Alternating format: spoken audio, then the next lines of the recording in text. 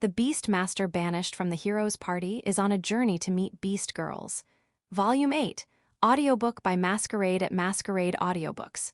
Chapter 1, Each of Their Beginnings. Another side. Arios was in the royal castle's underground prison, where not a single ray of light reached.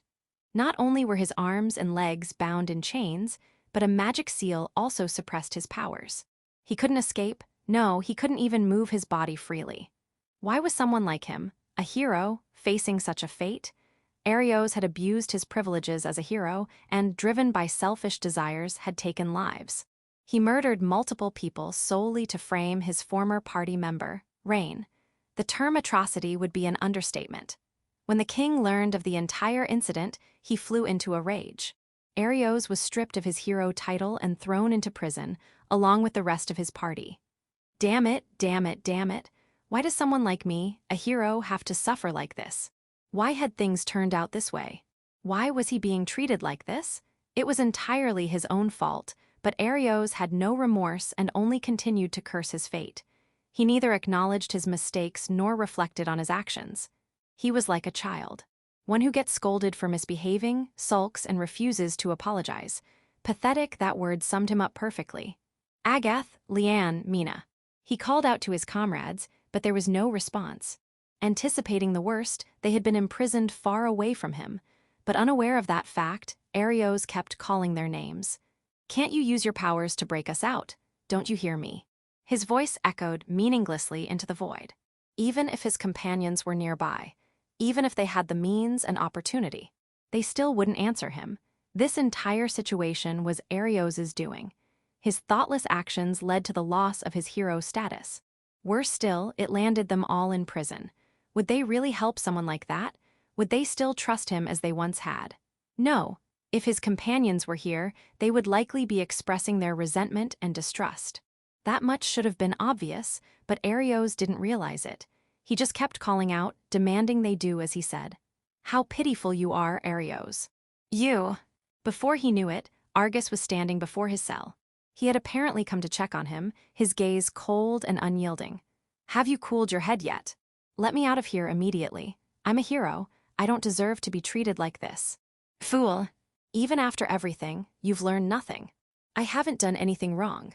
You think it was right to frame an innocent man and kill several adventurers just for that. That's not all.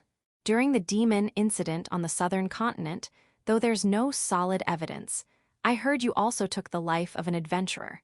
And you've done plenty of other things as you pleased, haven't you? Gah. Crushed by the pressure radiating from Argus, Arios could say nothing. There's one thing I came to tell you today. What is it? Your execution has been decided. It will be carried out the day after tomorrow. What? That's absurd. Arios wanted to shout, but the shock robbed him of his words. He had received many warnings before, but never any serious punishment. So he never took them seriously. He had believed it would end with just another strict reprimand. But Argus's eyes told a different story. He was absolutely serious. You're serious? I'm the hero. Still going on about that? Your title as hero was revoked. You're nothing more than a fool now. And no, this can't be. You still have time until the day after tomorrow. Spend it confronting your sins, and try to feel even a shred of remorse. With that, Argus turned and walked away. Arios didn't even try to stop him. He could only stare blankly in shock. Why did it come to this? An hour later, Arios sat muttering to himself with a vacant look in his eyes. He was a hero, someone who should be revered by all, so why was he facing execution? That's right, Rain. It's all because of him. If it weren't for him, none of this would have happened. It's all Rain's fault. It was pure misdirected resentment, but Arios was in no state for rational thought. He spat curses like venom, letting his hatred for Rain fester. Damn it, damn it, damn it, damn it. Like hell I'm going to die in a place like this. There's no way I'm letting it end here. He'd lost to Rain twice, had his pride shattered to pieces. His title as hero stripped away, locked up in disgrace. There was no way he could die without exacting revenge. He refused to die until he'd settled the score. Rain Shroud, you'd better remember this. I'm not some man who ends in a place like this. I will survive this, and I'll make you pay. And just as the flames of hatred roared at their peak. What the? The guard who had remained indifferent up until now suddenly collapsed. While Arios was still confused, a familiar figure appeared from the shadows. "Hello, Arios-sama." Monica, is that you?" "SHH, you mustn't raise your voice." Monica brought a finger to her lips and cautioned him softly. She searched the knight's body, retrieved the key, and unlocked the cell. "I'm sorry I'm late. I've come to rescue you." "Rescue me? Monica, you came to rescue me. But why? Aren't you a knight of this kingdom?" "It's true, I serve directly under the king. However, more than that, I've pledged my loyalty to you, Arios-sama. The thought of your execution is simply unacceptable. That's why I've come." "Ah, Monica, I'm truly glad to have someone like you by my side." "Thank you. To hear those words from you, it's an honor. But the king intends to execute me. He's even stripped me of my title as hero. What should we do now?" "Leave that to me. I know someone extremely reliable. Let's escape and go to them first.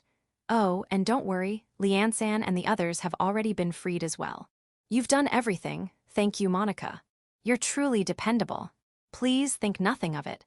Everything I do is for you, Arios-sama." Monica smiled gently, but behind that smile hid a deep, dark malice. Section. The day of departure from the royal capital had finally come. So many things had happened, so many, that it felt like we'd been here for an entire year. I'd been falsely accused, thrown into prison. Most of the memories weren't exactly pleasant.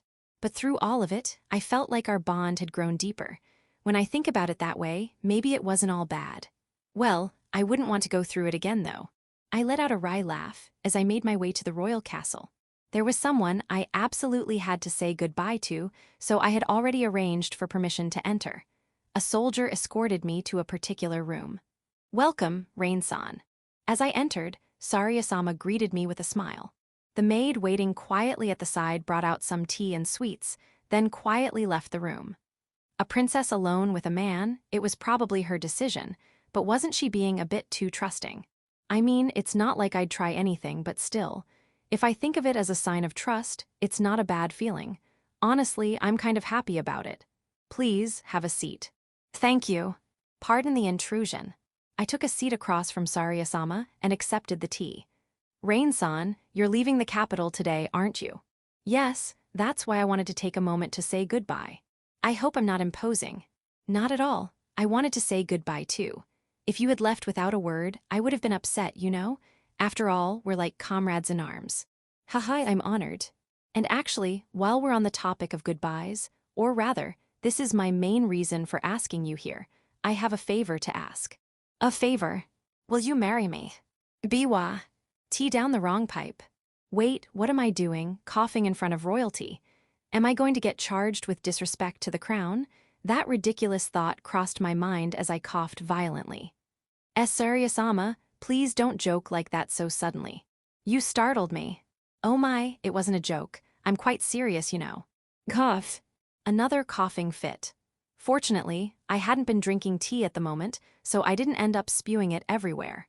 When I looked at Sarya-sama again, she still wore a calm smile, but her eyes were serious. This wasn't a joke, nor was it a bluff. She meant every word. May I ask why? Why would you say something like that?" "I wonder. Honestly, I'm not entirely sure myself." "Huh, you don't know, and yet you're proposing." "I'm sorry, I didn't mean to trouble you, Rain-san, but let's see." She paused for a moment, seemingly deep in thought, then slowly began to speak. "As royalty, I can't choose my partner freely. My position in the line of succession isn't high, so it's not as though I'm completely without options. But if I chose someone unsuitable, there would definitely be opposition. However, with you, Rain-san, I don't think there would be any issue. Did you hear about me from the king, by any chance?" "I'm sorry, I was curious, and yes." That explained it. If she knew about my qualification as a hero, then it would make perfect sense for royalty to consider me a potential match. But Sarya-sama's next words betrayed my expectations. "However, even if you weren't qualified to be a hero, Rain-san, I still think I would have wanted to be with you." "Oh, that's..." "Being with you, Rain-san, I just felt like I could be happy. I thought we could have a truly joyful life together. I may be a princess, but before that, I'm still a woman, and like any woman, I've always admired the idea of marriage." She said it with a slightly mischievous tone. Maybe that was her idea of humor. To put it simply, it was love at first sight. Wait, that's... Are you serious? I wanted to ask but stopped myself. Sarya-sama was smiling gently, and her gaze remained straight and unwavering. She wasn't the type to joke about things like this. She was a serious person. Still, why me? That question lingered in my mind. May I ask why me? On the way to the capital, do you remember the first time we met? You were in a carriage, being attacked by monsters. Please keep this a secret, but back then I was absolutely terrified. I thought I had steeled myself to a certain degree as a princess. But when my life was truly in danger, my body froze up. I curled up inside the carriage, trembling. I don't blame her. Sarya-sama might be an intelligent and composed princess, but at her core, she's just an ordinary girl. She's not suited for conflict, nor does she have the means to defend herself. It's only natural she would be afraid when attacked by monsters. But you came and saved me, Rain-san. I know it sounds cliché, but in that moment, you looked to me like a prince on a white horse. Well, it was a bit of an overstatement, but I wasn't about to dismiss her feelings. What Sarya-sama felt in that moment, that emotion was hers alone. Does it sound childish? No, not at all. Thank you. Hearing that from you, Rain-san, makes me very happy. Man, this is a lot. All I came here to do was say goodbye. I wasn't expecting her to drop a bomb like that on me. Come to think of it, this is the first time anyone has confessed their feelings to me. I've been so focused on adventuring that I've never had the chance. I'm a total novice at this sort of thing. How am I supposed to take this? How should I respond? I tried to sort through my thoughts, but nothing was coming together. My mind just kept spinning. Fufu, please don't think too hard about what I just said. Sarya-sama chuckled softly, as if she'd seen right through my confusion. It was a selfish wish of mine to let you know how I felt. I'm not asking for an answer right away. I see, but is that really okay? Leaving it up in the air like that feels kind of irresponsible on my part, as a man. It's fine. If I pushed you for an answer now, I feel like everything would fall apart. Honestly, I didn't know what to say. Even though this was about me, I still couldn't figure it out. Seriously, I'm so clueless when it comes to this stuff, how pathetic. That's why I'll keep watching patiently for a chance, and when the moment's right, I'll swoop in and snatch you up. You'll snatch me up, huh? Yes, snatch you up. Foo-foo. The phrasing was so amusing that I ended up laughing along with Sarya-sama. Section. After properly saying goodbye to Sarya-sama, I left the castle. I was supposed to meet up with everyone at the plaza, but... Where are Sora and Luna? And Nina and Tina aren't here either. Only Kanade and Tania were waiting at the plaza. The other four were nowhere to be seen. They said they wanted to do some sightseeing. Something about going around sampling good food. We didn't want to leave you by yourself, so we decided to act separately. Don't worry, we already made plans to meet back up. According to Kanade, we were supposed to regroup here in 2 hours. That meant we'd be leaving later than expected, but a short delay shouldn't hurt. You sure you and Tania don't want to go sightseeing too? Naya, I guess you could say, I just want to be with Rain. I mean, if I left you alone, I'd feel bad. And if I left you with that hyperactive cat, something weird might happen. So I'm sticking with you as your chaperone. Hyperactive cat? I don't even know what that means, but it sounds like an insult. Where I'm going isn't exactly a fun place. Are you sure you want to come? Rain just ignored me. Even if I wanted to retort, that was a tough one to respond to. Hey, where are we going? Kanade bounced back immediately, asking with eager curiosity. The Adventurers Guild. When we arrived at the Adventurers Guild with Kanade and Tania, Nonali-san welcomed us with a smile. Oh, Shroud-san, is something the matter? You're supposed to leave the capital today, aren't you? I just wanted to say goodbye before we go. You helped us out a lot. Thank you for everything. Oh no, not at all. I should be the one thanking you. I caused trouble for you, and yet you still helped us so much. Thank you. Nonali-san smiled warmly and bowed. The more I look, the more she really does resemble Natalie, as expected from sisters. When we return to Horizon, please take care of my sister. Of course, consider it done. We shook hands, sealing our farewell. Rain, was saying goodbye your only reason for coming to the guild? Yeah, not just to Nonali-san, but also to one more pair. There they are. I spotted the people I was looking for in the lounge area at the back. Axe Cell. Got a minute? I'm not interrupting anything, am I? I came to say goodbye to Axe and Cell, but for some reason, Cell was giving Axe a death glare while stepping on him, which made it incredibly hard to approach. Oh, Rain. And Canade and Tania too. Hello. Hello, Naya.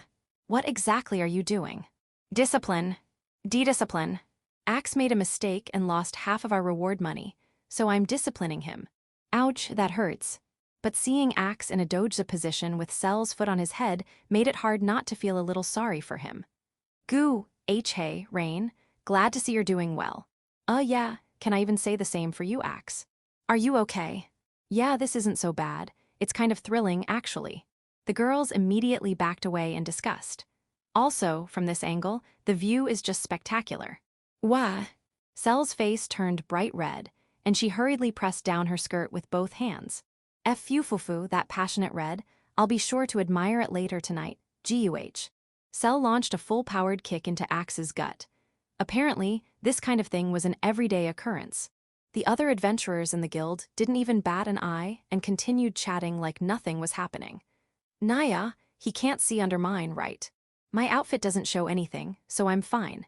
Tania, you traitor. The conversation had veered way off track. Do you have a moment? Of course. I took a seat and Axe, now freed, staggered to a chair and sat down as well.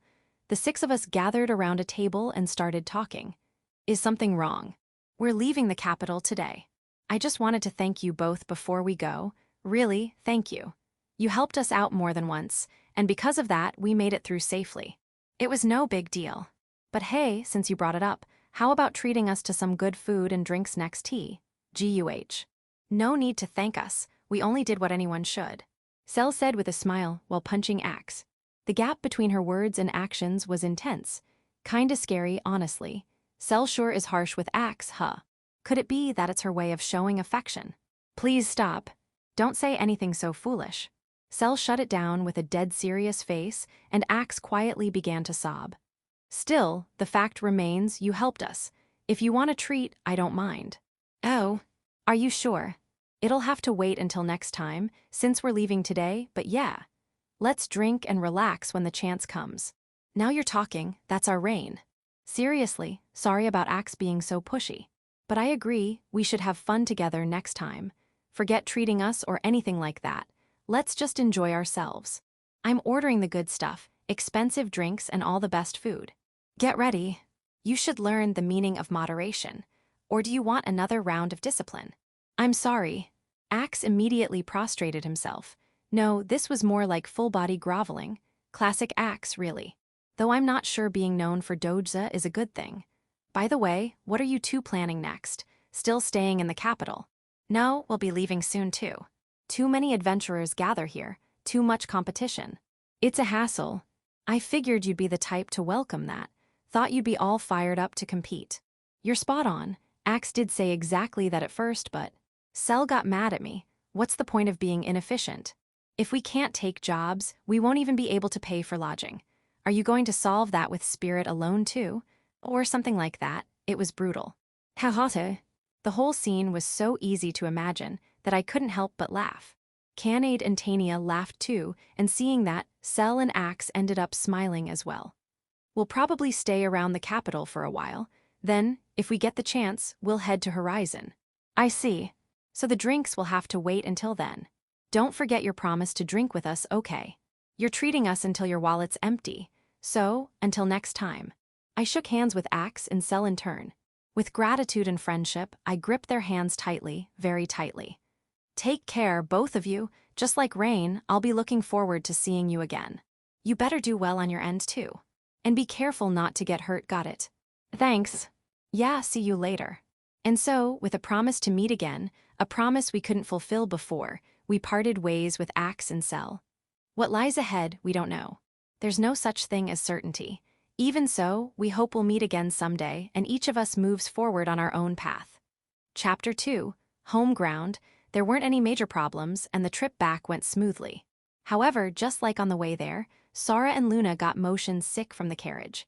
Since there was no need to rush, we took it slow to avoid putting extra strain on them.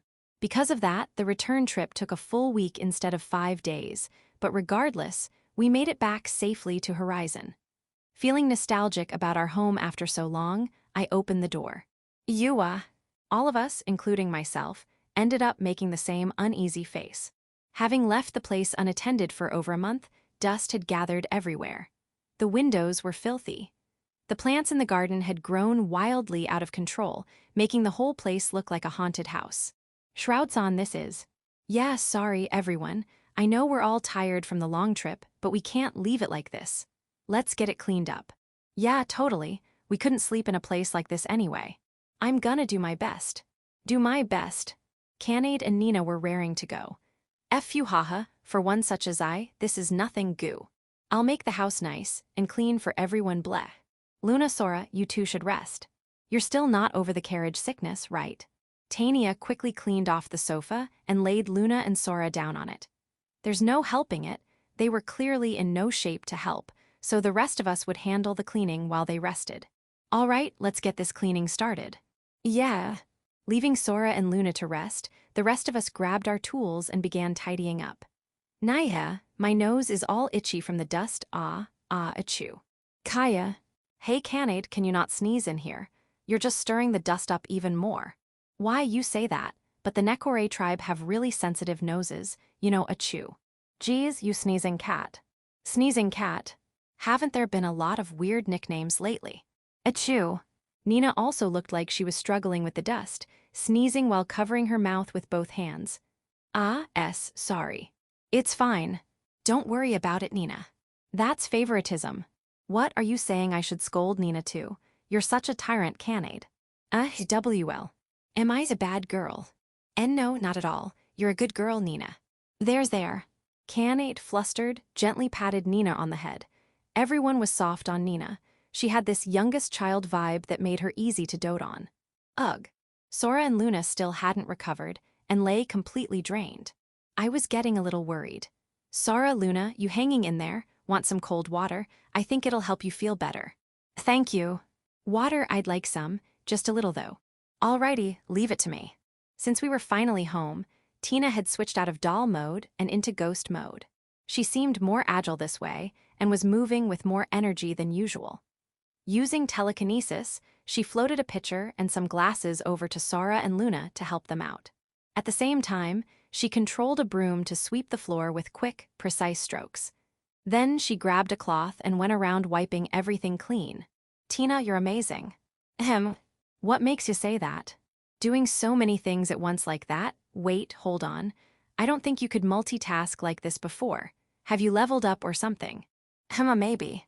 I mean, this is my original body, but now that you mention it, I do feel like my abilities have expanded.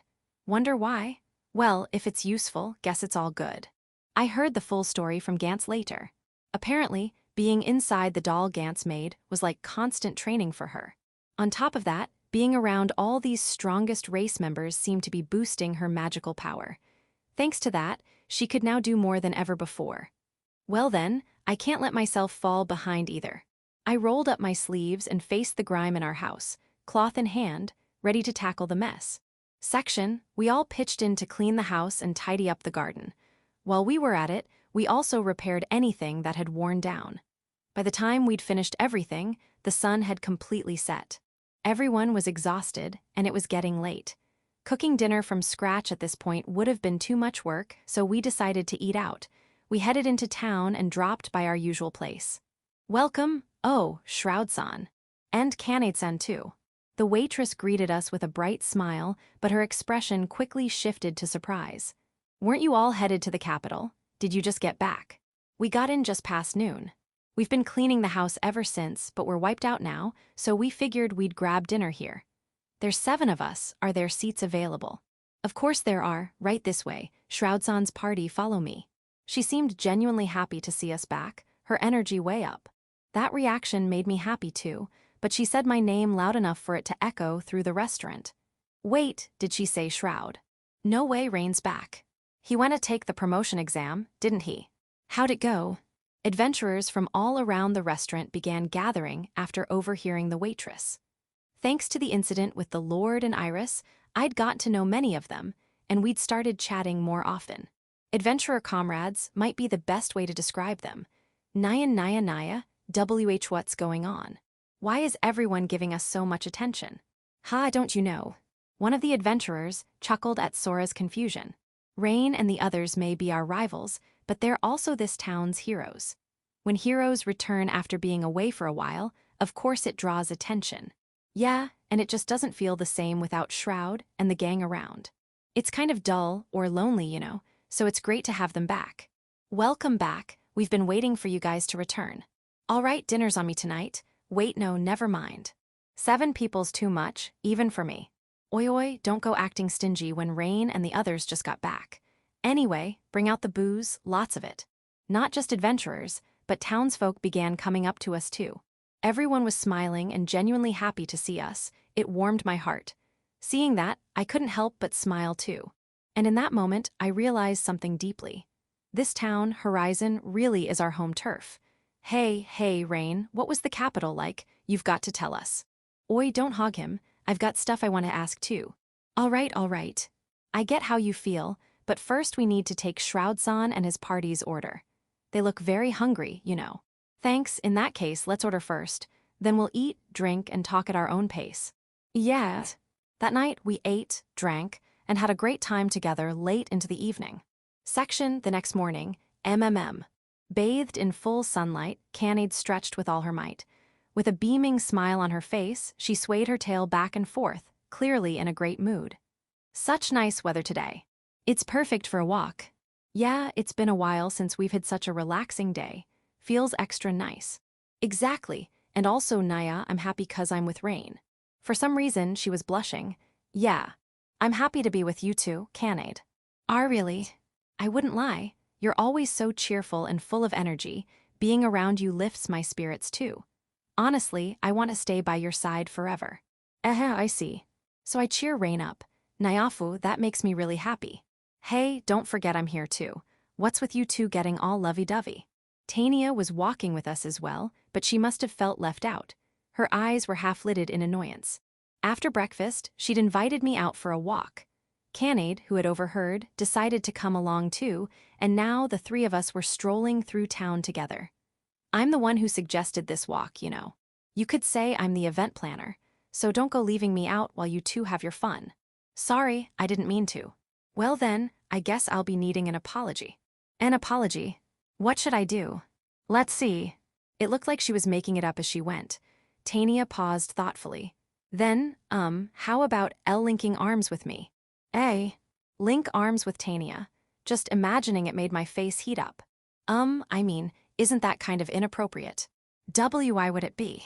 Well, I'm a guy and you're a girl, and it just seems kind of risky. In a lot of ways. I'm saying it's fine, so what's the problem? Well, if you put it like that still. See, come on. You need to make it up to me. Be a good boy and link arms already. She was clearly flustered despite saying it herself. Her cheeks were faintly tinged red. Still, she didn't take it back. She held out her arm, waiting. Titania's really going all in terrifying. Canaid shivered for some reason. Come on. All right. It was a little, no, very embarrassing, but if that's what Tania wanted, I'd go along with it. I made up my mind and linked arms with her. Ha! Tania let out a weird little noise. Looking over, she seemed even more embarrassed than before. Her entire face was bright red, like an apple. She looked totally flustered, her tail swishing rapidly from side to side. This is, how do I say it? It's really embarrassing. All right, that's why I was saying. No, you can't pull away so soon. You need to dote on me more. GRR, I'm not going to lose. Canaid, wearing a frustrated expression, suddenly looked like she'd made up her mind.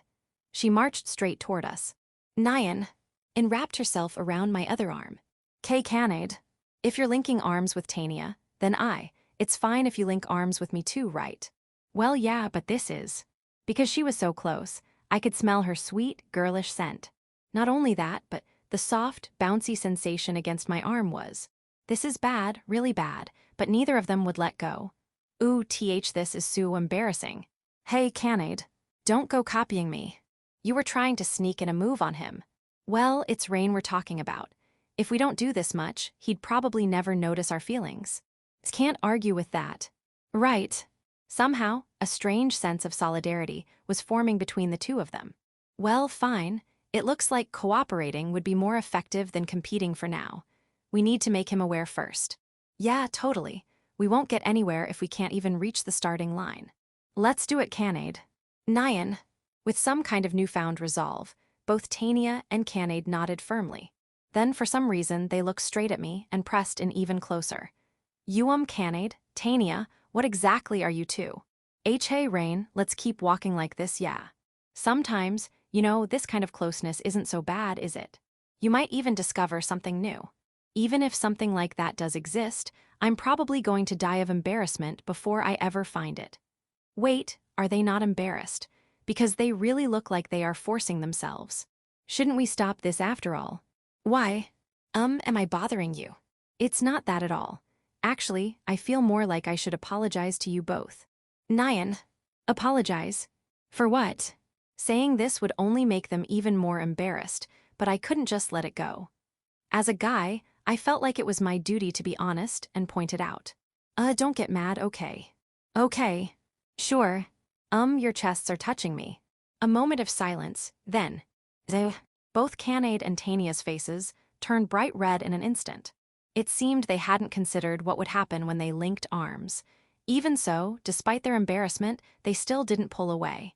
In fact, they leaned in even closer. W were doing it on purpose. Huh? You mean intentionally? Let's go, Rain.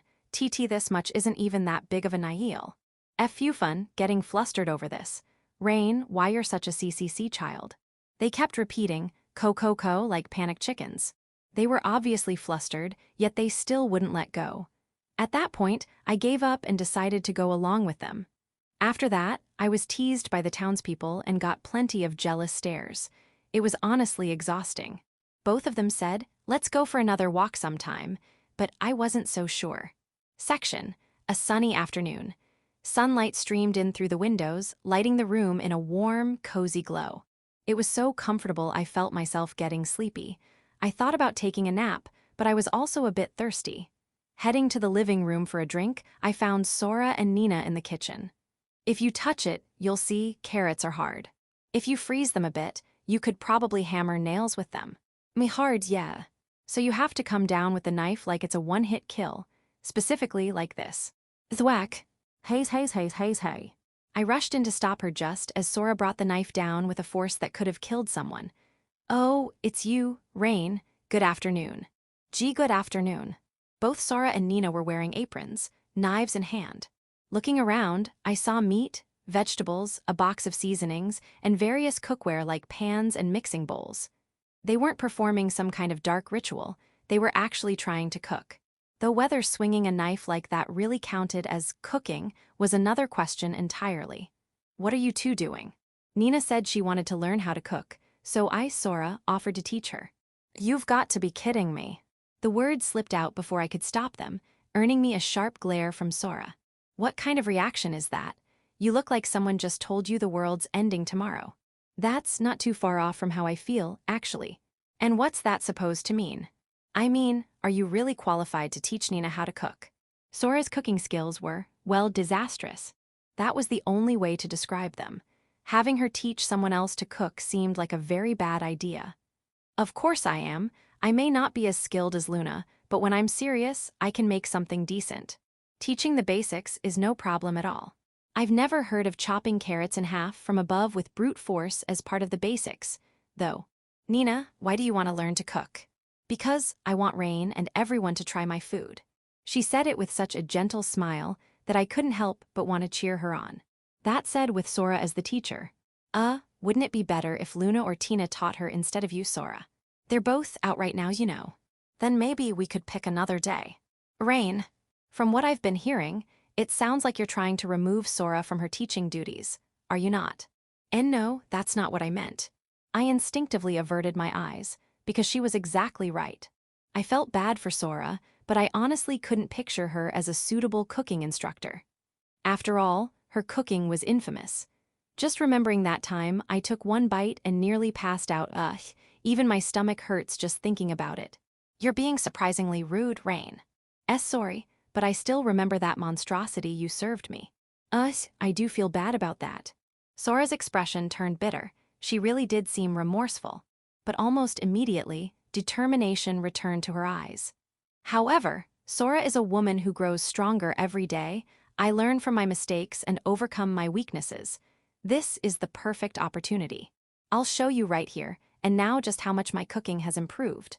Wait, you mean I have to eat it again? I just remembered I had something to do. Circle bind. I tried to flee, but she hit me with a binding spell and my escape ended in failure. Wait, you're using magic for this. This is to prove that Sora is a capable woman. I need your cooperation. Oh, and the cooking lesson continues too. Let's do our best, Nina. Rain will be taste testing for us. I'll do my best. Sigh, at this point there was no escape. I could only pray things wouldn't turn out like last time as I waited for the food to be ready. Listen closely, Nina. Cooking is all about spirit. SB, irit. And guts. If you've got those two things, you'll make it through. Also, it helps to cook while thinking of the person you're making it for. Love is the ultimate spice. Even if you mess up the steps or the flavor balance, if you've got love, they'll still say it's delicious in the end. Love is amazing. All right, let's give it our all. Sora's cooking class had begun, but the thump-bang crash sounds coming from the kitchen made it very hard to feel reassured. Rain, sorry for the wait. Sorry for the wait. Apparently, the food was done, and the spell binding me was lifted. I moved to the table where Sora and Nina's dishes were lined up. A basic menu, steak, soup, and salad. The steak was slightly charred, but nothing looked particularly wrong otherwise. It smelled good, the presentation was colorful, it looked genuinely delicious. Well, Rain, see, Sora can do it if she tries, and there's no issue with me teaching cooking either. Right, Nina? Yeah. She taught me a lot. Listening to them talk, I realized why it had gone well. Sora had probably focused entirely on instructing this time. By letting Nina take the lead, the chances of disaster were low, and things had turned out fine. Thank goodness, seriously, thank goodness. I want you to try it, okay? Before it gets cold, please. All right then, thanks for the food. I took a bite of the steak. The juices spread through my mouth, releasing the rich umami of the meat. The fruit-based sauce enhanced the flavor even more. The charred edges were a bit bitter, but they had a satisfying crunch that made them enjoyable in their own way. Well, how is it? How is it? It's good. No flattery or anything, it's really good. We did it. We did it. Sora and Nina high-fived, beaming with joy. Then Sora puffed out her chest proudly, looking very pleased with herself. With this, it's been proven that Sora can teach cooking. Rain is my witness. Nina, if you want to cook again, just ask Sora. Okay, I'll ask then. Yes, leave it to me anytime. Sora had successfully taught how to cook, and Nina had managed to prepare a delicious meal. The two of them were beaming, clearly in a great mood. Seeing them like that warmed my heart. Watching everyone get along so well made me genuinely happy, as if it were happening to me personally. I hope scenes like this continue forever. Ugh. Suddenly, Nina was staring intently at me. More accurately, she was staring at the steak. A little drool was dripping from her mouth. I sliced a piece and held it out to her. Here, say ah. Faye, but that's your portion, isn't it? It wouldn't feel right for me to eat alone. Let's eat it together, Nina, and Sora too. You talked about love being the spice, right? But I think eating together adds just as much to how good food tastes. Fufu, you're right. Nina, let's eat together with Sora too, okay? Yeah. Nina smiled sweetly, then happily took the offered bite of steak. Section. Sometimes I seriously wonder if Tina is more of a housewife than a maid. Why do I think that? Because I often see scenes like this. Hey mister, these veggies look real nice. You grow 'em yourself. Sure do. My field's got great soil, and I heap on the fertilizer too. That's how I get tasty crops like these. Wow, impressive. Bet those veggies are happy to have someone like you raising them. Gehatta, well, you're not wrong. You're amazing, you know. You must have a generous heart. And with a big heart like yours, I'm sure you wouldn't mind giving a little discount, right? Man, I can never say no to you, Tina-chan, all right. 10% off. Come on, one more push. Okay, 20%. Sold. When Tina goes shopping, she never pays full price. She always manages to get a discount or a little bonus just like that. She's a total housewife. Rain Dana, I'll leave these with you, all right. Got it. Since it was daytime, Tina was in doll mode, perched on my head. She couldn't carry anything like this, so that job fell to me. Rain. I can carry the bags too. Luna, who had come shopping with us, sparkled with determination, eager to be helpful. I'd hold off if I were you. These are pretty heavy. I've been lacking in exercise lately. This is perfect for me. She took the bags from me, slightly forcefully. Fudge you. And collapsed right there under the weight. I quickly lifted the bags off her and helped her back up. You okay? Ooh, that was way heavier than I expected. I thought I was going to be crushed. Rain Dana's got strength thanks to his contract with Canaid, you know? If even he says it's heavy, then it's seriously no joke. Spirit tribe shut-ins like me should just stay still. Luna hung her head, totally dejected. I didn't want her to get too down about it, so I decided to change the subject quickly. Still, what you did earlier was pretty impressive. Huh, what part? The negotiation. You didn't just push for a discount, you made sure to flatter the guy too. That way, both sides leave feeling good. I can't pull something like that off, so I was really impressed. Tina's like a seasoned housewife. Thanks. But being called a housewife feels kinda weird, you know? I mean, I don't even have a partner or anything. Ha-ha's Hada. She let out a long sigh, clearly bothered by that last part. You don't need to worry about that. You're super popular around town, Tina. The successful haggling wasn't just because of Tina's smooth talking. It had a lot to do with how much the townspeople loved her. At first, people were scared of her because she's a ghost, but that's not the case anymore. Thanks to Tina's bright personality, she naturally makes people around her smile, and before long, she had become close with everyone in town. I'm jealous of how popular Tina is. But Luna, you're popular too, aren't you? Moon, I'm aware that I'm well-liked, but it's like I'm being treated like someone's grandchild. It's insulting. I'm such an enchanting, sexy lady. Don't you agree, Rain? Best not to respond to that. Flirting aside, let's focus on the shopping. What else do we need to pick up? Just a few daily necessities. It's not much, so us girls can handle it. Rain Dana, you can head home ahead of us. Nah, I can't do that. I'll stick with you until the end.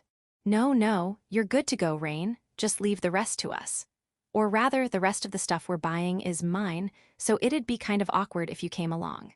Luna blushed slightly and turned her face away. She looked a little embarrassed, but I didn't think I'd said anything strange. Still, I'd feel bad heading back on my own. Then how about waiting outside the store, Rain Dana? That's our best compromise. Wait, I can't even go in the store. What exactly are you planning to buy? You underwear. What was that? I'm buying panties. That's why it'd be awkward if you came with us. I'm so sorry. I bowed deeply to Luna, who just blurted it out with a betrayed face. There was a bit of a hiccup, but we finally wrapped up our shopping and were heading home when... Luna suddenly cried out on the way back. Darn it, I forgot something. What's wrong, Luna? It's that thing. Tina, I told you we needed to buy that too today. Oh. Tina nodded in sudden realization. I, on the other hand, had no clue what they were talking about. So I'm going back to get it. Wait, Luna. Before I could stop her, Luna had already dashed off the way we came. Tina, let's go after her. Maybe we shouldn't. Why not? She seemed a little off, leaving her alone. Right. What Luna forgot to buy was more panties. She forgot to get an extra pair. Since it's, a panties matter, it's better to let her handle it alone. Okay, I get it, so please stop repeating panties over and over. Now I'm the one getting embarrassed. I have returned. After a few minutes, Luna came back out of breath. That was quick. You could have taken your time. I couldn't just dawdle while Rain and the others were waiting. I guess so, but, well, I feel like you should take your time with that kind of thing. I mean, they're important, aren't they? Important? What do you mean by that? Luna's gaze shifted toward Tina. Then, as if to escape it, Tina averted her eyes in a flash. Her body language screamed I'm hiding something, which earned her a cold glare from Luna. What exactly did you tell Rain? I feel like he's got some serious misunderstanding. Ooh, I told him you went back to buy spare panties. You're wrong. I already bought my panties. They weren't spares. Please, can we not keep saying that word in public? The townspeople are starting to laugh. What I really went back to buy was this. Here, Rain. Me. Luna handed me a small, palm-sized pouch. So this was what she had originally intended to buy, but what is it? Mind if I open it? With her permission, I opened the bag, and inside was a brand new wallet. It's a wallet, can't you tell by looking? No, I mean, I can see that, but wait, is this really okay for me to have? Indeed, it's a gift for you from us. We picked it out together ahead of time. But why? It's not my birthday or anything. It's to show our appreciation. You're always helping us, Rain. So just this once, we wanted to express our thanks in a tangible way. So yeah, don't hold back. And no returns, got it. I see, yeah, thank you. I could feel their warmth and sincerity just by holding the wallet. It filled me with a gentle, comforting feeling. I'll make sure to use it with care. Please do. We're glad you liked it. That makes us happy too. It was just supposed to be a normal shopping trip. Who would have thought they had a surprise like this in store? I couldn't stop smiling. This happiness wasn't something I wanted to keep all to myself. I wanted to share it with them too. Well then, how about I try it out right away? Hi. Let's grab some sweets from that stall over there. But it's our secret, all right. Ew. Rain, you really get it. Now what should I get? Luna and Tina lit up with big smiles. Yeah, today's been a truly wonderful day. The three of us enjoyed some sweets together, savoring a warm and happy moment. Interlude. The fallen hero. Thanks to Monica's guidance, Arios managed to escape the royal capital and flee to a small, distant town. The place was called Flam, but village might be a more accurate description. There were many buildings, but most were just homes. There were no shopping centers or entertainment spots. At most, a single inn that doubled as a diner for travelers. Aside from that, it had no defining features, just a countryside backwater. But its rural nature worked in their favor. The incident in the royal capital was widely known, and Arios's reputation as a hero had completely collapsed. However, no one in the countryside town of Flam recognized his face. Without being discovered, Arios was able to stay at the inn unnoticed. Arios. Thank goodness you're safe. When he entered the room, Leanne and Mina were already there. Agath was with them as well. Leanne, Mina. And Agath too, why are you all here? We got tossed in jail too, but Monica's allies helped us escape. Same here, I was also rescued by Monica's group. Agath, you too. Yeah. It was only now that Arios began to feel a faint sense of doubt toward Monica. Not full-on suspicion, but a small unease, like a fishbone caught in his throat.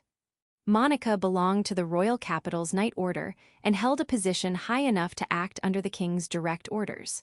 She had strength, trust, and probably even wealth. So why had she abandoned all that just to help him? Was it truly out of pure goodwill, or was she scheming something behind the scenes? Should he ask now, or let it go for the moment? After a moment's thought, Arios decided to shelve it. His imprisonment had worn him down. He was too exhausted to think straight. Even just standing was a chore. He sank into a chair set in the corner of the room. So you were all saved by Monica too, huh? Then that means Monica helped you as well. Yeah, pulled me out just in time. I really owe her. Despite the slight doubt that lingered, the fact remained, Monica had saved his life. That made her a benefactor, and for now, that was enough. He turned to her and offered a smile. Let me thank you properly, Monica. You saved me when I needed it most, thank you. No, not at all. I'm on your side, Arios-sama's, and everyone else's. The punishment handed down to all of you was unjust, and I couldn't stand by and watch. I simply followed my own sense of justice. Right, see, Monica gets it. We didn't do anything wrong. There couldn't possibly be anything wrong with what the hero Arios decided. I'm sure there was a deeper reason behind it, something we couldn't even begin to understand. Even now, Leanne and Mina refused to acknowledge their own wrongdoing. Arios had been at the center of the whole scheme, yet Leanne and Mina never once questioned him. They followed his orders without hesitation and attacked Rain's group, and still, they claimed it was the right thing to do, that it wasn't wrong. It was nothing more than refusing to face reality, choosing to run away from it. If they kept doing that, eventually the consequences would catch up with them. But they would never realize that. They still believed, just like always, that things would somehow work out. In more ways than one, they were beyond saving. Ha! Monica let out a quiet laugh as she looked at Leanne and Mina. Their souls were being stained, falling into darkness, and it was as if she was pleased by it. Amidst all that, Agath, who had remained silent until now, finally spoke. Arios, what happened in the capital? Why did you do it? Rain was a threat, someone who would become a problem for us sooner or later. I explained that, didn't I? We needed to eliminate him before that happened. You agreed at the time too, didn't you? Are you having second thoughts? I agreed with removing Rain, but I never agreed to murdering adventurers. That's crossing a line. Agath glared at Arios, almost accusingly. In response, Arios clicked his tongue openly in irritation. Lately, Agath had started questioning his decisions more and more. And while that was a natural reaction for a party member, Arios didn't accept it. He was the party leader, not Agath, and Agath was just a warrior, a mere tank. He had no right to question the actions of the chosen hero. As far as Arios was concerned, the shield-bearer should just keep his mouth shut and follow orders.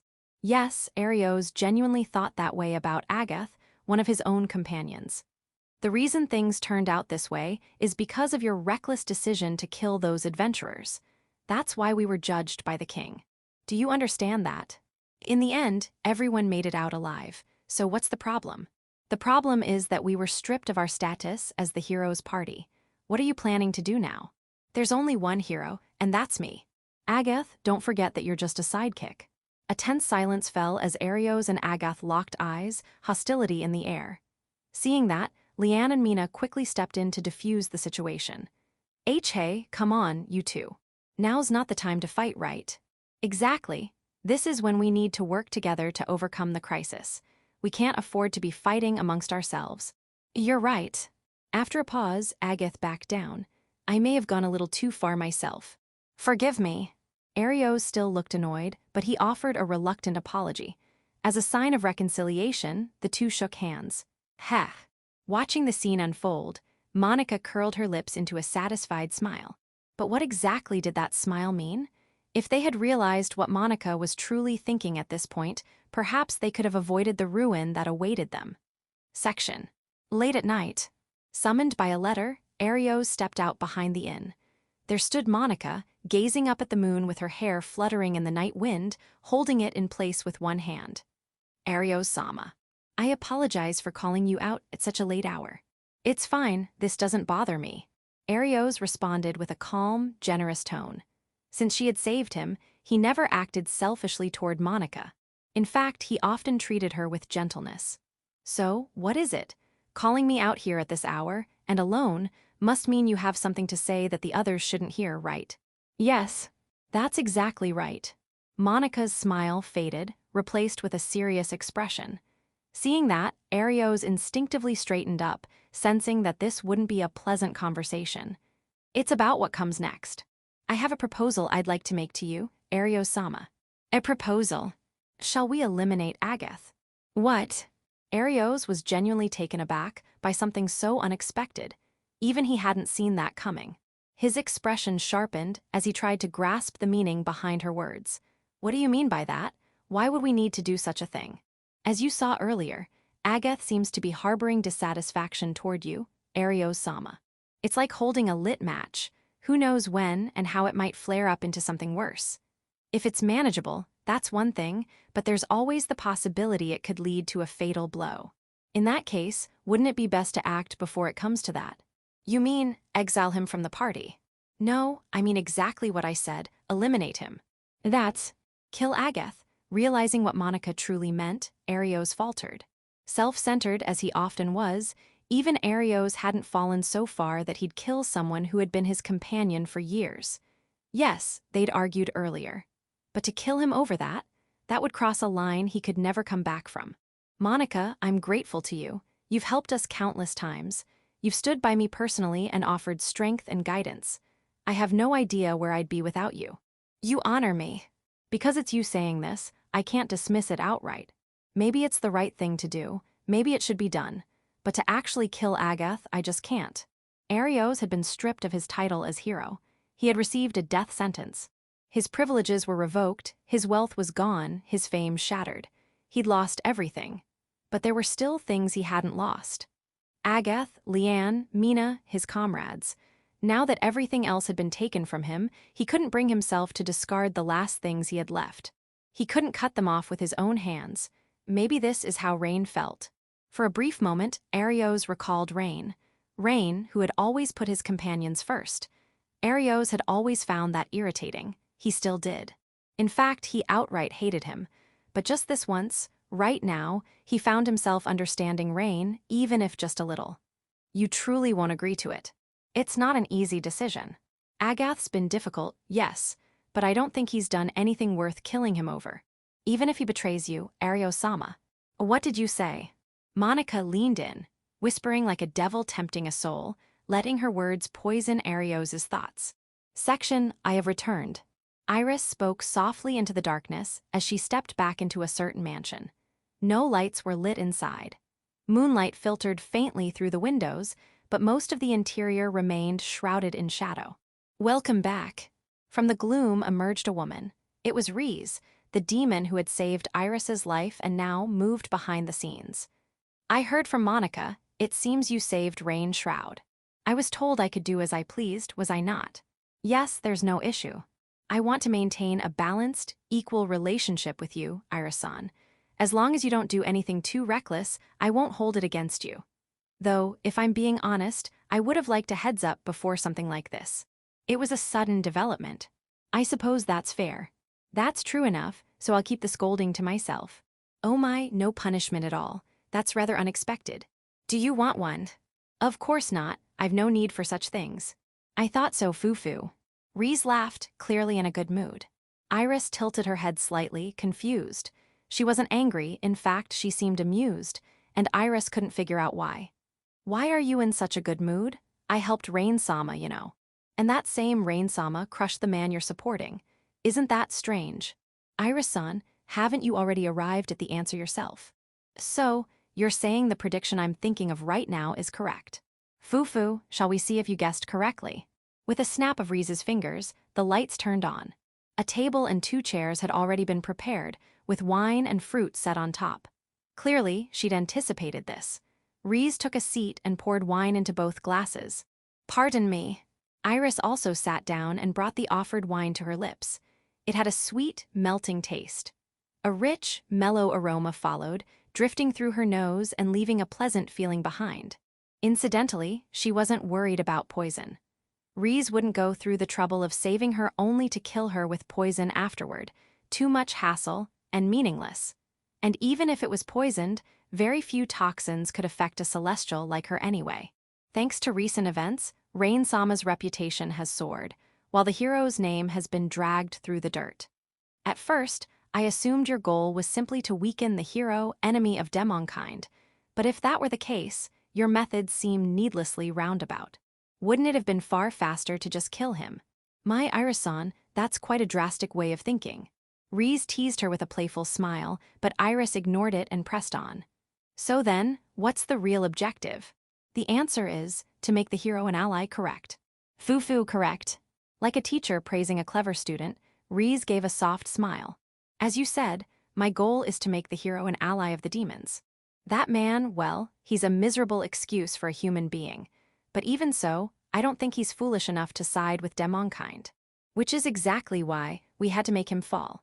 Arios's personality was twisted, yes, but as a hero, he had carried the duty of fighting against the demons. Under normal circumstances, it would be unthinkable for him to join their side. But now, things were different. His title as hero had been stripped, his sense of purpose gone, he'd fallen far, and he blamed Rain for all of it. The hatred and resentment had taken root and grown. His reason had melted away, his thoughts spiraled. There was no longer any hope of a rational decision. That's where Monica came in. Arios trusted her implicitly. If she could steer his mind in the right direction, there was a strong chance he'd end up siding with the demons. After hearing the outline of Reese's plan, Iris let out a soft sigh. You caused all that chaos, just to bring down the hero. It was a hassle, yes, but don't you think the reward was worth it? The strongest among mankind turning into its greatest threat, it makes for quite the entertaining scenario, doesn't it? How distasteful. I'll take that as a compliment. Reese was in an excellent mood, because the plan was progressing exactly as intended. According to Monica's reports, Arios was falling fast. He'd likely cross the final line any day now. It was exhilarating. Everything was falling into place exactly as she'd envisioned it. That satisfying feeling of locking in the final puzzle piece, Reese felt a kind of bliss from it. Iris, on the other hand, remained cool-headed. What about Rain-sama? You went after him half-heartedly. That human is dangerous in his own way. Not quite as much as Arios, but he does carry potent blood. More importantly, he's got several of the strongest races serving him. If he were to become an enemy, it would be troublesome. In fact, there have already been cases where resurrected demons were defeated almost immediately. I was one of the ones he defeated. Exactly. From our perspective, he's the second most dangerous after Arios. That's why I initially considered eliminating him as well. And so, you dragged him into the incident at the capital. Correct. Reese paused briefly, then continued. But Ariosan was always the main course. Bringing him down was our primary objective. If that failed, we would have turned our attention to Rain. That was the plan. I see. In the end, we successfully brought Arios down, so we saw no need to pursue Rain further. Greed leads to failure, after all. When the top priority has been achieved, best to leave it at that, wouldn't you agree? So they prioritized Arios over Rain, because Arios carries stronger divine blood. If that's the case, then Reese might be more short-sighted than she appears, Iris found herself thinking. It was true. Arios likely had a thicker concentration of divine blood, but the potency of one's bloodline didn't directly correlate to their strength. The truly dangerous one was Rain. Not only did he command multiple members of the strongest races, but his growth rate was staggering. He had charisma, and he kept winning people's hearts, one after another. Compared to Arios, Rain was far more worthy of the title of hero. However, Reese had made the wrong choice. In truth, it should have been Rain she targeted, not Arios. There's no greater threat to the demons than Rain, Iris thought. That said, she had no intention of pointing it out. Part of it was because she still hadn't decided whether to side with Reese. But more than that, Iris had no intention of betraying Rain. Rain had risked his life to stop her rampage, and through that, he had shown her the warmth of humanity. Iris may have done plenty of things she wasn't proud of, but she hadn't sunk so low that she would sell out the man who saved her. Still, Reese had saved her life too, so Iris offered her at least a single word of warning. You'd best not let your guard down. Of course, things are going smoothly for now, but I can't declare success just yet. Arios-san still requires close monitoring. I'll make sure to follow through properly. And if you fail, well, that is a possibility, but I wouldn't be too troubled by it. What do you mean by that? Let's just say Arios-san has more uses than simply becoming our ally. The details, I'll share them when you decide to join us. I see. No surprise there. Reese wasn't going to share anything important. She clearly didn't trust Iris fully yet. My future position is going to be crucial, so then, what should I do? As Iris deliberated, Reese stood and extended her hand. Iris-san, don't you think it's time to give me your answer? Won't you join us in destroying humanity? Sigh, it seems you're still undecided. Seeing Iris unable to respond, Reese gave her a troubled look, but it quickly softened into a smile. Well then, let's take our time. I wouldn't want to pressure you and end up with a poor answer. That said, we can't leave things in limbo forever either. I promise I'll give you an answer someday. Yes, I'll be looking forward to it. Reese smiled brightly and took another sip of her wine. But I can at least ask a small favor of you, can't I? Chapter 3, An Angry Mother. Everyone took their time enjoying lunch together, as if savoring the comfort of home after a long while. Afterward, they relaxed with Tina's special cookies and a cup of tea. Nyachae. Canaid, who had just brought the teacup to her lips, suddenly shot her tail straight up into the air. You okay, Canaid? Yeah, I'm fine. As you can see, I've got a cat tongue, foo-foo. Watching Canaid struggle with the hot tea, letting out little ow-ow-ow noises, naturally warmed everyone's hearts. The others smiled gently, sharing the mood. Everyone except two. Sora and Luna had serious looks on their faces. Rain, can we talk for a minute? What's up, Luna? I'd like to take a short leave of absence. Leave of absence? Yeah, I get wait, huh? Her sudden bombshell made Rain blurt out in shock. The others looked equally startled, clearly wondering what in the world just happened. Leave of absence? Wait, what? Did I do something wrong? Have you been bottling up frustration this whole time? Hold on, Luna. Can we talk this out first? Moo, why are you getting so flustered? Of course I'm flustered, you dumb little sis, abbreviated. Dumb sis. Fudgy-ah. Sora's fist came down squarely on Luna's head. It must have been pretty forceful. Luna's eyes were spinning. Ugh, my head is spinning, I can see little stars twinkling. Honestly, I'm sorry, Rain, I should have stopped her sooner. She didn't mean anything dramatic, she just wanted to ask for some time off. Oh, that's all, thank goodness. Still, I don't get why you panic so much, Rain. You said you wanted a leave of absence, so I thought you wanted to leave the party. Why would I leave our party? That's never even crossed my mind. Which is exactly why the way you phrased it caused unnecessary panic. Mijion. Another disciplinary knuckle sandwich from Sora exploded on Luna's head. Tears welled up in Luna's eyes as she clutched her head. My sister is so violent, she should be showering her little sister with affection, not punches. I only discipline little sisters who lack charm. Okay, so what's the actual situation? Still a bit dazed from the chaos, Rain turned to Sora for clarification. Sorry for the confusion caused by Luna. What we wanted to ask was, could both Sora and Luna take about a week off? I don't mind, but is something going on? Sora looked uneasy and quickly averted her gaze. Sora, are you hiding something? That's. If something's bothering you, I want you to tell me. I might be able to help. And even if I can't, just talking about it might ease your mind. We're comrades, right? When you put it like that, I can't just stay silent. Sora and Luna really should handle this ourselves, but I suppose there's no helping it now. Sora quietly took a sip of her tea. Tina's tea wasn't just delicious, it had a soothing effect. It must have helped calm her down as her expression softened. The truth is, I'm thinking of going home for a bit. To the Spirit Tribe's village. Yes. Her serious expression had Rain bracing for the worst, but this wasn't such a big deal after all. He felt relieved, but the real issue came after. The thing is, I received a message from my mother. From Alsan. Did she say something like, you should come home once in a while and show your face? No. She said, I will come to the capital to demand an apology and compensation.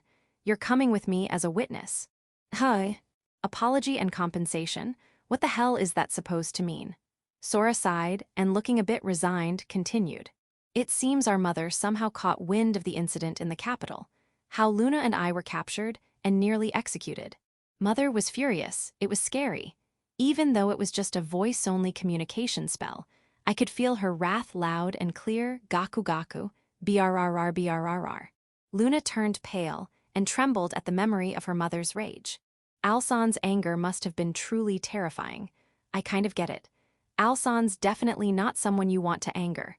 And here's the real problem. Mother contacted Suzu-san and Milua-san to share the information. That's really bad. Suzu-san went on a long journey just to find Kanade. Her love for her daughter runs deep. Alsan might have a more hands-off attitude, but in the end, she truly cares for Sora and Luna. And Milua-san, anyone could see how much she dotes on Tania. If the three of them heard what happened in the capital then. If it's Mother, she might actually attack the royal capital. Naya, my mom might smile while punching a hole through the castle walls. Why are everyone's moms so dang scary? Tina's face twitched. I'm sure mine did too. If Alsan and the others actually stormed the capital, this wouldn't just be a joke, it might get destroyed for real. Sora and Luna seemed equally concerned, both wearing troubled expressions. They're all gathering in the Spirit Tribe's village right now to discuss what to do. So Sora and I plan to go there and convince them not to do anything reckless.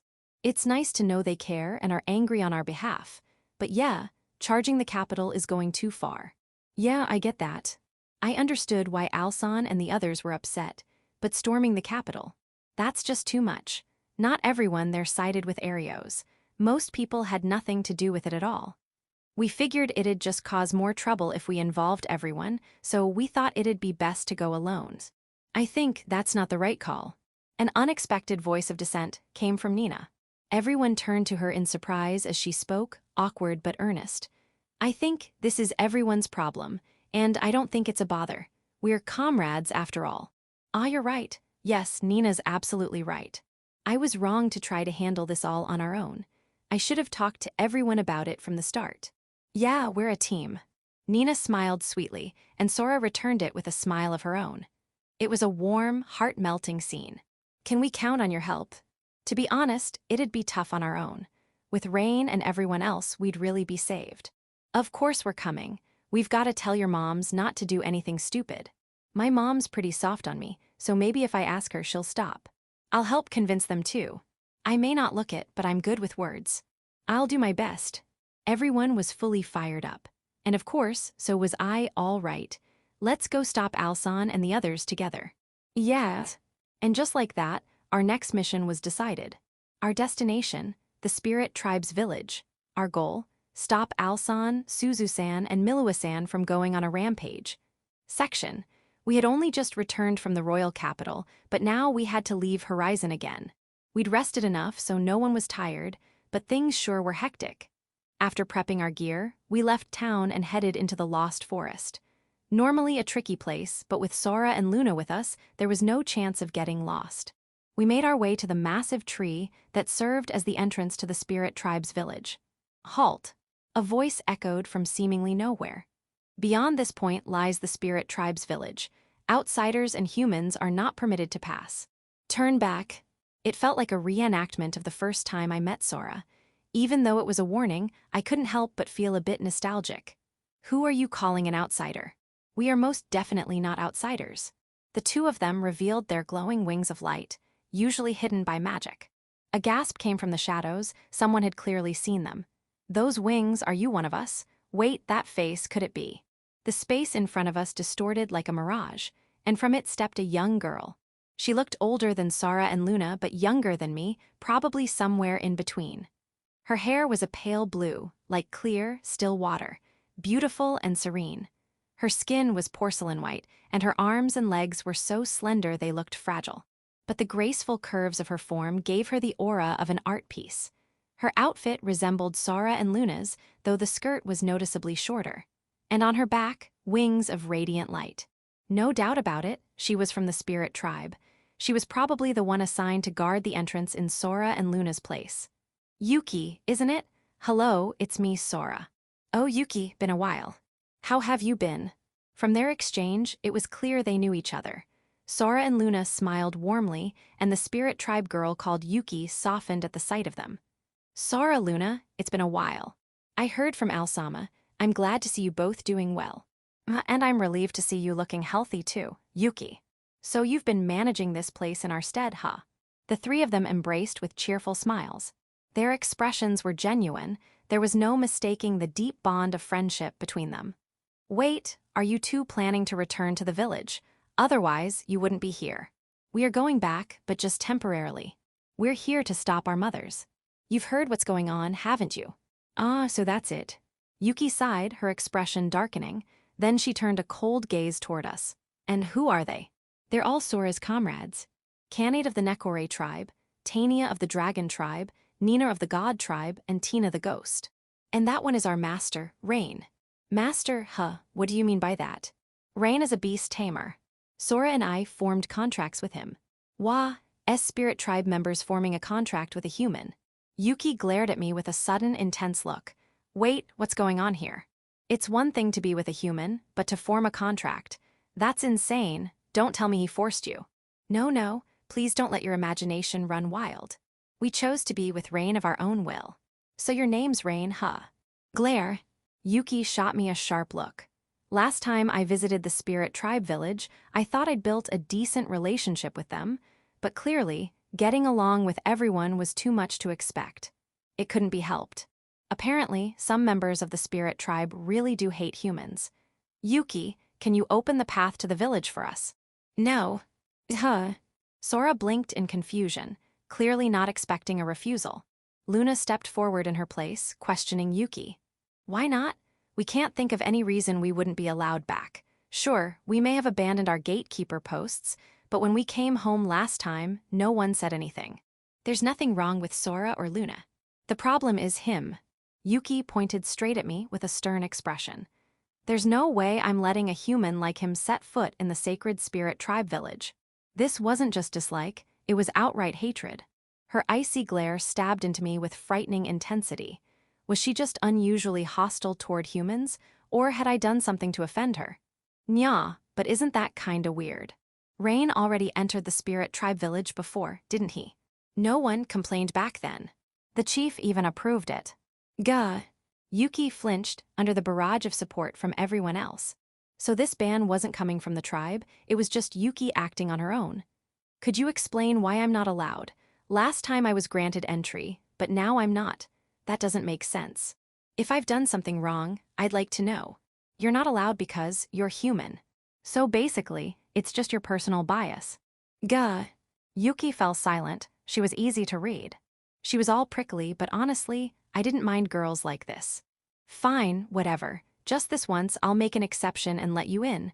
But if you do anything weird to Sora or Luna, I'll kill you. You are right, I won't. I promise. She's pretty intense. I almost caved under the pressure. Still, it was clear Yuki genuinely cared about Sora and Luna. I'd better be mindful of how I act so I don't worry her. Yeah, better play it safe. Section. We stepped once again into the Spirit Tribe's village. The air was crisp and pure. The town was covered in fresh greenery, and crystal-clear water flowed gently through it.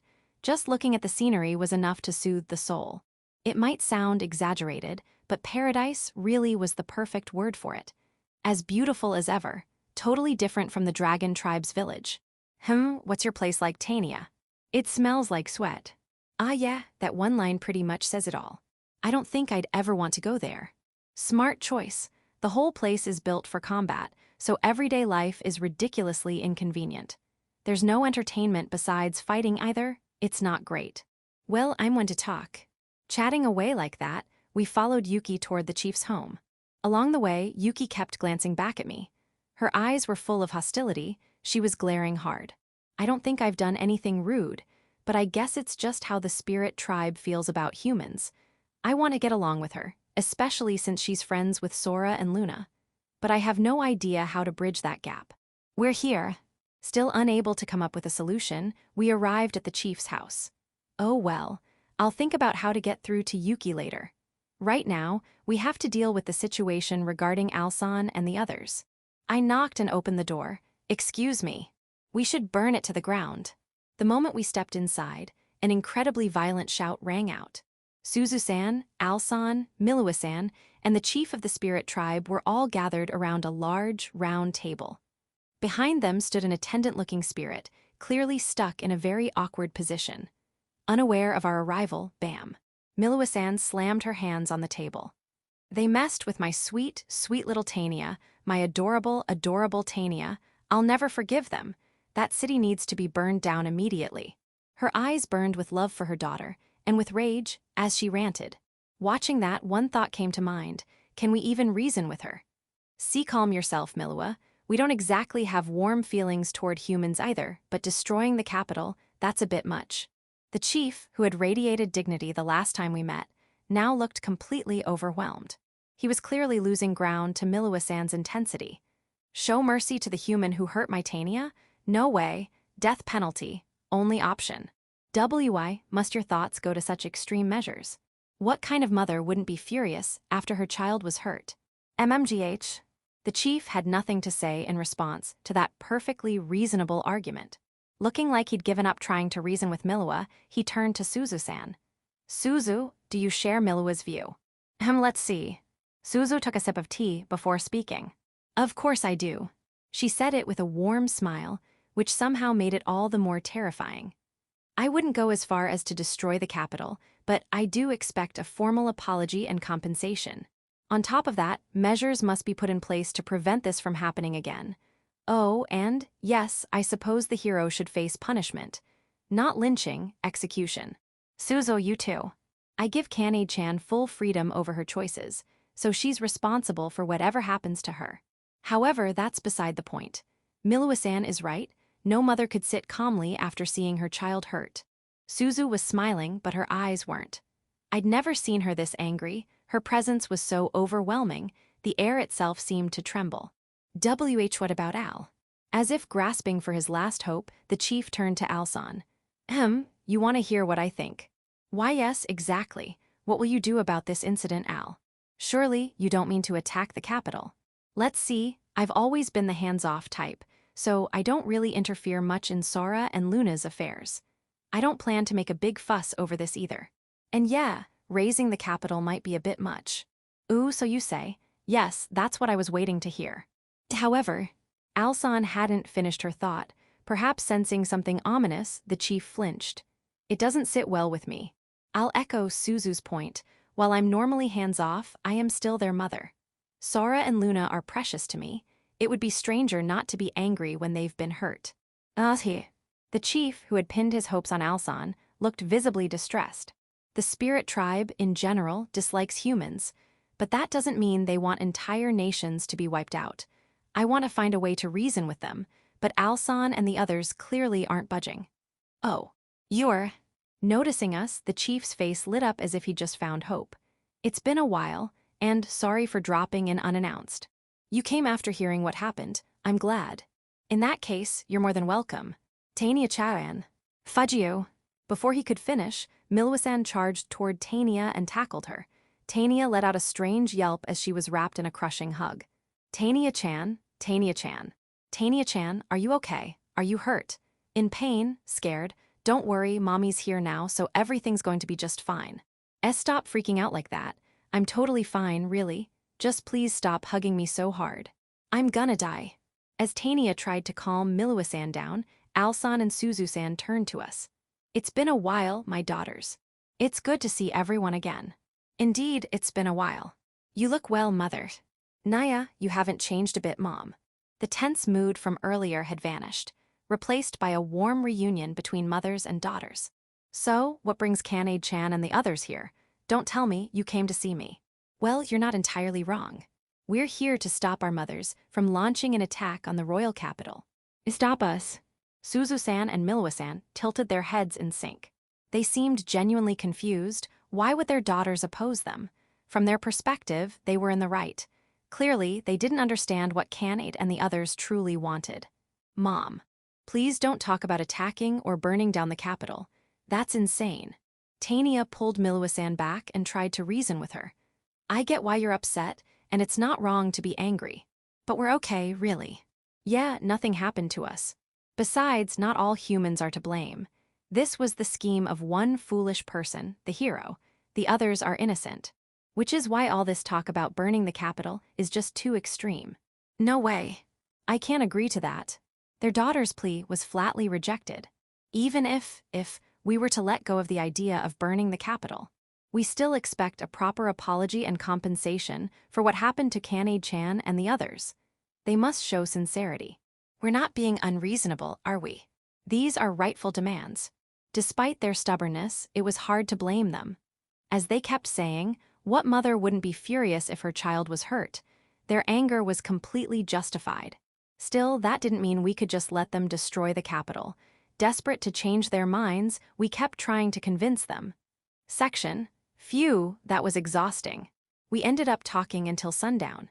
It looked like we managed to avert the burn down the capital part, but when it came to the apology and compensation, they wouldn't budge. From that point on, the discussion reached a standstill, with no resolution in sight. We decided to continue tomorrow. For tonight, we were staying in the Spirit Tribe's village. Once in the room we were assigned, I finally let my shoulders relax. All that talking had seriously drained me. Now that I think about it, wasn't there a hot spring here? I felt like soaking in a hot spring slowly, wanting to be healed. Should I go? As I thought about this, I heard a knock on the door. Yes. Good evening. When I opened the door, there was Yuki standing there. She was alone, and no one else was with her. It seemed like Yuki disliked me, so what would she want here? I wondered as I invited her into the room. Would you like some tea? No, thank you. I have some snacks. No, thank you. Her response was cold, sharp, and indifferent. Why does she dislike me so much? It was a complicated feeling, a mix of loneliness and sadness. I have something to talk about. Is now a good time? Yeah, no problem, but I hate beating around the bush. I'll be direct. Dissolve the party with Sora and Luna. The sudden request left me shaken, but she had a very serious expression on her face. She wasn't joking or trying to harass me. There was a real reason behind this, I thought. I had to listen carefully. I calmed my nerves and faced Yuki. Can you tell me why? The reason is simple. I'm friends with Sora and Luna. I don't understand. What do you mean? When you're with them, Sora and Luna are put in danger. Her words were sharp like an arrow, stabbing into my chest. Those two are doing something reckless, running away from the village. I was against them leaving because the outside world is full of dangers. They should stay in the safe village instead of diving into danger. There's no reason for them to do that. But you said you would leave it up to Sora and Luna to decide, but look at the result. They've been hurt by humans. And yet, should they stay in the outside world? Of course not. They should come back to the village immediately. So, you want me to dissolve the party? Exactly. They're stubborn, those two. They probably won't listen to me. But if you say to dissolve the party, that should solve everything. For some reason, they trust you. I see, but if things stay this way, Sora and Luna might get hurt again. Her words were heavy, sharp, and they dug deep into my heart. If you really care about Sora and Luna, dissolve the party and send them back to the village. I'm not expecting an immediate answer. I'm not that cruel. Yuki took a step back. You'll talk to Alsama and the others, right? I don't know how it will turn out, but it will probably take a few days, so think it over, and then give me your answer. Understood, I'll think carefully. You're human, but I can tell that you care about Sora and Luna. I can also tell that Sora and Luna care about you. I can at least understand that much. I see, thank you. Don't thank me. In the end, Sora and Luna are the ones getting hurt. Don't forget that. Yuki turned her back to me and left the room without once looking back. I could only watch her leave and couldn't say anything more. What should I do? I don't know, I feel pathetic. I let out a sigh and scratched my hair roughly. Section. Before I knew it, it was morning. I had no memory of when I got into bed or when I fell asleep. It seemed I hadn't slept much, as my head felt heavy and sleepiness clung to me. Realizing this wasn't good, I splashed my face with cold water to shake off the drowsiness. What should I do? I left my face wet, not bothering to wipe it off, and kept thinking. I kept thinking. Should I dissolve the party for Sora and Luna's sake? If I'm going to expose them to danger, then it's the same for everyone else. Instead of being adventurers, they should stay quietly in the village. Nina and Tina have no place to return to, but if I ask Alsan, she'll probably welcome them without hesitation. But losing another party member. No, I can't keep thinking like this. Once I started focusing on Yuki's words, I couldn't stop. The thought of dissolving the party kept repeating in my mind, over and over. But I don't want to do that. I don't want to be separated from everyone. Well, I still have some time, so I'll think about it a bit more. Fortunately, Yuki has given me a little leeway. I probably have 2 or 3 days before I need to convince Alsan and the others. During that time, I'll come up with my own answer and face Yuki properly. All right. I wiped my water-drenched face with a towel and went outside. Section. After breakfast, I once again tried persuading Alsan and the others. Their stance hadn't changed. The incident in the royal capital was orchestrated by Arios, and the knights who acted under his orders bore no guilt. However, the king who appointed Arios as a hero still carried responsibility. Saying, "I didn't know," or "I never thought he'd do such a thing," was no excuse. As a ruler, he must take responsibility for the orders he gave and face the consequences. That was why, without a proper apology and reparations, they would never be satisfied. To put it simply, that was Alsan's position. Yesterday, it was all "we'll just burn it down without discussion." So she seemed a little calmer now. Perhaps meeting her daughters and hearing them out had cooled her head a bit. If things went well from here, maybe we could actually settle this. A little plan came to mind, so after the discussion ended, I headed to the elder. I consulted with him, and we managed to work something out. With this, I should be able to handle Alsan and the others. For the final step, I sent Sora and Luna on a certain errand. If things went the way I hoped, we could stop Alsan and the others from running wild. There was still some uncertainty about whether it would work, but when it came to their issue, there was nothing more I could do. All I could do now was pray. The next thing I had to address was my own problem. Pathetic as it was, I didn't think I could solve it alone, so I decided to rely on the wisdom of someone more experienced. Alsan. Oh, it's you, Rain. When I knocked on a certain house's door, Alsan poked her head out. I'd heard that Suzu-san and Milua-san were staying here, but they weren't around. Are you alone right now? Suzu and Milua went to the elder. To the elder, why? Don't tell me, they're trying to persuade him to take their side. That worry vanished quickly. They're fairly important people, you know. They have to pay their respects and take care of such formalities. I see, that sort of thing is important. So, what brings you here, Rain? Do you need something from me? Speaking of which, I don't see Sora or Luna. Are you plotting something? WL, I wanted to ask you for some advice. There was no way I could let her find out what Sora and Luna were doing right now, so I quickly changed the subject. It wasn't a lie, though. I really did want to consult her. Advice, you say, sounds like it's not about the current matter, and a fairly serious topic, too. You can tell. Rain, you're easy to read. And of course, I'm sharp. The way she slipped in a humble brag was just like her. In many ways, I couldn't match her. Something came up, I've thought about it a lot, but I just can't reach an answer. So I was hoping you could help me. I don't mind, but there's one condition. What is it? Take a bath with me. I froze for a full 30 seconds before blurting out. Hi. Section Hufiai. Hot water and white steam. Alsan looked utterly blissful as she soaked in it. This was an open-air bath built in the Spirit Tribe's village, and at the moment it was just the two of us. Apparently, Alsan had made it herself as a hobby, saying the village lacked atmosphere. How did it end up like this? I just wanted to ask her for advice, but before I knew it, I'd been swept up in her pace and was in the open-air bath with her. It was against bathhouse etiquette, but I had a towel wrapped around my waist. Alsan, on the other hand, wore nothing at all. Hiding is for people with guilty consciences. Or so she seemed to be saying as she bared herself without a hint of shame. There was no way I could look directly, so I faced away. Ku Puha, bath sake really is the best. This is paradise. She had brought sake into the bath and was drinking with a look of pure happiness. It was the sort of thing a carefree hedonist would do, yet somehow it suited her perfectly. Rain, want a drink too? And no, I'm fine.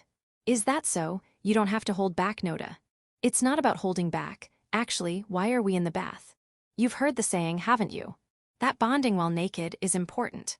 I'd thought that was a human proverb, but apparently the Spirit Tribe knew it too. Here, drink up, Rain. No, like I said. Are you saying you can't drink my sake? She's a clingy drunk. Man, she's a hassle when she drinks. I want to have an important talk, so I really can't drink right now. An important talk, is it? Alsan's expression turned serious. I thought she might be drunk, but maybe not. Come to think of it, the Spirit Tribe is strong with alcohol. Then go ahead. I'm in a good mood right now, so I'll listen to anything. She downed her drink in one gulp, wearing a fearless grin. At least put on a towel first. That's bad manners, you know. I get that, but this is a bit much for me. Oh, are you saying my naked body has no charm, and you don't want to see it? That's not what I meant. Kufufu, I'm joking. Honestly, you're hopeless. Smirking, Alsan finally covered herself with a towel. That look, that attitude, yeah, she's definitely Luna's mother. So, what's this about? Could it be about Sora and Luna? How did you? Rain, you're easy to read.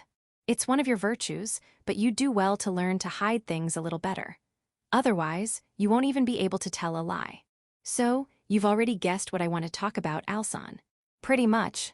You're regretting putting Sora, Luna, and the others in danger with the capital incident, aren't you? And now you're wondering if you should even stay with them. Can you read minds? Of course not. Like I said, you're just too easy to read. Lately, you've often been watching Sora, Luna, and the others with a bitter expression, lost in thought. Even so, being able to nail it so perfectly, there's no one else like her. The thought sent a shiver through me. Seeing my reaction, Alsan grinned and took another drink. I wonder if it's really okay for me to stay with everyone. Are you afraid you might put them in danger again? Afraid, yeah, I guess so. It's terrifying. Not that I should talk, but isn't this a bit late to be worrying? You've fought demons before, haven't you? So why now? Well, something happened, and it made me think. I didn't feel right bringing up Yuki's name here, so I left the details vague.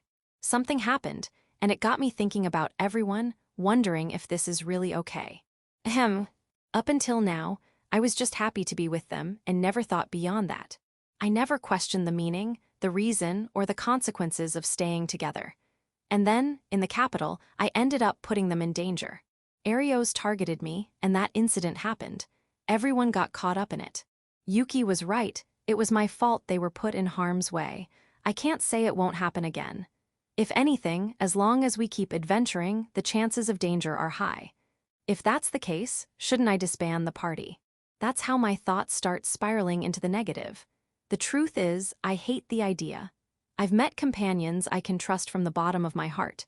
We've shared joy and sorrow, and I want to keep spending time together. I want to be with them forever. I feel that strongly. But isn't that just my selfishness? If staying with me means putting them in danger, shouldn't I step away? I should have realized it myself before Yuki had to point it out. It's so comfortable that I let myself rely on them, pretending not to notice the danger. And so, This. Ow. Alsan gave me a bop on the head. She actually hit harder than I expected, and I felt a little dizzy. What was that for? That face says you're stuck endlessly worrying about something trivial. It's not trivial. I can guess most of it, and it's still trivial. Whether intentional or not, she stated it flatly.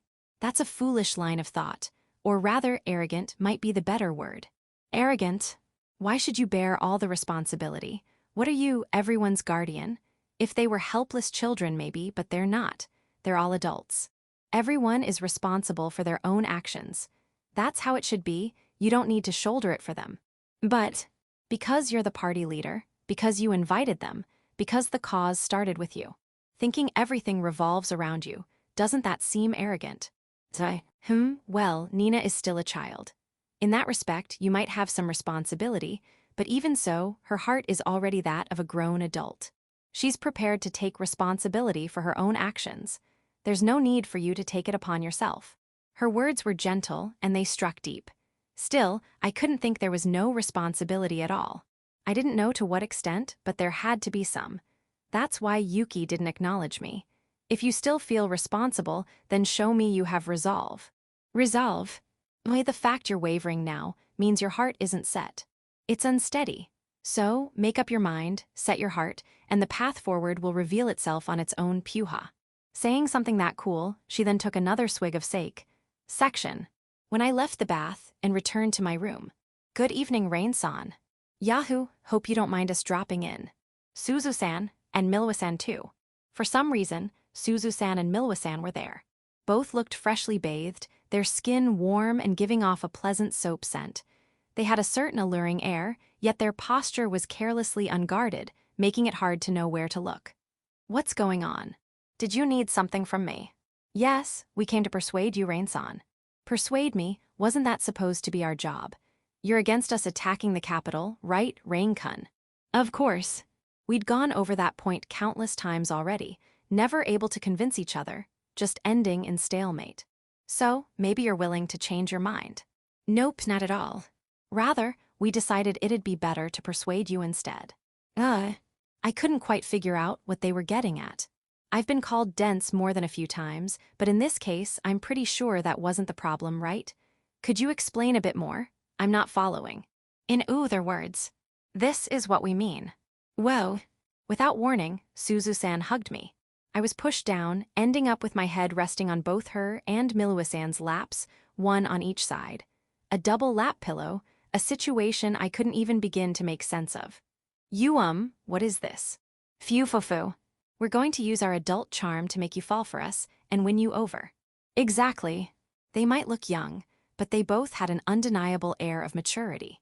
And, well, whether the phrase is right or not, they were ridiculously beautiful girls. Getting a double lap pillow like this had my face heating up as I scrambled to keep my composure. No, this is a bit much for me. Then you'll side with us, right? Come with us to attack the capital. Even just agreeing would be fine, you know. And if you did, we'd do something even better for you. Foo. What exactly does even better mean?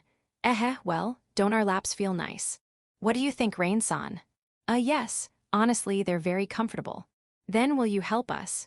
That I'm sorry. It was an unexpected turn of events, but maybe this was actually a chance to talk things through with them. Even if the position was awkward, I decided to try speaking with them seriously. Suzu-san, Milwa-san, are you really set on attacking the capital?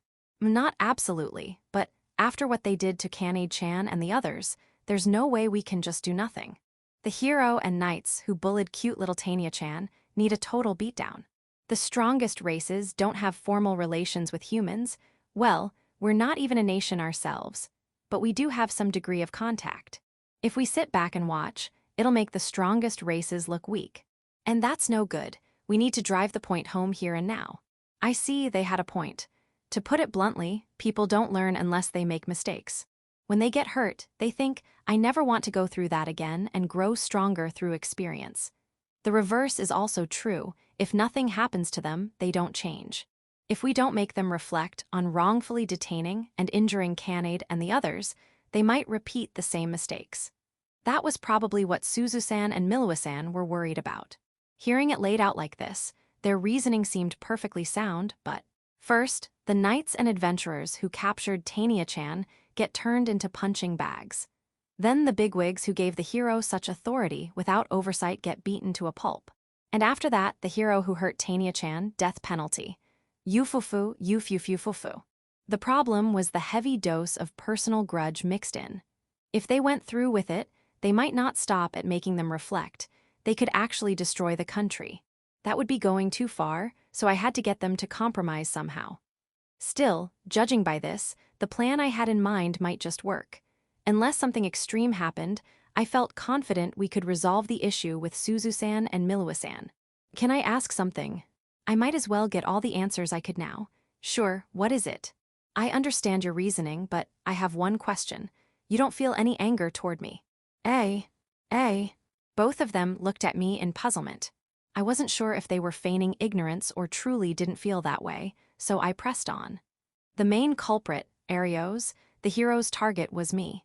Kanade and the others had nothing to do with it, and because of me they got dragged and everyone suffered because of me. That's why I... Hyla. In perfect sync, they both let out deep sighs. Then, together, they gave me exasperated looks. I can't believe you've been thinking like that, Rain-san. I don't want to say anything bad to Tania-chan's salve. Benefactor, but really, that's what you call being arrogant, you know. There it was again, arrogant. You're kind, Rain-san, so I get why you'd feel that way.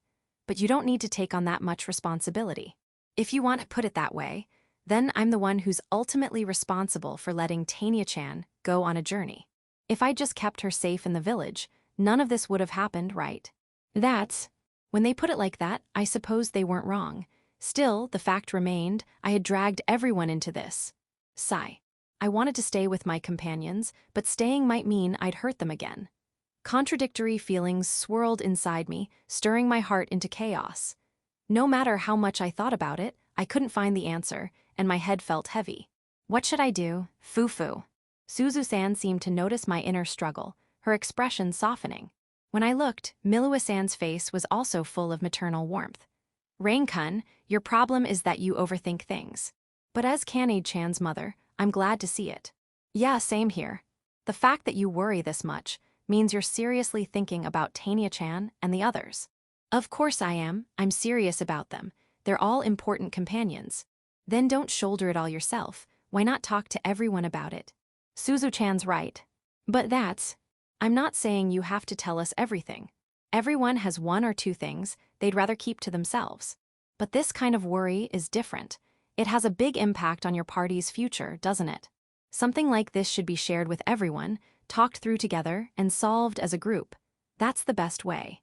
When you don't do that and try to fix it on your own, that's when it comes off as arrogant. It felt like scales had fallen from my eyes. They were right. This kind of problem should be shared and discussed, yet I'd only been thinking about it alone, not even trying to tell them. I'd just been carrying it all myself. It felt like I was thinking about them, but really I was only thinking about myself. No wonder they called me arrogant. I deserved it. Thank you. You've opened my eyes. You're welcome. You look much better with that expression, Rain-kun. By the way, our stance hasn't changed. We trust you with Kanade-chan and the others, so please continue taking care of our daughter. Yes. This time, I nodded firmly, determined not to make the same mistake. Oh, and about our request. That's not happening. I smiled but cut it down in one stroke. Section. The next day, I gathered everyone. Sora and Luna were out on a small errand I'd asked of them, but I wanted to talk about this as soon as possible, so I decided to open up to the others first. The result? Naya Rains, you dummy. Yes, a dummy. You sure are an idiot. Bad. I was scolded one after another.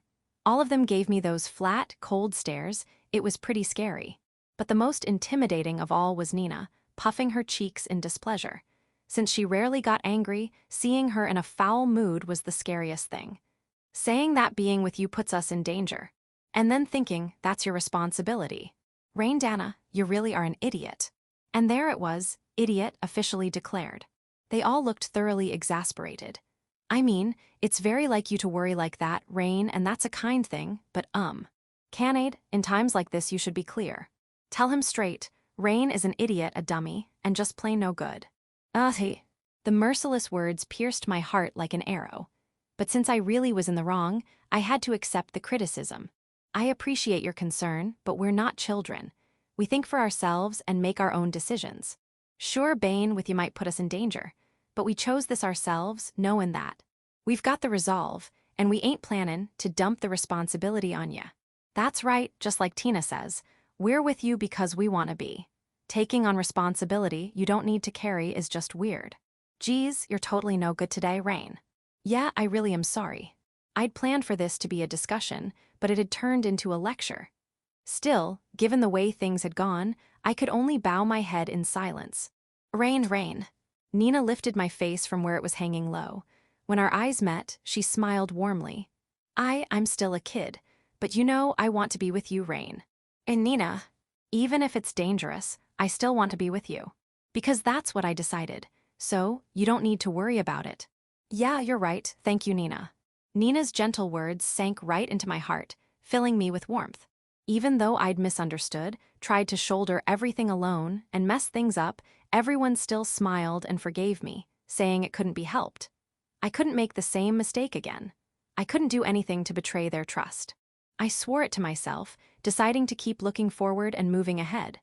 Well, since Rain's Dana seems to be reflecting, let's leave it at that. Right, if we keep harping on, it'll just start feeling bad. Rain, make sure you never think something that's stupid again, okay? I promise. Good. Following Nina, the others' smiles returned as well. Yeah, it had turned into a lecture session, but I was glad I'd talked to them. My doubts were gone now, and I had my answer. Time to keep doing my best. All right, let's get back to persuading your mothers. They should be awake by now. After last night, Alsan and the others had apparently drunk themselves silly and were sleeping soundly. That's why I'd taken the chance to talk with everyone first. We'll try, but what's the best way? Mom's childish in some ways, so she can be stubborn. Yeah, my mom's like that too. Once she decides something, she won't budge. Alsan's trouble too. She looks the calmest, but she's probably the most extreme. But we've gotta try. Nina clenched her small fists, striking a determined pose. She's right, we have to do this. I'm the one who stirred things up, but yeah, we absolutely have to stop them. Naya, but I really think Mom might attack the capital. My mom's probably 90% serious about it. I could vividly imagine Suzu-san and Miluwa-san smiling faintly, while turning the royal capital into a sea of fire. So, Rain's Dana, what's going on with that plan you mentioned? I've left it to Sora and Luna, but they're not back yet. Doesn't look like it. What exactly did you ask them to do? Well, this is bad. Just as I was about to explain, the door suddenly slammed open. The elder of the spirit tribe stood there, breathless, clearly flustered. Naya, what's wrong? Why are you so worked up? Hey, show some respect. This is the elder you're talking to, Tania scolded sharply. Respect-lacking cat. Canaid's face went blank in shock, like she'd been struck by lightning. Setting that aside. What's the matter? Why are you in such a rush? Al and the others, they just said they're going to attack the capital right now. Section. We hurried to the entrance of the spirit tribe's village and found Suzu-san, Alsan, and Miluwa-san there. Their clothes were casual, nothing unusual. But the fighting spirit radiating from them was on a completely different level. Their readiness alone was enough to make me want to shrink back. Hey, Mom, where do you think you're going? To the capital, of course. We're not done talking yet.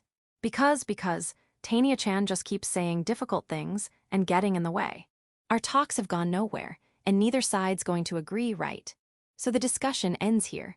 We'll act on our own from here on out. This was bad. It seemed Alsan and the others had finally reached the limits of their patience and decided to take matters into their own hands. There was no talking them down anymore. I might have to stop them by force, but considering Alsan and the others' strength, that was close to impossible. Please wait, we're not done talking. It's over, Noda. Her sharp tone made it clear. She had no intention of humoring me any longer. What do I do? How do I turn this around from what's practically checkmate? I racked my brain, but no solution came. I couldn't take the next step, and all I could do was watch Alsan and the others walk away. Hold it right there. Just as I was about to give up, a sharp voice cut in, halting their steps. The voice belonged to Luna and Sora too. Phew fun, you might call this impeccable timing. I have been awaiting such an entrance for a long time. Now, behold, prepare to be astonished. For I am. Be quiet. Fudgian. Sora's fist came down, sending Luna crumpling to the ground. A strange, awkward air filled the space, like everyone was silently asking what those two were doing here all of a sudden. My foolish little sister has no sense for the mood. Anyway, Rain, sorry to keep you waiting. Yeah, you really saved me. Perfect timing. Sora is a capable familiar who never betrays her master's expectations. Foo-foo. Alsan seemed a little surprised at the sudden appearance of the girls who'd been out of sight until now, but she quickly refocused, her gaze sharp on Sora. Sora, step aside. Are you going to stand in my way too? You could call it that, but first, please listen to what this human has to say. With that, Sora stepped to the side. From behind her emerged. Hello. And it's been a while, Rain-san. It was Sarya-sama. Section. Alsan and the others said they might reconsider if the kingdom showed genuine sincerity, so I thought of a way to make that happen. The Spirit Tribe's village is connected to many places. Distance means nothing. They use transfer magic, so you can travel far instantly. Using that, I'd ask Sora and Luna to go to the royal capital and bring back Sarya-sama. I'd gotten the elders' permission yesterday. It was troublesome and an imposition, but without someone from the royal family, like Sarya-sama, there was no stopping Alsan and the others. It seemed things had gone well because Sora and Luna had safely returned with her. After that, Sarya-sama and Alsan's group talked things over and somehow a banquet got arranged. Yeah, I know, it makes no sense. I don't get it either. But it's really happening, and right now, in front of me, the banquet is in full swing. Yuahaha, good, drink more here. Thank you, I'll have some. Alsan's cheeks were red from the alcohol, her mood clearly excellent as she poured more for Sarya-sama. Sarya-sama's cheeks were lightly tinted, showing she was tipsy, though she still seemed in control, drinking steadily at her own pace. Ooh, you drink well, I can't lose either. The Spirit Tribe must never be bested in drink. With that odd bit of logic, Alsan took another huge gulp, drinking like it was water. Was she really going to be okay? The Spirit Tribe seemed to handle alcohol well, but even so, she did quite a lot. Hopefully, she wouldn't have a hangover tomorrow. Naya, Rain, why exactly is this happening? Sorry, I don't know either. Ahaha, right. Sharing the table, Kanade gave a wry smile and took a sip of her drink. After that, Sarya-sama and Alsan's group held their talks, but we weren't allowed to join. According to Alsan, there was no need for us to be involved in a meeting between leaders. She was right, so even though it was frustrating, we waited outside the room. The talks went on for hours. Were they deadlocked? Were they arguing? Given how long it dragged on, I started imagining the worst. But when the door finally opened, it turned out Sarya-sama and Alsan's group had hit it off better than anyone could have expected. Sarya-sama handed over a letter from the king and offered the kingdom's formal apology. Alsan and the others accepted it and agreed to call off the attack. As a sign of friendship, a banquet was arranged, and, well, the rest is what you're seeing now. Everyone was drinking together in harmony. Well, I guess we can call this a success. Phew fun, it's all thanks to me. Don't be ridiculous. The credit goes to Rain, who came up with the plan to bring the princess. You mustn't try to steal your master's glory. Moo, couldn't I get at least a little praise? Don't you agree, Nina? Foo. Nina, why's your face so red? Are you embarrassed? I don't remember saying anything that shameful. Wait, that's alcohol. Just as Tanya said, Nina was holding a glass of liquor. Her cheeks were flushed, her eyes hazy, and her head was swaying lazily back and forth. Oh dear. Looks like she accidentally drank some alcohol. Is she gonna be all right? Nina's a strongest race, so alcohol won't harm her health. But she's still a child, so she has no tolerance. She gets tipsy this easily. Afu feels all floaty, Naya. She stole my catchphrase. That was a catchphrase. Nina, you mustn't drink anymore. Here, you should lie down. We all helped Nina get settled. She looked perfectly content in her light drunkenness. "Canaid, could I leave Nina with you? I've got something to take care of." "Sure, leave her to me." "Thanks." I left the banquet hall and stepped outside. Yuki sighed. From a little distance away, I could hear the cheerful noise of the banquet. Meanwhile, I was alone in the village square, near the spring. This was where I was supposed to speak with that man. But, is he really going to show up? I'd asked him if he could take responsibility for putting Sora and Luna in danger.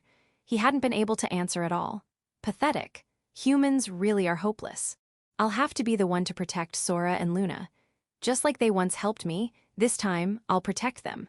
I'd met Sora and Luna a long, long time ago, when I'd only just become aware of the world around me. Back then, I was the complete opposite of who I am now, painfully shy, hopelessly awkward. I had no friends and always played alone. Because of that, I was often teased by other kids. Children can be cruel, whether human or strongest race makes no difference. They'd bother me constantly, sometimes crossing into what could only be called bullying. It was sad, frustrating, and painful. I couldn't do anything, so all I could do was cry. That was when Sora and Luna appeared. "That's enough. Stop this nonsense and get away from her right now. Bullying drops you to the same level as the humans in those rumors. Is that what you want?" To me, Sora and Luna were heroes.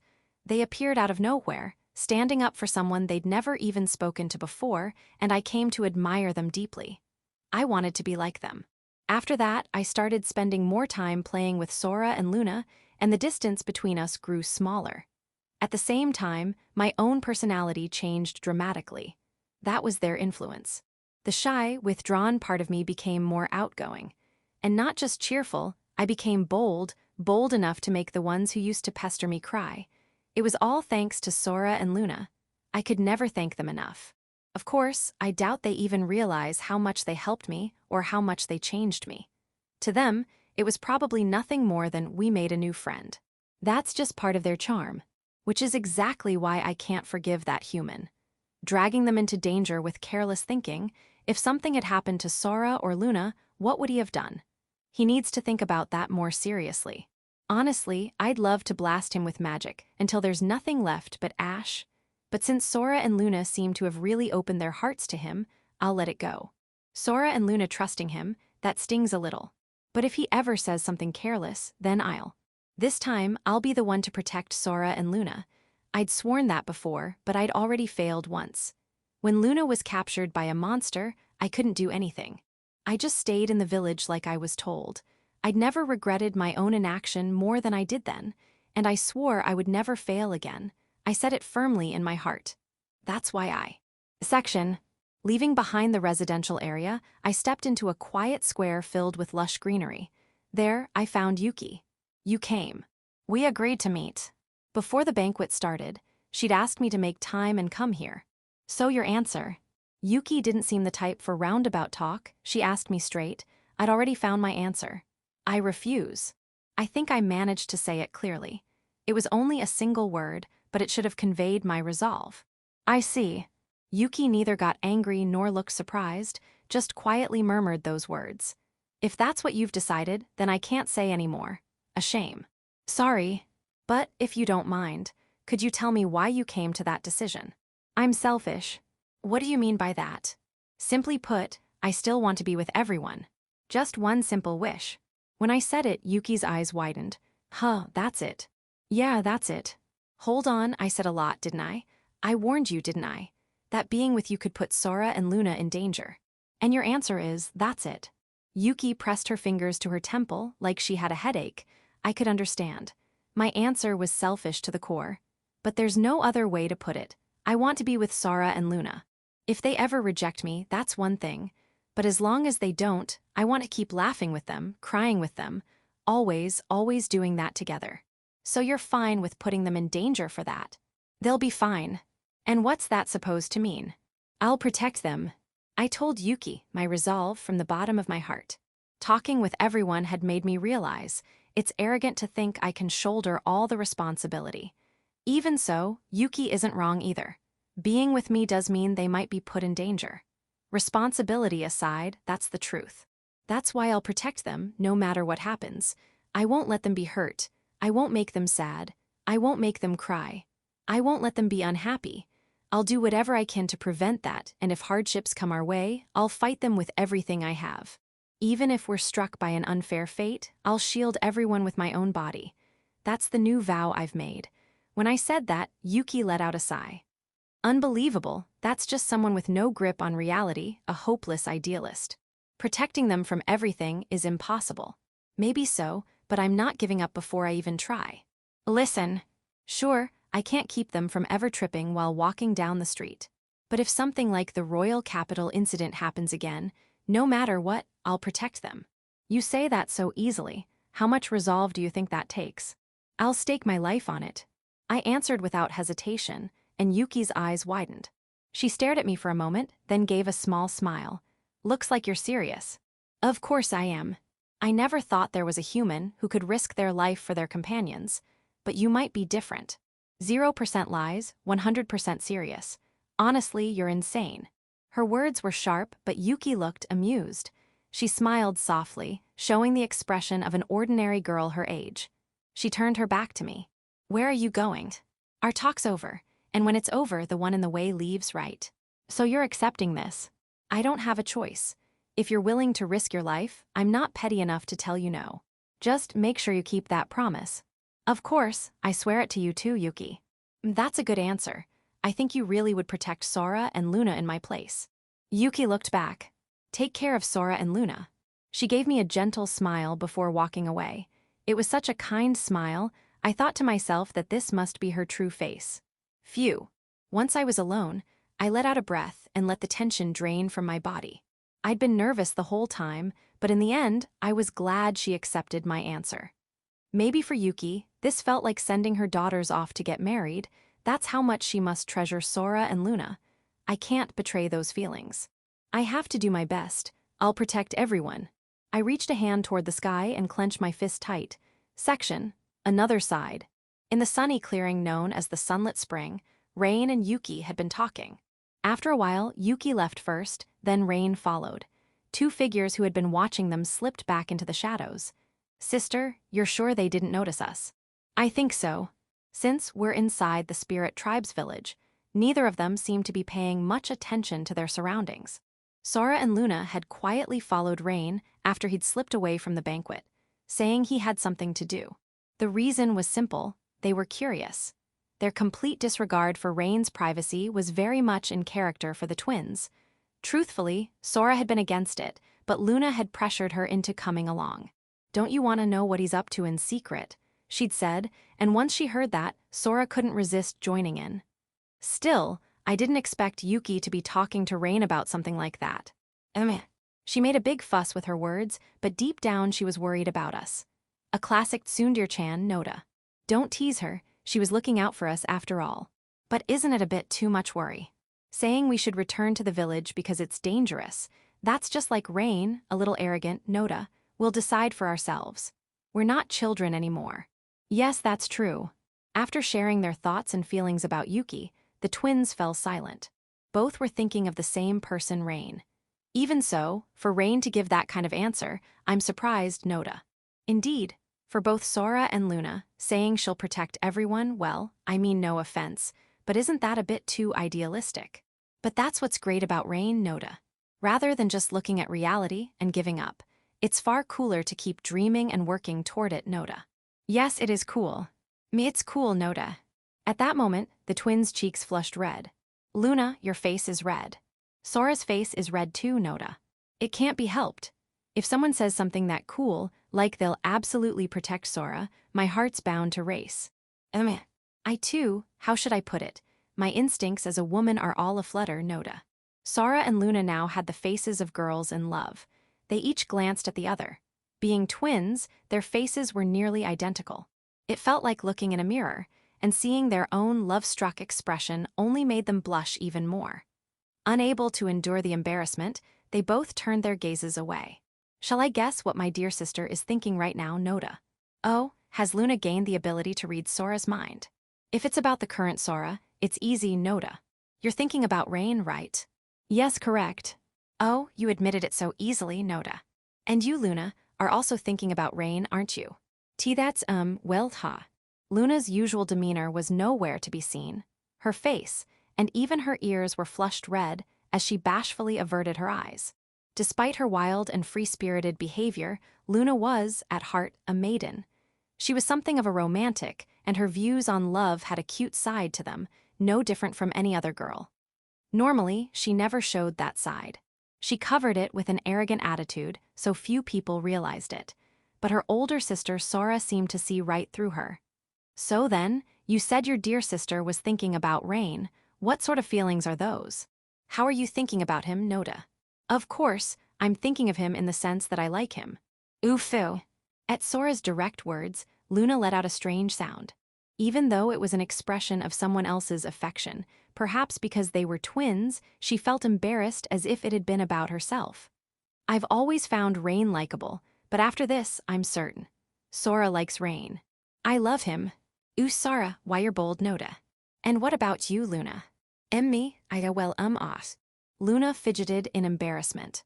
If the others had been here to witness it, they might have been utterly shocked, wondering what happened to her. She could be lively when teasing someone else, but when it came to herself, she instantly became shy. In the end, Luna really was a maiden. I also like Rain Noda." Luna said it in such a tiny voice, as if she might disappear any second, her face bright red. Seeing her like that, Sora smiled gently. "Foo-foo, so Luna feels the same as Sora." "Well, that's because, when someone says something that cool, you can't help but fall for them, Noda. Just like my sister, I'd already been interested in him.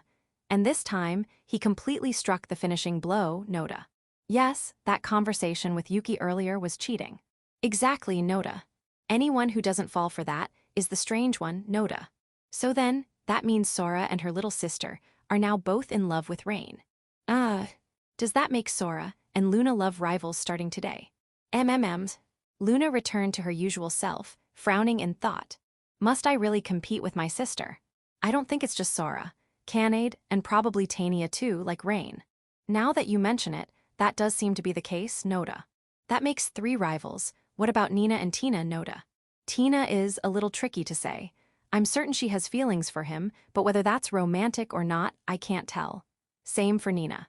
Is it familial affection, or the kind of love reserved for one special person? It's hard to say. I think that eventually, both Tina and Nina will truly fall for Rain Noda. And if that happens, we'll have 5 rivals, MMM. I might need to settle this while I can, Noda." "Oh, so Luna intends to beat Sora." Sora wore a confident smile, as if to say Luna didn't stand a chance. Spurred on by her sister's attitude, Luna puffed out her cheeks and grew fired up. "Even if my sister is my opponent, I won't lose, Noda. I'll be the one to win Rain's heart, Noda. Sora won't lose either. I won't lose to Canade or Tania. I will become Rain's girlfriend." "You just got a little flustered, didn't you? You're imagining things." "Kyufufu, my dear sister, don't get so shy. You've been acting cool all this time, so I was starting to think that when it came to real romance, you had the advantage over me, but I see now. You were just pretending to be cool, Noda. That means my victory is possible. Kyuhahaha." With the tables turned, Luna laughed in delight. It was the kind of smile you'd expect from an evil organization's executive. Luna might be weak when it comes to serious talk, but at her core, she's a trickster who stirs things up around her. She had already analyzed Sora's behavior and was feeling smug about it. But still, in truth, Luna loved her sister deeply. "Since we're here, I want to work hard together with my sister, Noda." "Foo-foo, yes, let's work hard together." Luna held out her hand. Sora took it with a smile. "Let's give it our all." Knowing each other's feelings only brought them closer, and Sora and Luna's smiles shone like the stars. Section. The talks between Sariasama and Alsan's group lasted for several days. While the main points were settled, the details still needed adjusting, so discussions carried on across days. In the end, Alsan's group decided to lay down their arms. Sariasama promised that she would later return with the king to offer a formal apology. But that wasn't all. In a more personal development, Alsan and Sariasama agreed to form a friendship. From now on, they would visit each other when the opportunity arose. It's just a small start for now, but perhaps this could be the spark that rekindles exchanges between humans and the spirit tribe. It's the kind of achievement that makes one hopeful. Suzu-san and Miluwa-san also seemed to like Sarya-sama and promised to exchange letters. To win over even their hearts, truly impressive. As expected of the daughter of a wise king. And then, well then, everyone, thank you for everything. With the matter settled, Sarya-sama prepared to return to the royal capital. Since she would be using the teleportation gate, Al-san would be accompanying her. Despite my sudden visit, you welcomed me warmly. I am truly grateful. Think nothing of it. You're welcome to come again. We managed to avoid war, and the chieftain was in high spirits. It seemed he had taken a liking to Sarya-sama as well, promising to meet her again. Rain-san. After saying her farewells to everyone, Sarya-sama came to me last. It was only for a short while, but I'm glad we met. Fufu, I suppose you could call it lucky. I'm glad too. And thank you for agreeing to my sudden request. Think nothing of it. Although, yes, since we're here, may I request something in return? Sarya-sama's lips curved into a mischievous smile. Next time, let's have tea together, just the two of us. She whispered it in my ear, her expression dripping with allure. Fufu, I'll be looking forward to it. I'll try my best. I'll be expecting it. And there's one more thing I'd like you to know, Rain-san.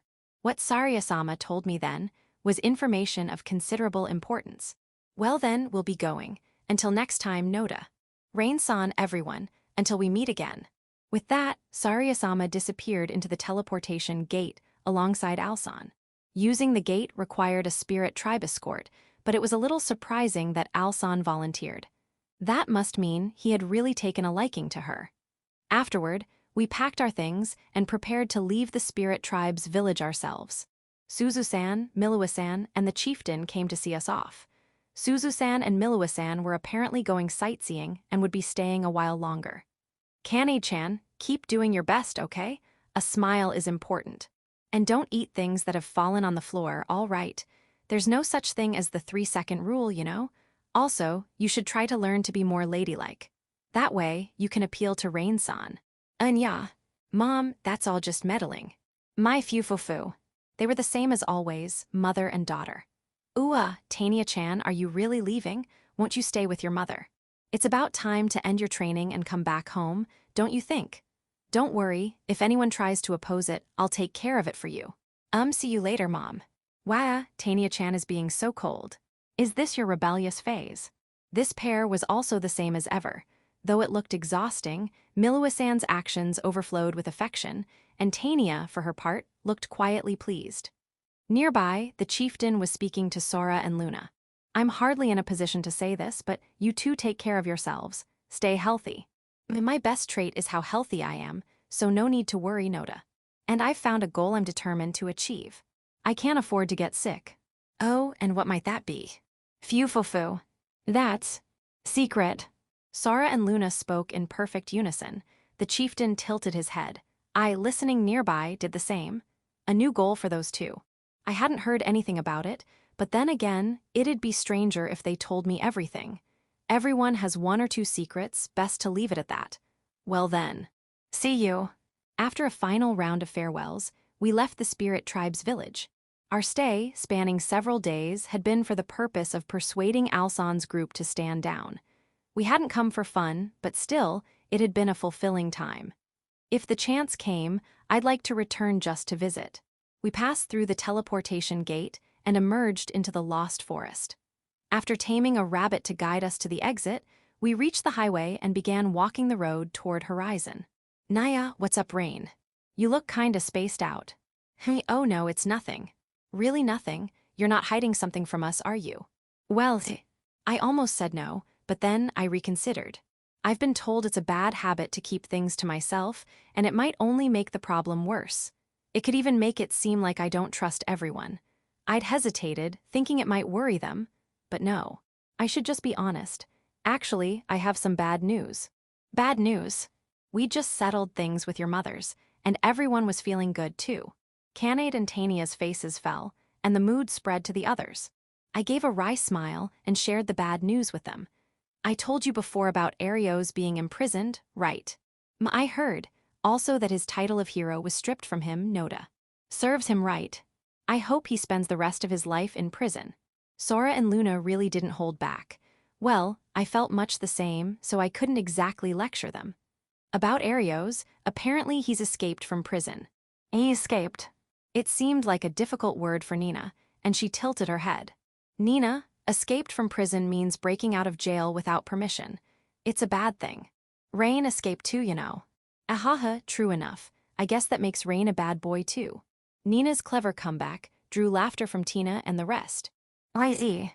Followed seconds later by loud shouts of surprise, once the meaning sank in.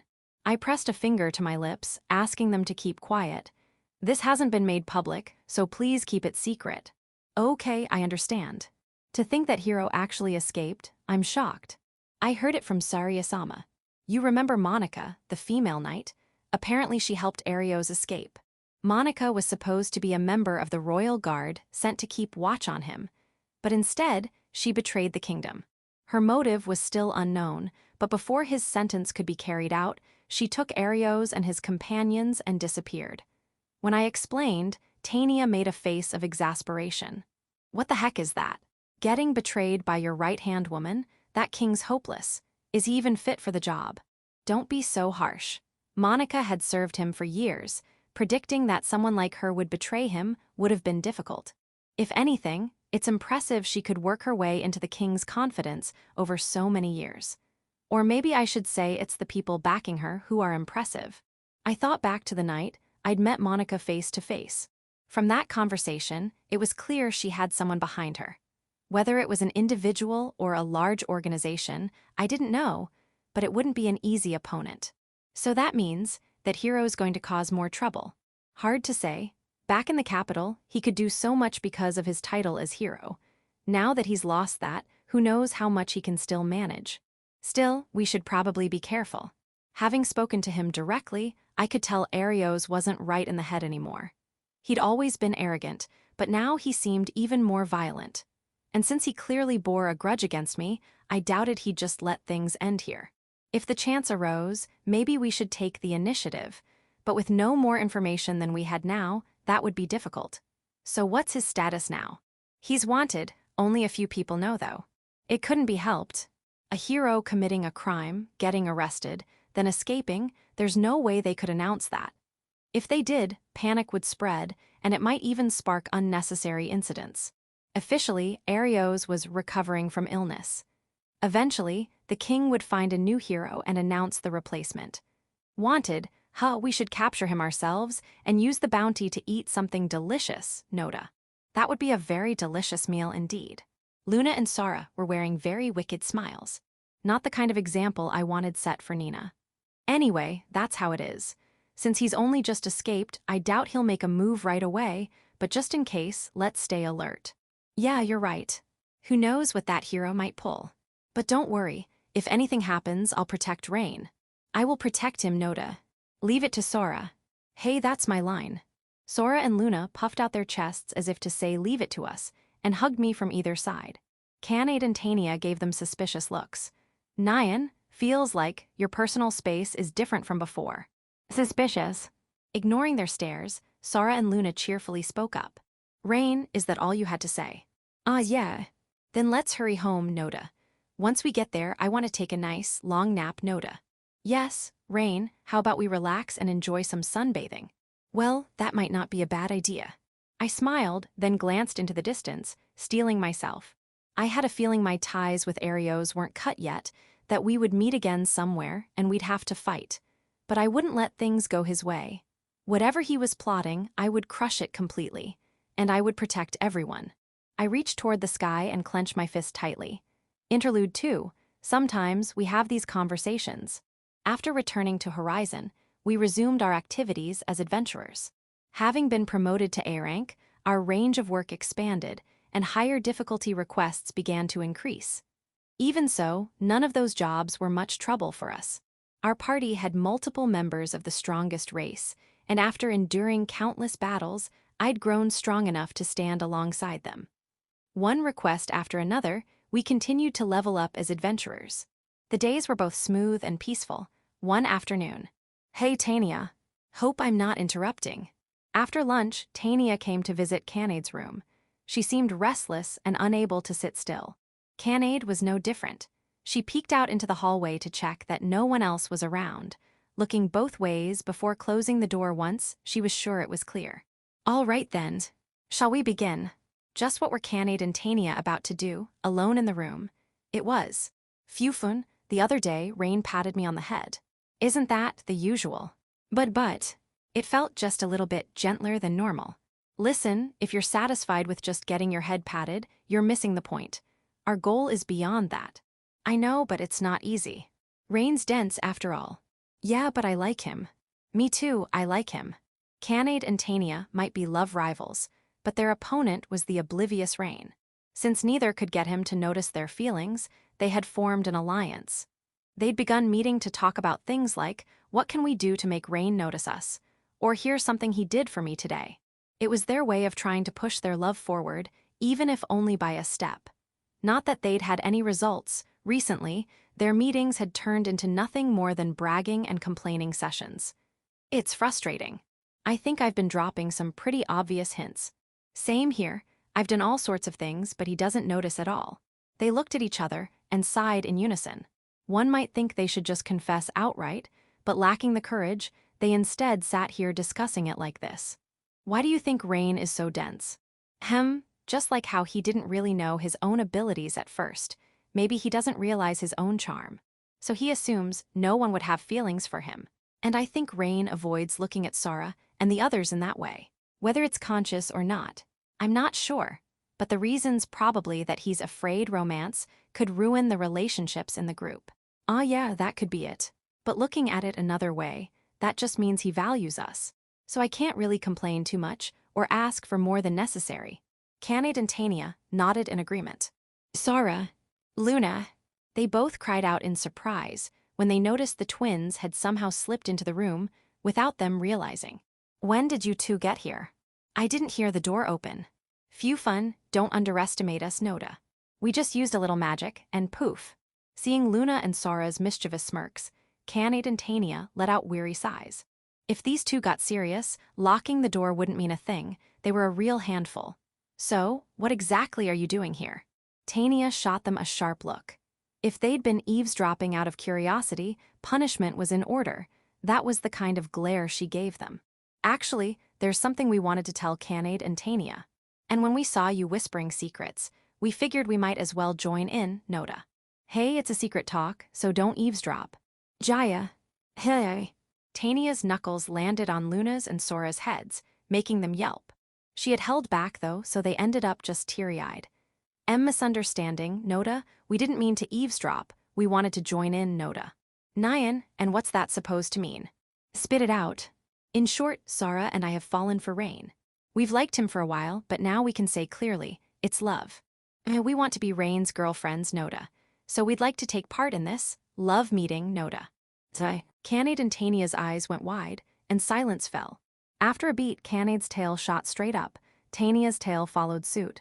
Eech. It was as if they were competing to see who could shout louder. They screamed with all their might. What's going on in here? Their cries echoed through the house, and Tina slid through the doorway to see what was happening. Canade and Tania frantically waved their hands. And no, it's nothing. Naya nothing. Yeah, nothing at all. That's so. Well, I won't pry, but keep it down, Nina's napping. With a good grief kind of look, Tina left. Once they confirmed she was gone, Canade and Tania lowered their voices just in case. Okay, what exactly did you mean by that just now? Sora and Luna saying they like Rain. Exactly what it sounds like. We like Rain, Noda. Seriously. Faced with new rivals, Canade forgot her usual demeanor and muttered under her breath. Canade, Tania, you like Rain too, don't you?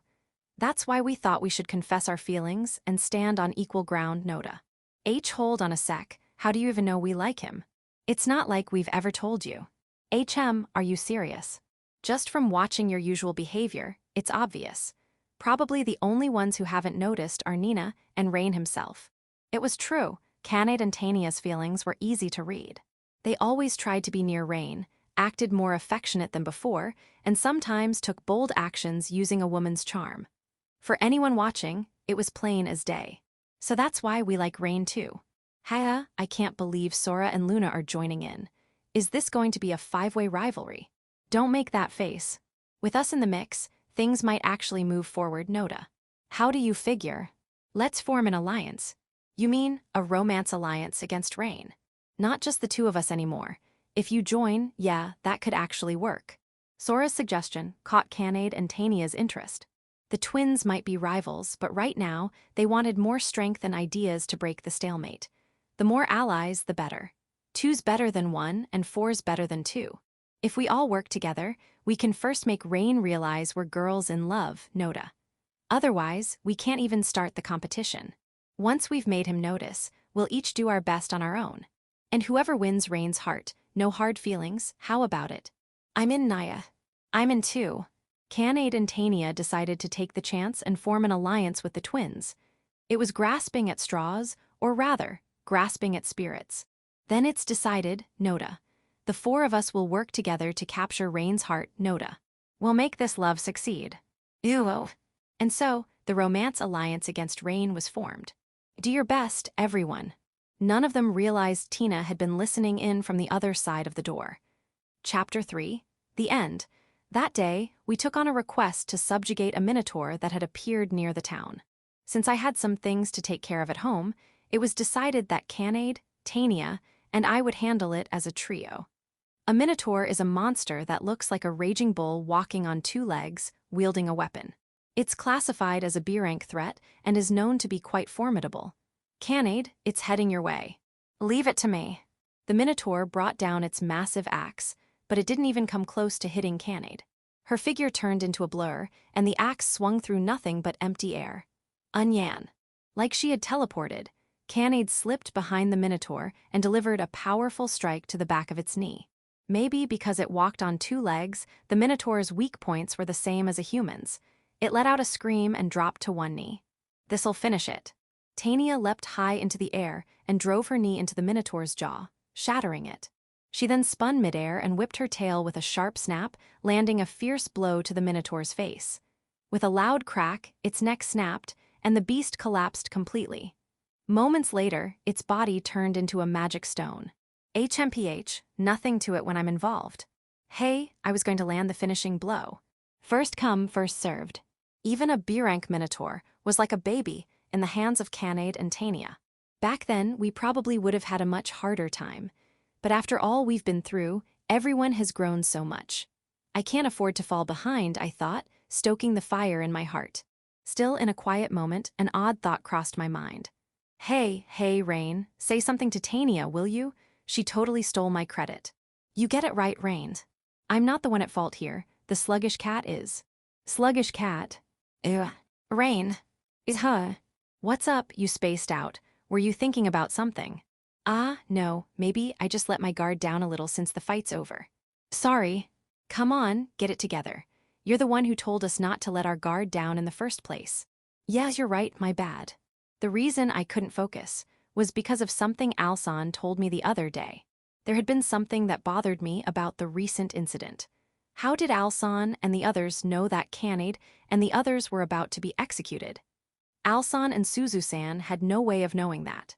And even though Milua-san dotes on Tania, she's not watching 24/7 either, so it's just as impossible for her.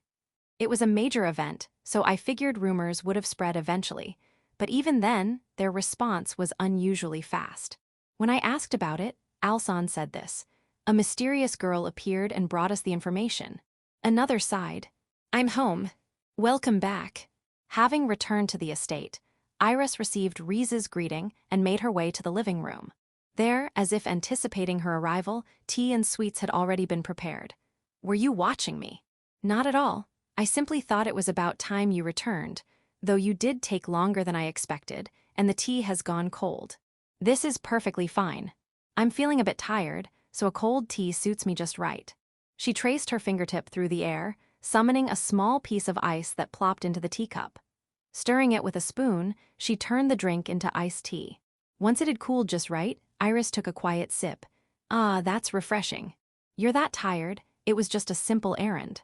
Well, you see, I went to a place where the ones who sealed me away once lived. That's mentally exhausting no matter how you look at it. The Spirit Tribe's village is heavily guarded, too, honestly. Fufu, thank you for your hard work. So, how did it go? I was the messenger, who tossed a spark into the spirit tribe's village. If things had gone well, it could have escalated into an all-out war between the strongest races and humanity, a rather amusing plan. But unfortunately, it failed. Oh my, is that so? I was curious, so I stayed to observe, but Rain-sama stepped in and managed to settle everything. I see. That's unfortunate. Despite saying it was unfortunate, Reese showed no sign of disappointment. It was as if she had expected the plan to fail from the start. Iris narrowed her eyes suspiciously and asked, "Did you foresee this outcome as well?" "To some extent," Reese replied with a cool expression. "I can't accept that. If you predicted it, why didn't you do something? I didn't expect much in the first place, and if it failed, no big deal. What exactly are you trying to achieve?" "Why, to destroy humanity, of course. Fulfilling the demon Lord Sama's will and wishes. That is the mission of us demons, after all. For someone with such a grand mission, your actions seem rather half-hearted. I can't go all out.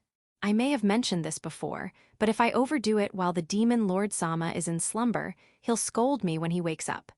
So instead, I aim for moderation, yes, something like harassment. While stalling for time, I quietly build up our forces. That's the best course of action." The way Reese spoke made it sound like she was enjoying a game. It was like walking a tightrope on the edge of a cliff, blindfolded and without a safety line, chasing thrills and danger for the sheer pleasure of it. There could be no end but ruin. Watching her, Iris made up her mind. Once, she too had been consumed by self-destruction, but not anymore. Meeting Rain had changed her. She hadn't yet figured out exactly how she wanted to live, but she did know she wanted to walk her path with pride, without shame. There was no way she could ever ally herself with the demons. A debt of gratitude for being helped. They were enemies to begin with. That sort of thing didn't matter. Still, leaving right away would be wasteful. Reese had willingly drawn her in, so why not take full advantage of that? Why not gather all the information she could about Reese's next moves and the plans of the demons as a whole? Then, maybe, she could pass that information to Rain. "Is something wrong?" "No, nothing at all," Iris replied with a composed expression as she sipped her iced tea. She had abandoned her grudge against humanity, but that didn't mean she intended to side with them now. Still, she did want to side with Rain, personally. "So then, is my task finished?" "Oh my. Could it be you've made up your mind to join us?" "I wouldn't go that far. I've simply decided I might cooperate a little longer." "That's good news. But things will get a bit busy on our end, so please, take it easy for now. I'll call on you again when the time comes." "Oh, plotting something again. I believe it's time we made Ario-sama fall, completely." Reese smiled with delight. Section: About a month had passed since the incident in the royal capital. Some knights and adventurers who knew the truth about Arios and his party were scouring the lands. Their mission was to capture Arios. Not only the royal capital, but every city and town was being thoroughly searched. The obsession to not let him escape was palpable. Naturally, the search extended to Flum as well. Every house was inspected, not even letting a cat slip through unnoticed. They searched warehouses, stables, even checking for hidden rooms. And yet, Arios and his group were nowhere to be found. They were in a cave near Flum. Monica had informed them that knights and adventurers were nearby, prompting them to hastily take refuge in the cave. "I'm back." "Ah, Monica. Welcome back. How'd it go?" Monica had returned from scouting, and both Leanne and Mina visibly relaxed upon seeing her. But Monica wore a troubled expression. "The pursuers are still stationed in Flum. I expect they'll continue searching the surrounding area for a while longer, so let's avoid any risky movements and stay here for now. I've deployed a barrier using a magic tool, so they shouldn't find us easily. For now, let's wait for Agathsan to return from reconnaissance, just as I did." "I see, thanks, Monica. Seriously, you being here is a huge help." "Yes, truly. We're specialized in magic, so things like reconnaissance aren't our forte. We're sorry for the trouble. Please, don't worry about it. If I can be of help to all of you, especially Ario-sama, then it's an honor." Monica gave a gentle smile, as if to say it was nothing at all. Leanne and Mina, soothed by her demeanor, smiled faintly in return. Having been stripped of the hero title, exiled from the kingdom, and now branded as wanted criminals, Leanne and Mina had lost everything. To them, Monica was a lifeline, someone who rescued and continued to protect them. They'd come to depend on Monica without even realizing it. Still no sign of Agath. Seeing a pause in the conversation, Arios addressed Monica. If he hasn't returned, he's likely still surveying the area. Honestly, how long can it possibly take to scout the surroundings? Is there really anything out here worth scouting? We need to secure escape routes, so understanding the terrain is crucial. Also, if possible, I'd like to gather some water and food supplies. We still have some left from Flum, but it's not much. This is such a pain, seriously. How did we even end up like this? We have to endure for now. I'm sure the day will come when our actions are proven right. Why, yeah, totally, we didn't do anything wrong. They didn't blame Arios for what had happened, nor did they reflect on their own wrongdoing. Leanne and Mina simply turned their eyes away from reality. This is all just a bad dream. One day we'll wake up, and then we'll walk the path of glory again as the hero's party. That's what they believed. They feared accepting reality, so belief was the only thing they had left. Arios-sama, may I speak with you for a moment? Yes, what is it? This way, please.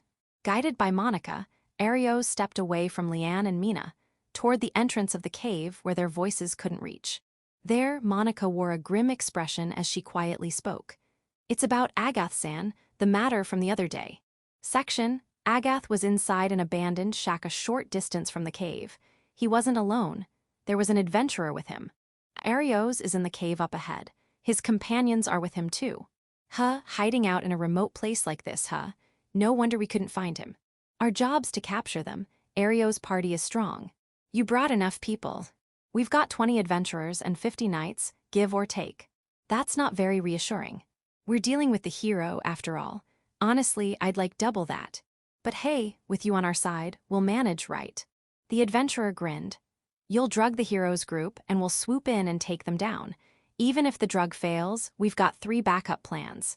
With all this preparation, not even a hero stands a chance. Yeah, leave it to me. I'll do my part without fail. In return. I know, I'll make sure the higher-ups take care of you. Satisfied by those words, Agath nodded. Agath had decided to betray Arios and his group. He traded their whereabouts and offered to help with their capture in exchange for his own safety and a reduced sentence. It wasn't that he felt nothing about selling out his companions, but he had reached his limit. He had spoken out against Arios several times before, but none of his warnings were ever heeded. Arios had continued his reckless behavior, never once considering those around him. And in the end, it led to the incident in the royal capital. Agath had agreed to the plan, yes, but he hadn't expected it to involve killing people. He never imagined Arios would go that far. If he stayed with Arios any longer, he would be dragged into ruin. The same went for Leanne and Mina. They refused to acknowledge their own faults, continuing to spiral just like Arios. Agath had no intention of going down with them. Selling out your comrades, that's the lowest of the low, who cares? Humans are selfish by nature. When the time comes to choose between yourself and someone else, everyone chooses themselves. That's why this was a completely justified act, nothing at all to be ashamed of. All right, I'm going to do one final check. You just rest up and get ready for the plan. Yeah, I'll do that. The adventurer left the dilapidated shack, leaving Agath alone. Alone, Agath looked down at his clenched fist and murmured softly, I'm not the kind of man who ends up in a place like this. Agath was born into a farming family. Unlike Arios, he wasn't of any noble or blessed bloodline. He wasn't born into nobility like Leanne, nor did he possess any special powers like Mina. He was just an ordinary commoner. From as early as he could remember, he had been helping with farm work. There was only so much a child could do, of course, but even that little help was desperately needed. That's how poor his family was. The problem wasn't with farming as a profession. The problem was his father. The man was endlessly kind-hearted, so much so that he couldn't say no when people came asking for help, and people took advantage of that. One after another, they came to borrow money, counting on his father's inability to refuse. Even though he wasn't wealthy himself, he gave what he could to those in need. Even when the family begged him to stop, he insisted he couldn't abandon someone in trouble. In the end, they fell into crushing debt and were ruined. Both his parents hanged themselves, and his siblings were sold into slavery, a truly horrific end. If there's a hell in this world, that must have been it. And yet, Agath alone managed to survive. He barely escaped before the ruthless debt collectors came. He couldn't bring his family, he only managed to save himself. That was all he could do, but surviving without a guardian was no easy task. Alone in the world, Agath spent the next few years living on the streets. Why did this happen? Because his father was too kind? Because no one stopped him when they should have? Was it just fate? He asked himself these questions over and over until he finally arrived at a single conclusion. It was because they lacked power, not just physical strength. Money, influence, reputation. Because they lacked all those things, his family was destroyed, or so the young Agath believed. And so, Agath began to crave power. Money, authority, fame. If he could obtain those, maybe he could get back what he had lost. Maybe he could gain something to replace it. That was what he thought. So he chose the path of an adventurer. A dangerous line of work, but one with the potential for rapid success and life-changing rewards. He trained diligently, steadily taking on requests and raising his level bit by bit. On the surface, he looked like a hardworking adventurer, but in truth, Agath was an extreme pragmatist. Even if someone asked for help, if there was no reward, he wouldn't lift a finger. He would never help someone without gain. Volunteer work was out of the question. His father had become a cautionary tale, and Agath learned to move based solely on personal gain. In a way, that mindset is essential for adventurers. Eventually, Agath gained considerable strength and was invited to join the hero's party. It was one more form of power he had earned. He was thrilled. As a member of the hero's party, he pushed forward, hoping to obtain even greater power. Later, Rain joined the group as an additional member, but his class was Beast Tamer, the weakest of all. Looking at everything through the lens of cost-benefit, Agath decided Rain had nothing to offer. That's why he never sided with Rain. If anything, he leaned slightly toward being an enemy, though he remained technically neutral. Then came the day they cast Rain out and took their next step forward, but it all fell apart. Arios spiraled out of control, and everything they had built was lost. But I'm not about to give up. Agath clenched his fist tightly. The party's reputation was in shambles. Their wealth was confiscated. They were wanted criminals. But so what? Compared to the hell he had endured in the past, this was nothing. This isn't the end. I can still come back from this. I'll start by selling out Arios and the others. It had all gone wrong because of Arios' failures. Let him take responsibility. This was a perfectly reasonable decision, or so Agath believed. It was the kind of answer only someone who lived by profit and loss could give. I'm not the kind of man who ends here. I can't end here. I'll gain power, I'll gain wealth, I'll gain everything. By doing this, I'll take back what I lost long ago. No matter what it takes, no matter how far I have to go, I will reclaim it. For that, I will. Betray my comrades. He's late, isn't he? It had been nearly an hour since the adventurer left the shack, supposedly to check on the plan. Should it really be taking this long? Puzzled, he stepped outside to check. Gigavolt. In that instant, a powerful voice rang out, followed by a surge of lightning crashing down on Agath. Agonizing pain shot through his body. His limbs went numb. He collapsed on the spot, unable to remain standing. What the hell? Such a shame, Agath. Wah, Arios. Arios emerged from the darkness. Leanne, Mina, and Monica were with him. Monica told me. It seems you were planning to sell us out. How did you? You'd like to know how we found out, wouldn't you? You were very careful, Agath, painstakingly thorough in your preparations. Even I didn't notice at first. But I have a very reliable ally on my side. But the encirclement should already be complete. You shouldn't have been able to escape. Oh, those adventurers and knights. Yeah, they're dead now. Leanne said it casually. Agath wanted to protest. There's no way it was that easy. But she didn't look like she was lying. Leanne's telling the truth. Monica warned us ahead of time. It seems you planned a surprise attack, but we launched one of our own instead and wiped them out. Impossible. You planned to drug us and strike while we were vulnerable. That means you already knew you couldn't beat us head-on. So without cheap tricks, we would have crushed you. Isn't that right? Ugh. Realizing the extent of his defeat, Agath was left speechless. Why did it come to this? Where did I go wrong? The questions echoed in his mind until he finally landed on the answer. Monica, this is your fault. Foo-foo. Monica smiled serenely, even as Agath glared at her. Arios had always been reckless, but now Agath was starting to think it was Monica who had pushed him over the edge. Ever since she joined, the party had taken a strange turn. Their descent into madness had accelerated. It didn't feel like coincidence, it felt like manipulation. And if someone had been pulling the strings behind the scenes, Arios, that woman is dangerous, she ga. A blade pierced through Agath's hand, cutting his cry short. Pleading for your life now? Don't disgrace yourself. You tried to betray us, your own comrades. That cannot be forgiven. Now it's time for judgment. Gah. Clutching his wounded hand, Agath frantically searched for a way out. No, no, no. I haven't taken anything back yet. I can't die here. I don't want to die. Forcing his scorched body to move, Agath crawled in desperation, trying to escape, but they wouldn't let him. Earth bind. Holy arrow. Leanne's magic bound his entire body, and Mina's spell pierced his leg for good measure. Leanne, Mina, wait, eyes. Trying to sell us out? Wow, never thought you were that much of a scumbag. For that pathetic little scheme, you can die right here. We don't need you, Agath. Your sins can no longer be atoned for through any means, but death. For the sake of our future, Agath, become our nourishment here and now. Staring down at him with cold eyes, the very people who had once been his companions filled Agath with despair. It was just like when Rain was exiled. Now the ones who did the exiling were being exiled themselves. In a way, perhaps this was karma. Even so, Agath couldn't give up his life, not yet. He begged for it. I was wrong, I'm sorry. Just please no more. Sheesh, you're persistent. Agath, you're my enemy now, and you know what we do to enemies, don't you? Wait, no, I'm not. How unfortunate. Arios spoke softly, almost mournfully, and it wasn't a lie. He meant it. He had been stripped of the hero title, he had lost everything. But even then, he thought he still had his comrades. That illusion had shattered.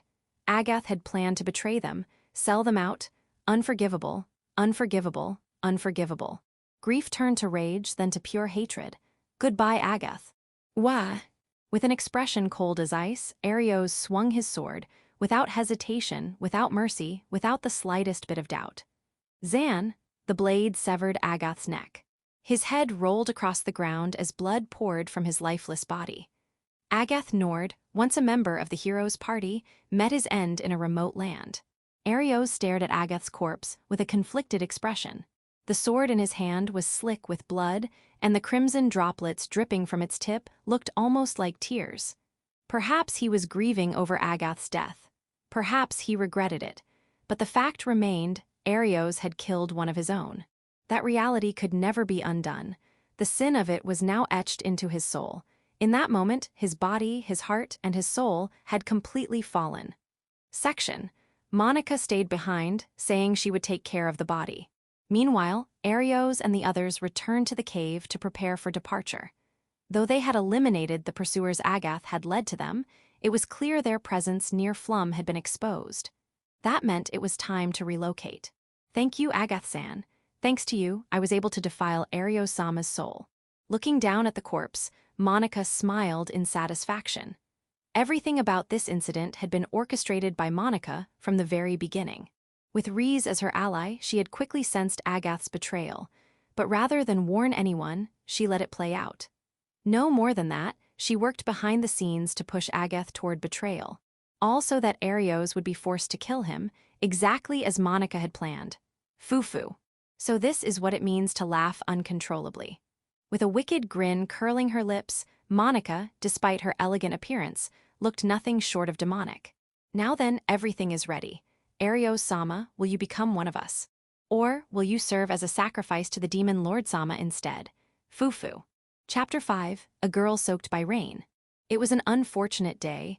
The rain had been falling non-stop since morning. On days like this, I'd rather relax at home, but we'd run out of seasonings.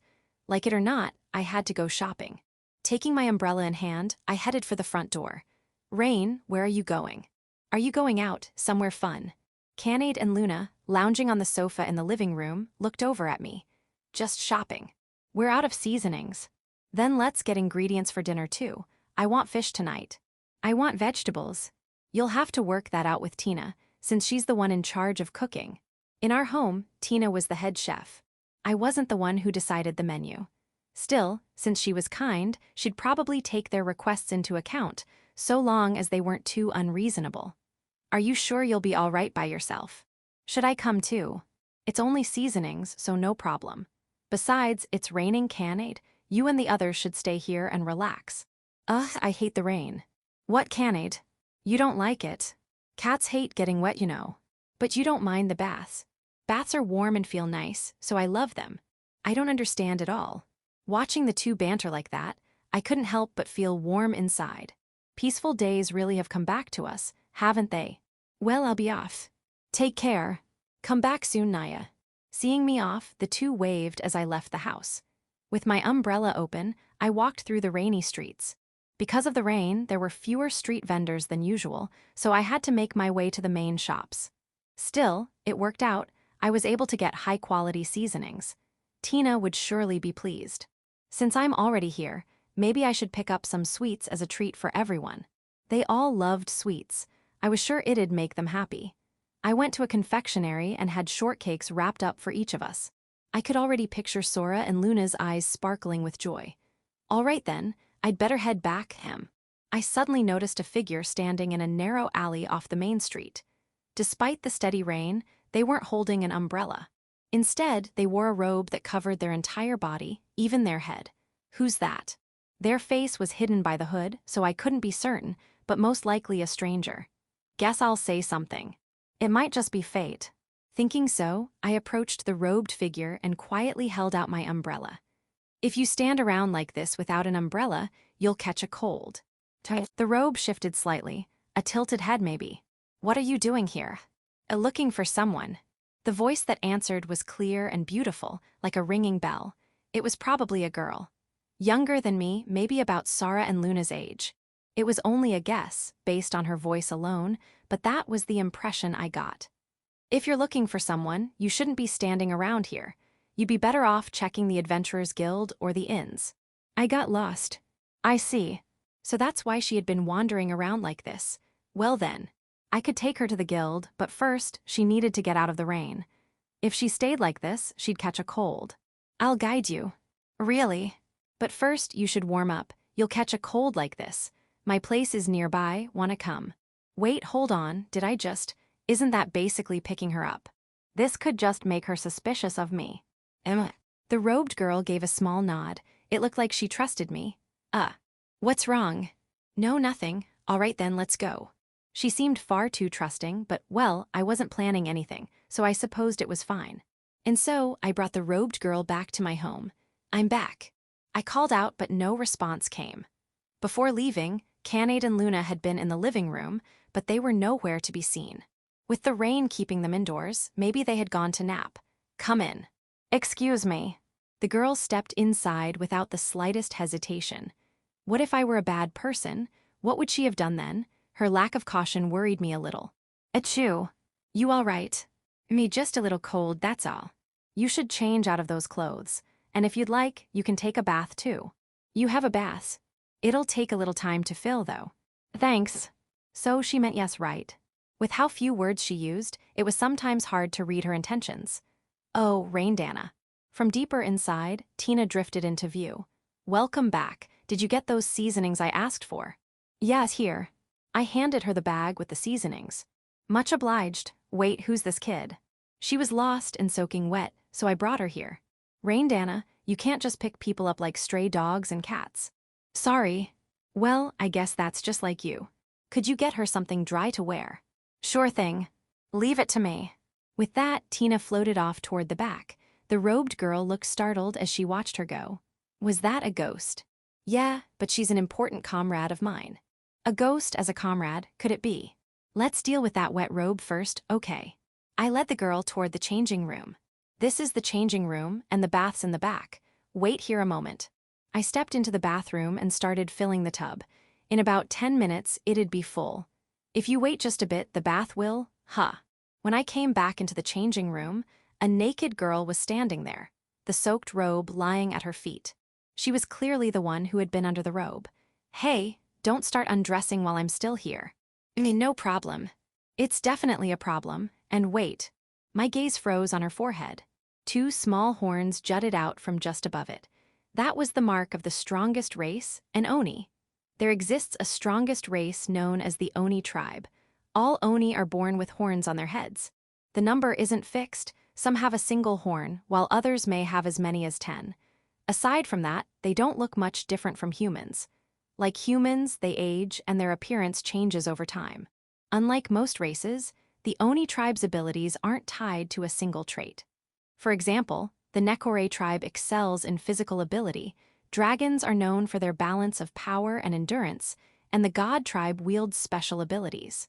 Each race typically has its own defining characteristic, but the Oni tribe has none. Some Oni are physically powerful, others are strong in magic, and still others possess strange, unique abilities similar to those of the God tribe. There's no doubt they're stronger than humans, but the exact nature of their superiority varies from one individual to another. The reason lies in their incredible diversity. The most straightforward type is simply called the Oni. They are characterized by long, large horns and wield immense strength that even surpasses the Nekore. Then there are rarer types, such as the Spirit Oni, said to summon spirits from the afterlife. Other variations include Rakshasa, vampires, Yasha, and more, so many, in fact, that among the strongest races, the Oni tribe has the greatest variety. There are so many subtypes that they are all grouped together under one broad category. The Oni. Relations between humans and Oni are good, arguably the closest among the strongest races. Most Oni live on the eastern continent, where many coexist peacefully with humans in towns and villages.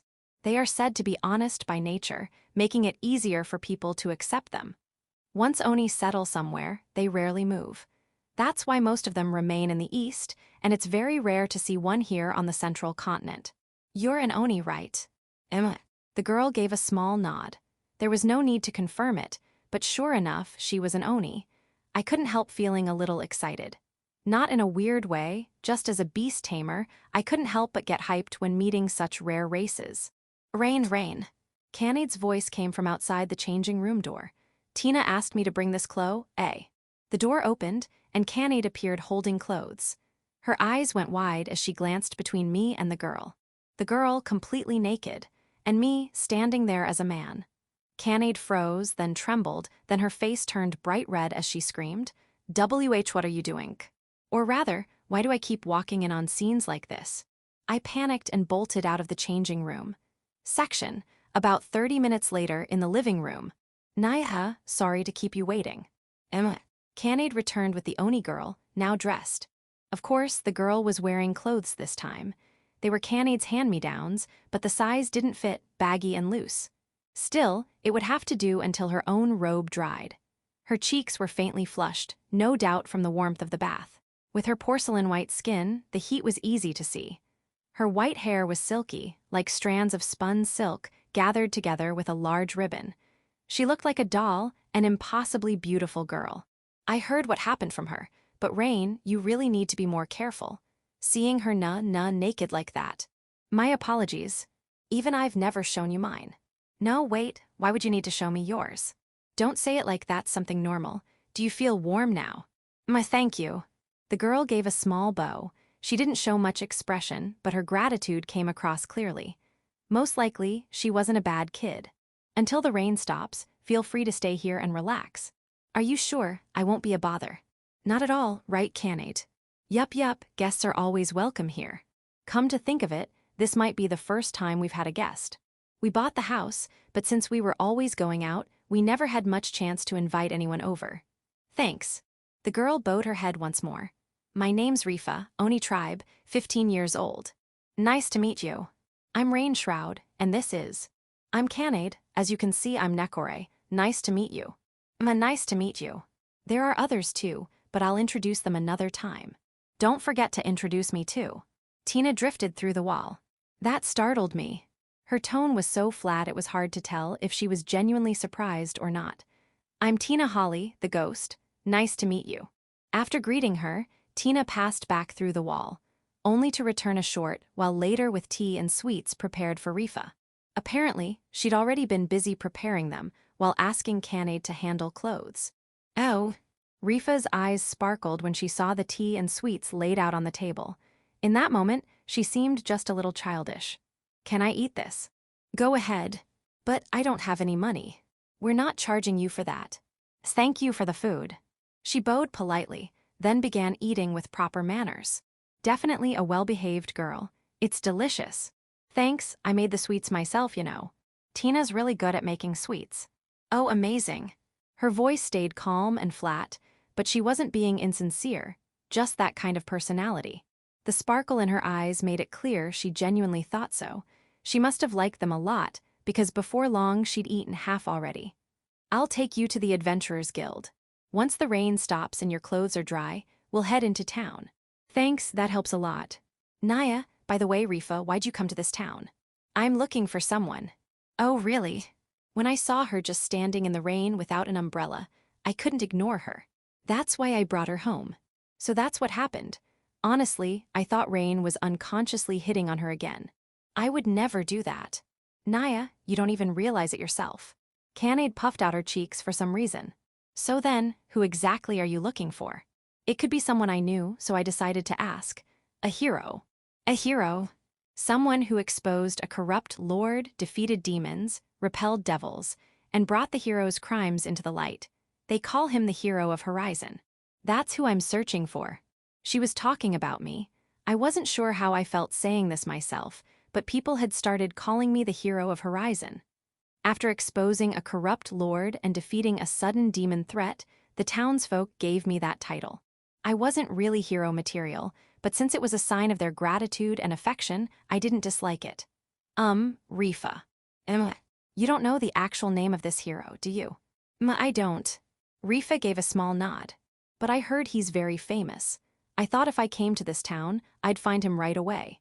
I see. Rain, do you know this hero? If you do, please introduce me. Rifa bowed her head politely. Then she looked straight at me. Her eyes were so clear and pure, there wasn't the slightest hint of deception. She must have an important reason, so I decided to just be honest. I'm that hero. You are. Rifa blinked, clearly surprised. She rarely showed much expression, so this reaction was refreshing. Really. It's true. But you don't look strong. That one stung. Rain is strong, he's contracted with us, members of the strongest races. And not just that, he's an amazing beast tamer too.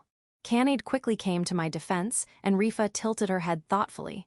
You contracted with Canaid, that's impressive. And Tina too. That's right. I've got a contract with Raindana as well. But you're a ghost. Raindana's got some strange power called Phantom Tame, you see. Phantom Tame. Rifa looked shaken, clearly never having heard of it. Well, that wasn't surprising. Controlling ghosts was rare. Back in my hometown, I'd only ever heard of one other man who could do it. In that case, but still, Rifa muttered to herself, clearly lost in thought. What exactly is her goal? Rain.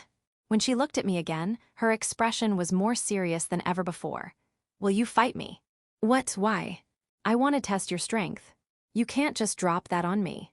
I couldn't fight someone for no reason. And besides, she was a girl. Sure, she was one of the strongest races, so maybe it wasn't something I should worry about, but still, fighting without a reason didn't sit right. Can you tell me your reason? Just saying you want to test my strength isn't enough. MMMs. Rifa's face twisted in frustration, as if she was reluctant to speak. She looked like she would tell me if pressed, but it also seemed like a very personal matter. I didn't want to force it out of her. After thinking for a bit, I nodded. All right, let's fight. Really? Yeah, I can tell this is important to you. That's enough for me. Whether you explain afterward or not, I'll leave that up to you. Thank you. Just don't complain if I end up disappointing you. I'm not really that strong. Raindana, how much longer you plannin' to sell yourself short?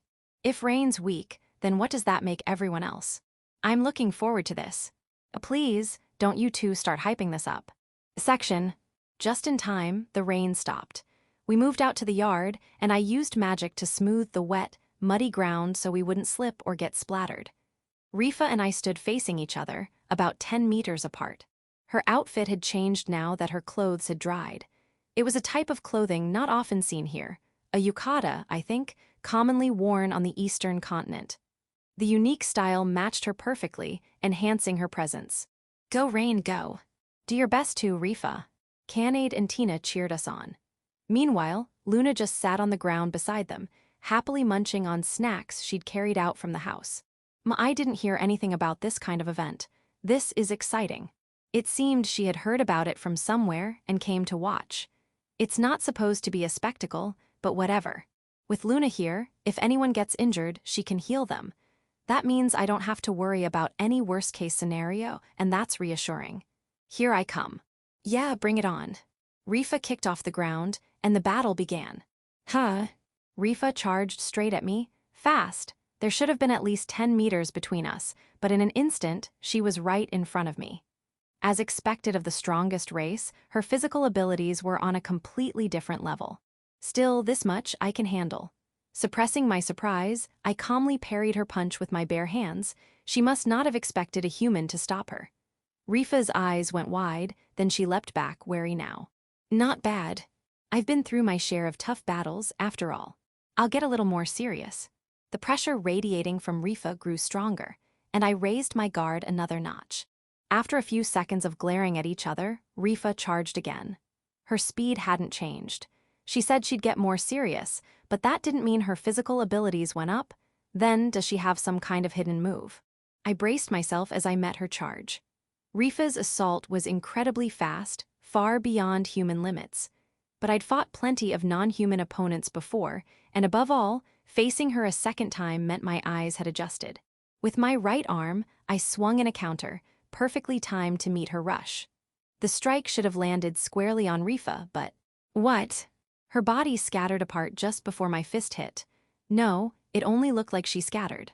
In reality, something entirely different had happened. Her body transformed into countless black bats which scattered in all directions. Naya, SH, she turned into bats. How's that even possible? Well, how fascinating. Everyone watching was caught off guard too, their voices filled with surprise. The swarm of bats flew around, then suddenly gathered behind me. They merged together and reformed into Rifa. What the hell was that? My ability. Rifa lunged from behind. I tried to defend, but the sight had been so unexpected that I hesitated for a split second and my guard was late. The impact flipped my world upside down. I spun violently, tumbling over and over before finally stabbing my arm into the ground like a break to stop myself. That one really hurt. No bones were broken, but the bruises were undeniable. I'd like to heal, but Rifa wasn't going to give me the chance. Is that it? Rifa didn't follow up, instead asking with a faint tone of disappointment. You're strong for a human. But if that's all, it's not enough. It's still too soon to judge. Like hell I'm going to lose here. My stubborn pride flared and I forced myself back to my feet. All right, now it's time for a counterattack. You still want to continue? Of course. That spirit is good. I raised my fists, but Rifa just stood there, unmoving. Even as I closed the distance, she showed no reaction, like she was saying, do as you please. So she plans to turn into bats again and escape. Well, that actually works in my favor. Here I go, boost. I used magic to enhance my physical abilities, then dashed forward. Faster and sharper than before, but too naive. Rifa showed no signs of panic as she turned into a bat once more to dodge my attack. I thought I had caught her off guard, but I guess it's not that easy. The first strategy had failed, but I still had plenty more. One of them was this. Stop. I activated my beast tamer ability and gave a command to the bats to halt. If she's in bat form, maybe I can make her obey a command. That hunch proved right as the swarm of bats that Rifa had split into suddenly stopped moving. Damn it. They may be bats, but she's still one of the strongest species. It seemed impossible to bind her for long. With a sharp voice as if summoning her strength, she shook off my command. The bats regained their freedom and quickly regrouped. Rifa materialized again. What was that just now? She cautiously kept her distance while questioning me. I'm a beast tamer. And I can't control normal people, but I figured if you transformed into a bat, I might have a shot. Even as a bat, I'm still a member of the strongest race. There's no way a human could control me. Well, it's complicated. It's probably the hero's blood running through me that's influencing things. Thanks to that, my command, normally ineffective, somehow reached even Rifa. But of course, I couldn't explain that. The hero's blood is confidential, something I can't share with anyone I don't fully trust. Still, Rifa seems like a good girl, probably not a problem. Here I come. Rifa readied herself, clearly intending to continue the fight. If I want her to accept it, I'll have to win. I braced myself too. Rifa charged in, at least, that's what I thought, until her body suddenly sank into the shadows. What the? Caught off guard, I froze for a moment. Rifa didn't miss that opening. Gotcha. This time she leapt out from my own shadow. No way, that's practically teleportation. KH. She burst out of the shadow, spinning midair, and delivered a spinning kick. I barely managed to guard with my arms, but the force of it sent a jolt of pain through my body. Still in the air, Rifa spun like a gymnast, unleashing a barrage of kicks. 1 hit, 2 hits, 3. I managed to block the first 2, but the third landed cleanly, slamming into my head. The blow was intense. My vision flickered for a moment. I somehow held my ground and stayed on my feet. I launched a counterattack, not so much to hit her, but more to keep her from following up. Too slow. Rifa disappeared into the shadows again. Panicking, I scanned my surroundings. This time, she reappeared from the shadow of a nearby tree, so she can move between shadows. I didn't have enough data to be sure, but for now, I'd assume it's some form of teleportation. If that's the case, then there's a way to deal with it. Create object. I conjured a stone wall, enclosing the area around Rifa. Then, gravity inversion, what? I doubled the gravity acting on her, trying to pin her within the stone walls. Incredible, I didn't expect you to have a power like that. I've got a few tricks. But still you're too soft. Even surrounded by walls and weighed down by doubled gravity, Rifa vanished into the shadows again, as if none of it mattered. Just like before, she was planning another ambush by leaping between shadows. It was a troublesome technique. Normally, there'd be no way to spot its signs, but if she's relying too heavily on it, I have a chance. Staying on high alert, I waited, and at the perfect moment I spun around. What? At the perfect moment, Rifa appeared from the shadow behind a tree. She stepped forward with force and thrust her fist out. Only to stop it right in front of my face. How's that? If I had taken that hit, I wouldn't be fine. I lose. Rifa accepted defeat honestly and raised both hands in surrender. Then, tilting her head curiously, she asked, "But how did you know where I was?" "Take a look at your back." "Him's a bug." Pulling at her clothes to peek over her shoulder, Rifa found a tiny insect clinging to her back. I'm a beast tamer, but I also have a bit of insect tamer ability. I used it to attach that bug to you. This insect carries magical power. Just as you guessed. It's called a reactor ant. Well, it's technically an ant, not just a bug. It's a special kind that interferes with other sources of magic just by being nearby. It doesn't completely block magic, though. Because of this ant, my magical flow got disrupted, and from that interference, you figured out where I'd appear. Correct. But when did you even know? Way? It seemed she'd arrived at the answer herself. Her eyes widened in surprise. When you used that flashy ability earlier. That wasn't to trap me, but to use as a smokescreen for planting this bug. Right again. She's sharp. If I had to fight her after revealing everything I've got, I might not stand a chance. I guess this is the extent of my power. I borrowed the bug's help. And well, technically, the powers I use come from contracts, so they're not really mine. If it bothers you that this wasn't a pure test of strength, I won't argue. In that case, you can call it my loss. No, I won't say that. Rifa shook her head slightly, then with a sparkle in her eyes, she looked at me. Rain is strong, stronger than me. No guarantee I'd win again, though. I don't think so. Either way, I lost. I recognize your strength. I'm sorry for acting all high and mighty. Rifa bowed her head respectfully. She seemed a little deflated, probably because she'd been saying all those bold lines earlier. It's okay. You needed to test my strength for yourself, right? If that's the case, then I don't mind at all. If it's a mock battle, I'll spar with you as many times as you want. Thank you, Rain, you're kind. Indeed. Rain is very kind. Naya, it feels like yet another girl is falling for Rain. Canid and Tania are gonna have it rough, huh? With the fight over, everyone started tossing around their thoughts.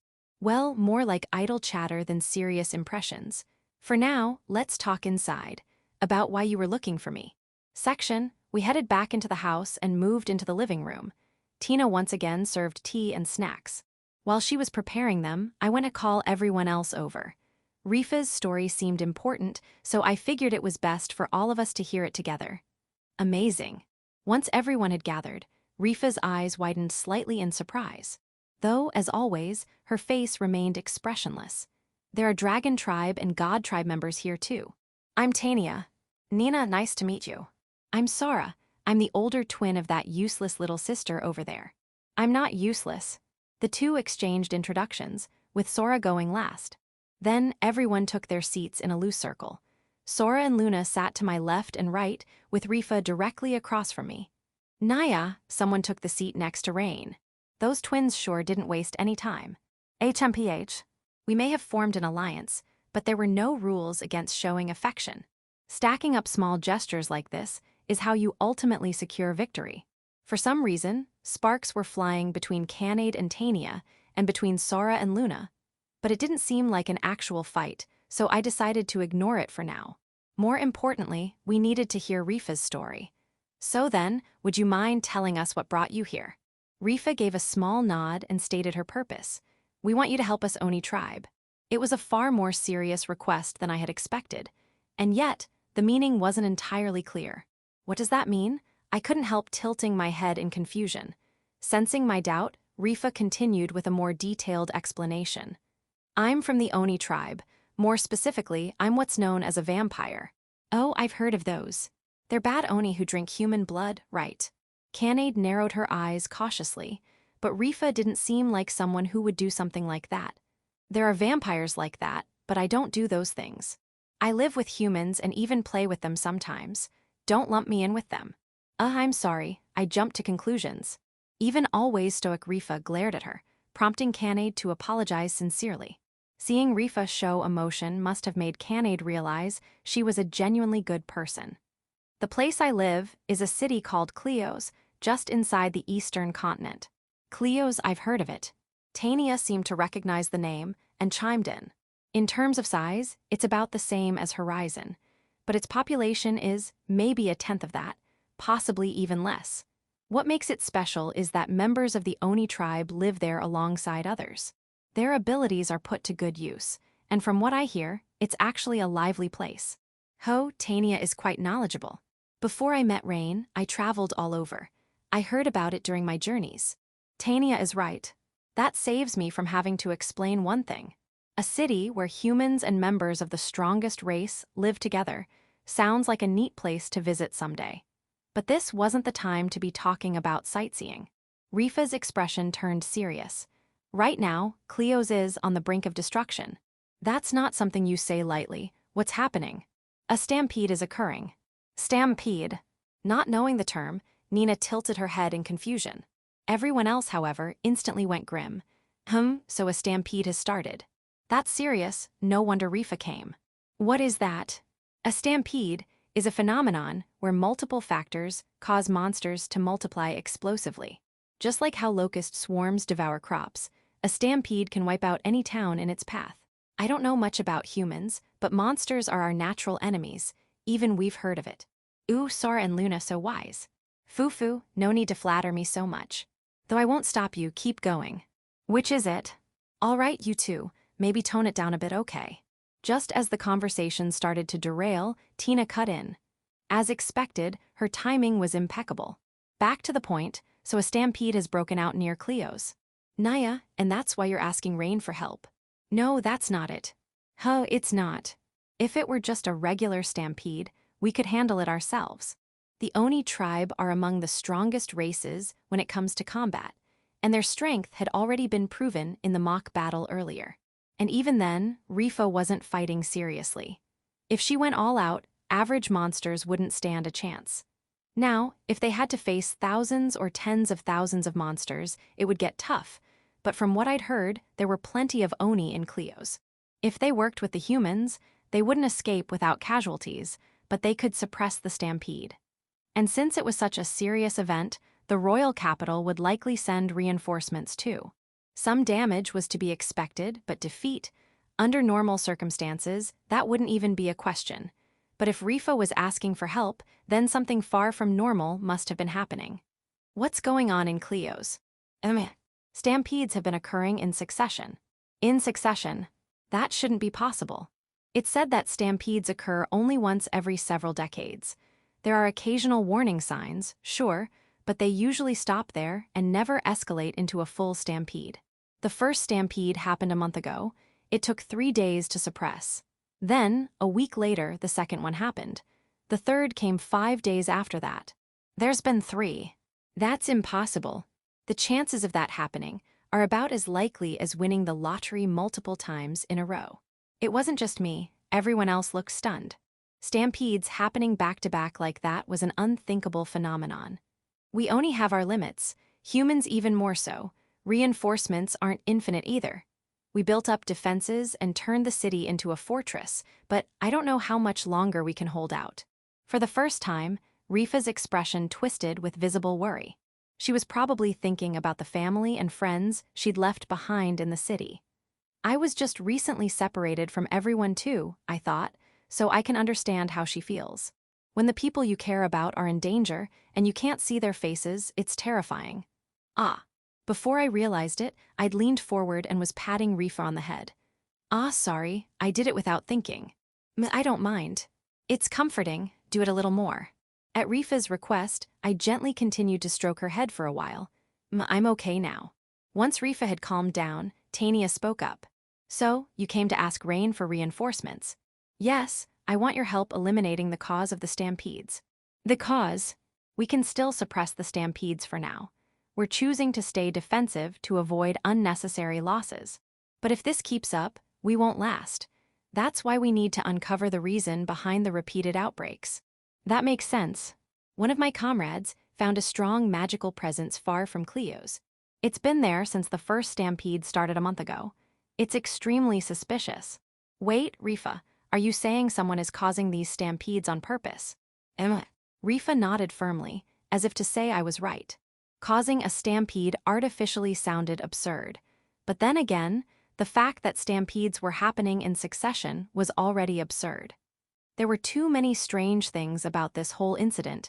It was time to question what we considered normal. We believe someone with tremendous magical power is behind the stampedes. That's why we decided to defeat them. But Rifa's face darkened, and she lowered her head to hide it. Her hands clenched tightly in her lap. None of them came back. I see. We don't know who or what the enemy is. But we do know that even we, members of the strongest race, couldn't match them. There were only a handful of beings who could rival the strongest race. An adventurer of legendary S-rank, or perhaps a hero, or a demon. If every Oni and Cleos fought together, I think we could defeat that mysterious enemy. But then no one would be left to protect the city. We should send a small elite force, but we don't have enough people.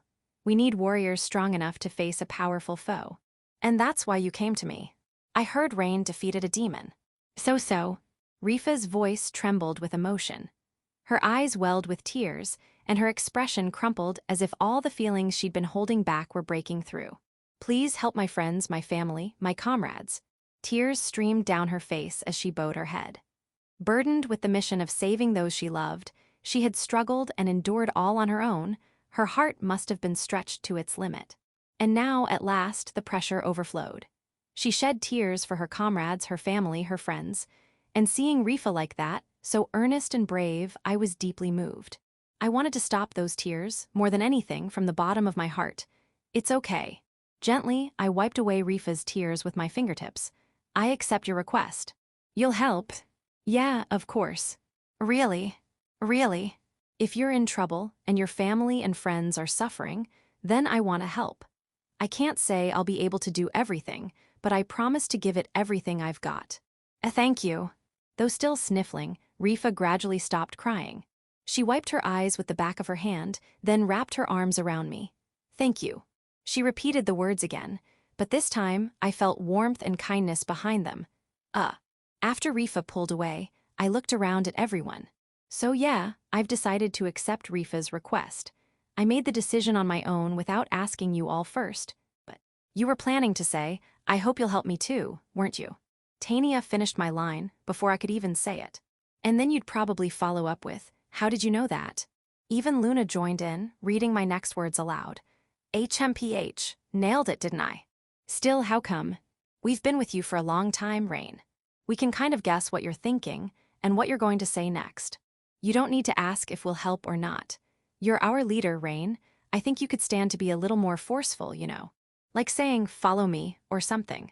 Naya, a forceful Rain, I could get behind that. Let's not veer off track, you delusional cat. Delusional cat. Lately, Tania had been snapping back at Canaid more and more. Honestly, those two could probably put on a comedy show and earn tips from it. Anyway. Of course we're in. We want to help Rifa too. Rifa's tears had clearly touched everyone. They accepted the request with smiles. Hearing their responses, Rifa's eyes welled up again. Thank you, I'm so grateful. Her voice trembled just a little as she bowed her head. At first I thought she was expressionless, like a doll. But that wasn't true at all. She was full of emotion. It just didn't show on the surface easily. And seeing how sincere she was, I once again felt a strong desire to help her. Well then, sorry, but could you come with me to the Adventurers Guild? Why? When issuing a request to adventurers, it needs to be properly reported to the guild. I'd skipped the procedure before, but now that I'm an A-rank adventurer, I'd get scolded for doing that. I had to set a good example for others now. Unless it was a major emergency, I wanted to go through the proper process. Will Cleos be okay in the meantime? Yeah, it'll be fine. After a brief pause to think, Rifa gave a small nod. Everyone's strong. If we focus on defense, we can still hold out. They said it should last a while longer. I see. All right then, sorry to trouble you, but let's go take care of the paperwork at the guild. It shouldn't take too long. Okay, got it. Me, Rifa, and Tania, will you come with us? Of course. Everyone else, please get ready for the journey. Gather food and water. Pick up any daily necessities or equipment we might need. And arrange a carriage. A sea carriage. The moment I mentioned that, Sora and Luna's moods plummeted. The two of them were notoriously bad with carriages and were probably already dreading the motion sickness. Cleo's was supposed to be just across the border into the eastern continent. It wouldn't take nearly as long as a trip to the royal capital. Even so, it would still take a few days, so it was bound to be rough on the two of them. Uwug's newug. Uwu. Luna and Sora groaned with visibly bitter expressions. They really hated the idea of traveling by carriage. Ah, I've got it. Luna's face suddenly brightened as if she'd just had a brilliant idea. Rain. As long as we secure a means of travel to Cleo's, it doesn't have to be a carriage, right? Yeah, that's true. Did you have something in mind? We'll ride on Tania's back. I'm not a carriage, you know. Just kidding. That's a lie. She probably would have hopped right on if Tania had said, fine, I guess I'll do it. So what's the real plan? We're thinking of passing through the Spirit Tribe's village. Sora answered in Luna's place. I believe there's an entrance to the village just past the border into the eastern continent. If we use that, we won't need a carriage to cross over. We might have to walk a bit afterward, but it should still be faster than traveling the normal way. But is it okay to use the Spirit Tribe's village just for transportation? They usually kept it sealed off with a barrier, so using it as a shortcut seemed questionable. Wouldn't the chieftain or Al be angry about it? Then again, Al would probably just smile and say, sure, go ahead.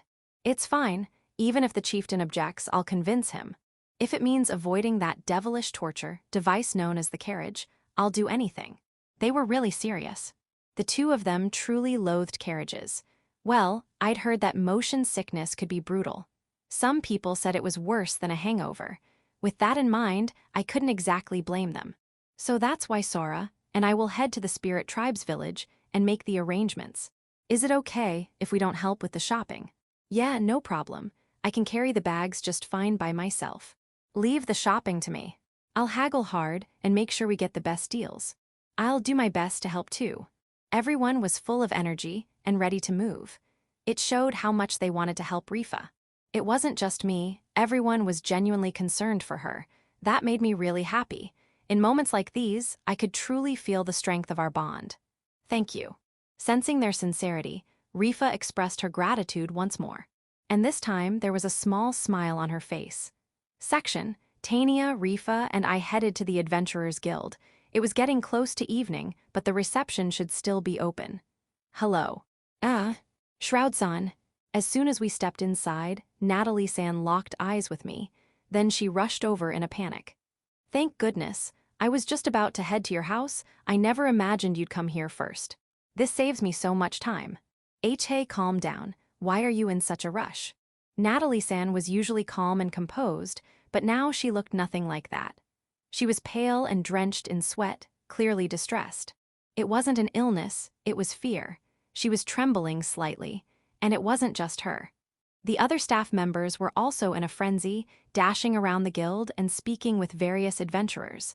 All of the adventurers wore grim expressions. What's going on? Puzzled, I turned back to Natalie-san, and she delivered a shocking truth.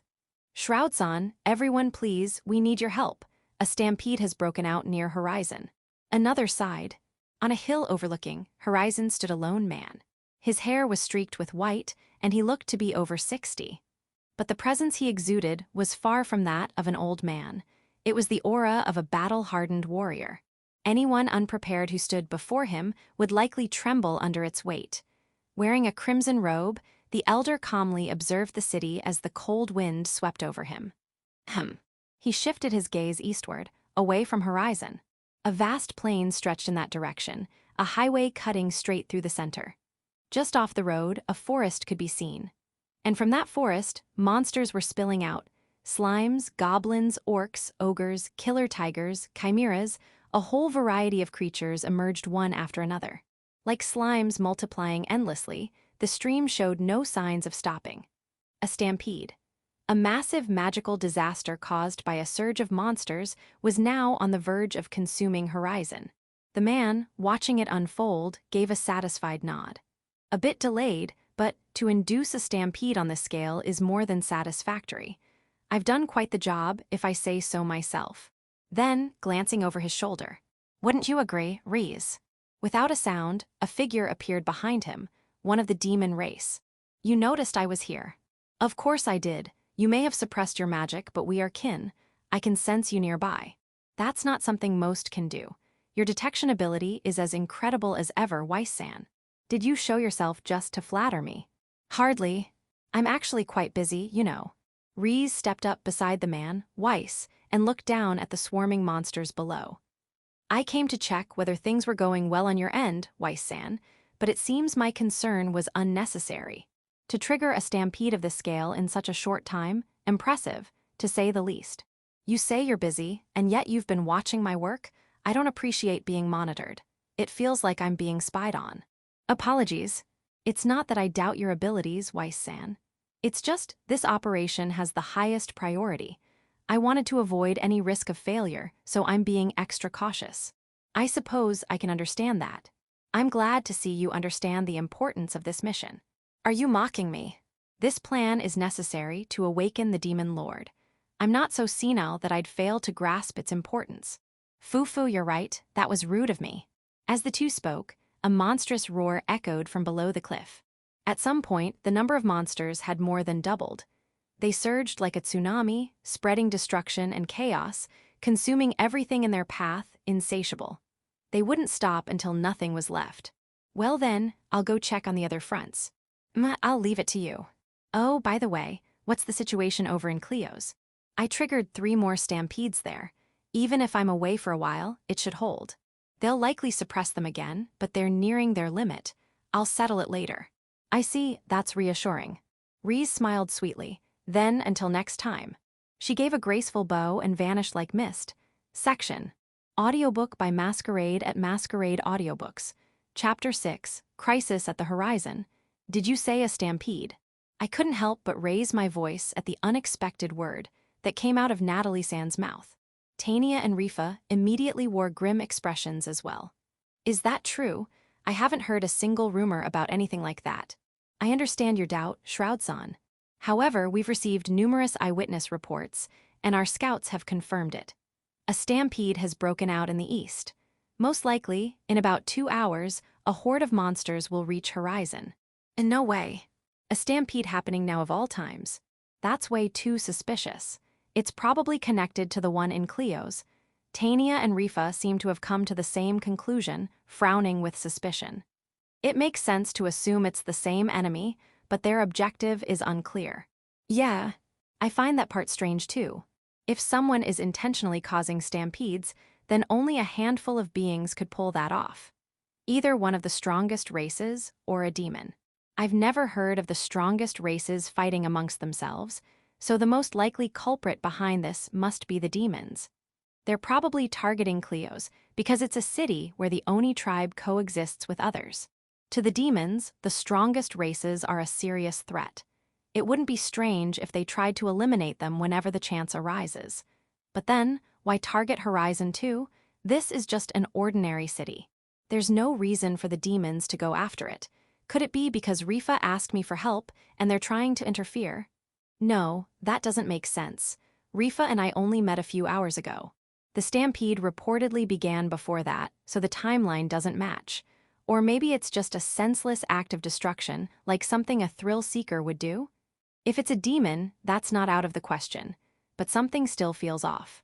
A thrill seeker wouldn't need to focus solely on Cleos, nor would they go out of their way to attack a far-off city like Horizon. There must be some reason they're targeting Horizon, but now's not the time to dwell on that. First, we need to focus on protecting the city. Tania, can you gather everyone for me? Sure, but I think Sora and Luna have already left the house. Then we'll just have to do our best without them. Not having Sora and Luna is a big blow, to be honest. But without any way to contact them, it's hard to get them back. We'll have to make do without them. Actually, Tania glanced around the guild and tilted her head in confusion. Aren't there not a lot of adventurers? Now that you mention it. While the guild staff bustled about, the adventurers were preparing for battle, checking their gear and readying their tools. But there weren't many of them. Normally, there should be way more adventurers around. What happened? Well, actually. Apparently listening in, Natalie Sands spoke up apologetically. Unfortunately, nearly half of the adventurers registered in Horizon are currently out on long-range requests. What awful timing. So many unlucky things happening at once. It can't be a coincidence. The enemy must have planned it this way. As for the adventurers currently in the city, you're looking at all of them. What's the scale of the stampede? It's hard to say, but the estimate is around 20,000. 20,000, huh?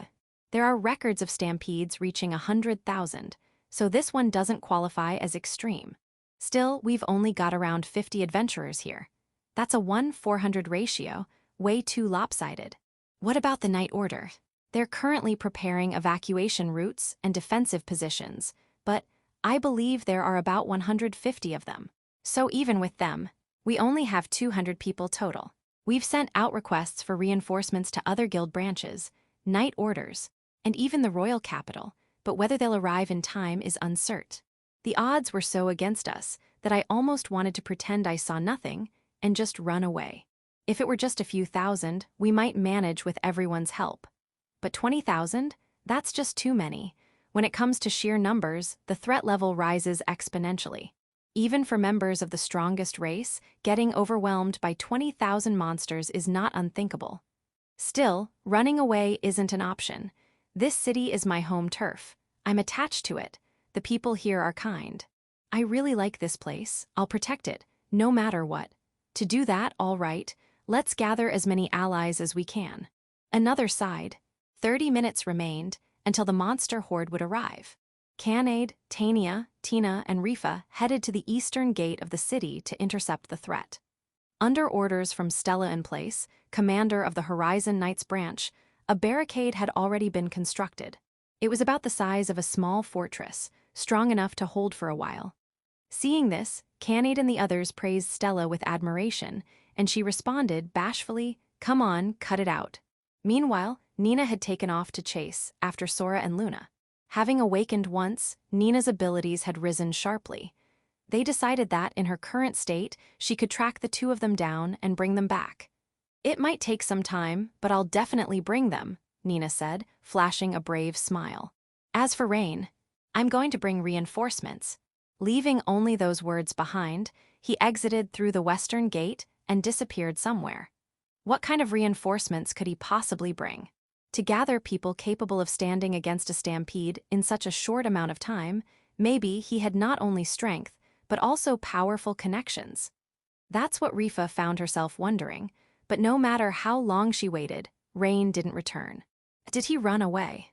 That suspicion crept into Rifa's mind, and she couldn't blame herself for thinking it. He had spoken so confidently, yet there was no sign of him coming back. What awaited them now was a calamity, a stampede.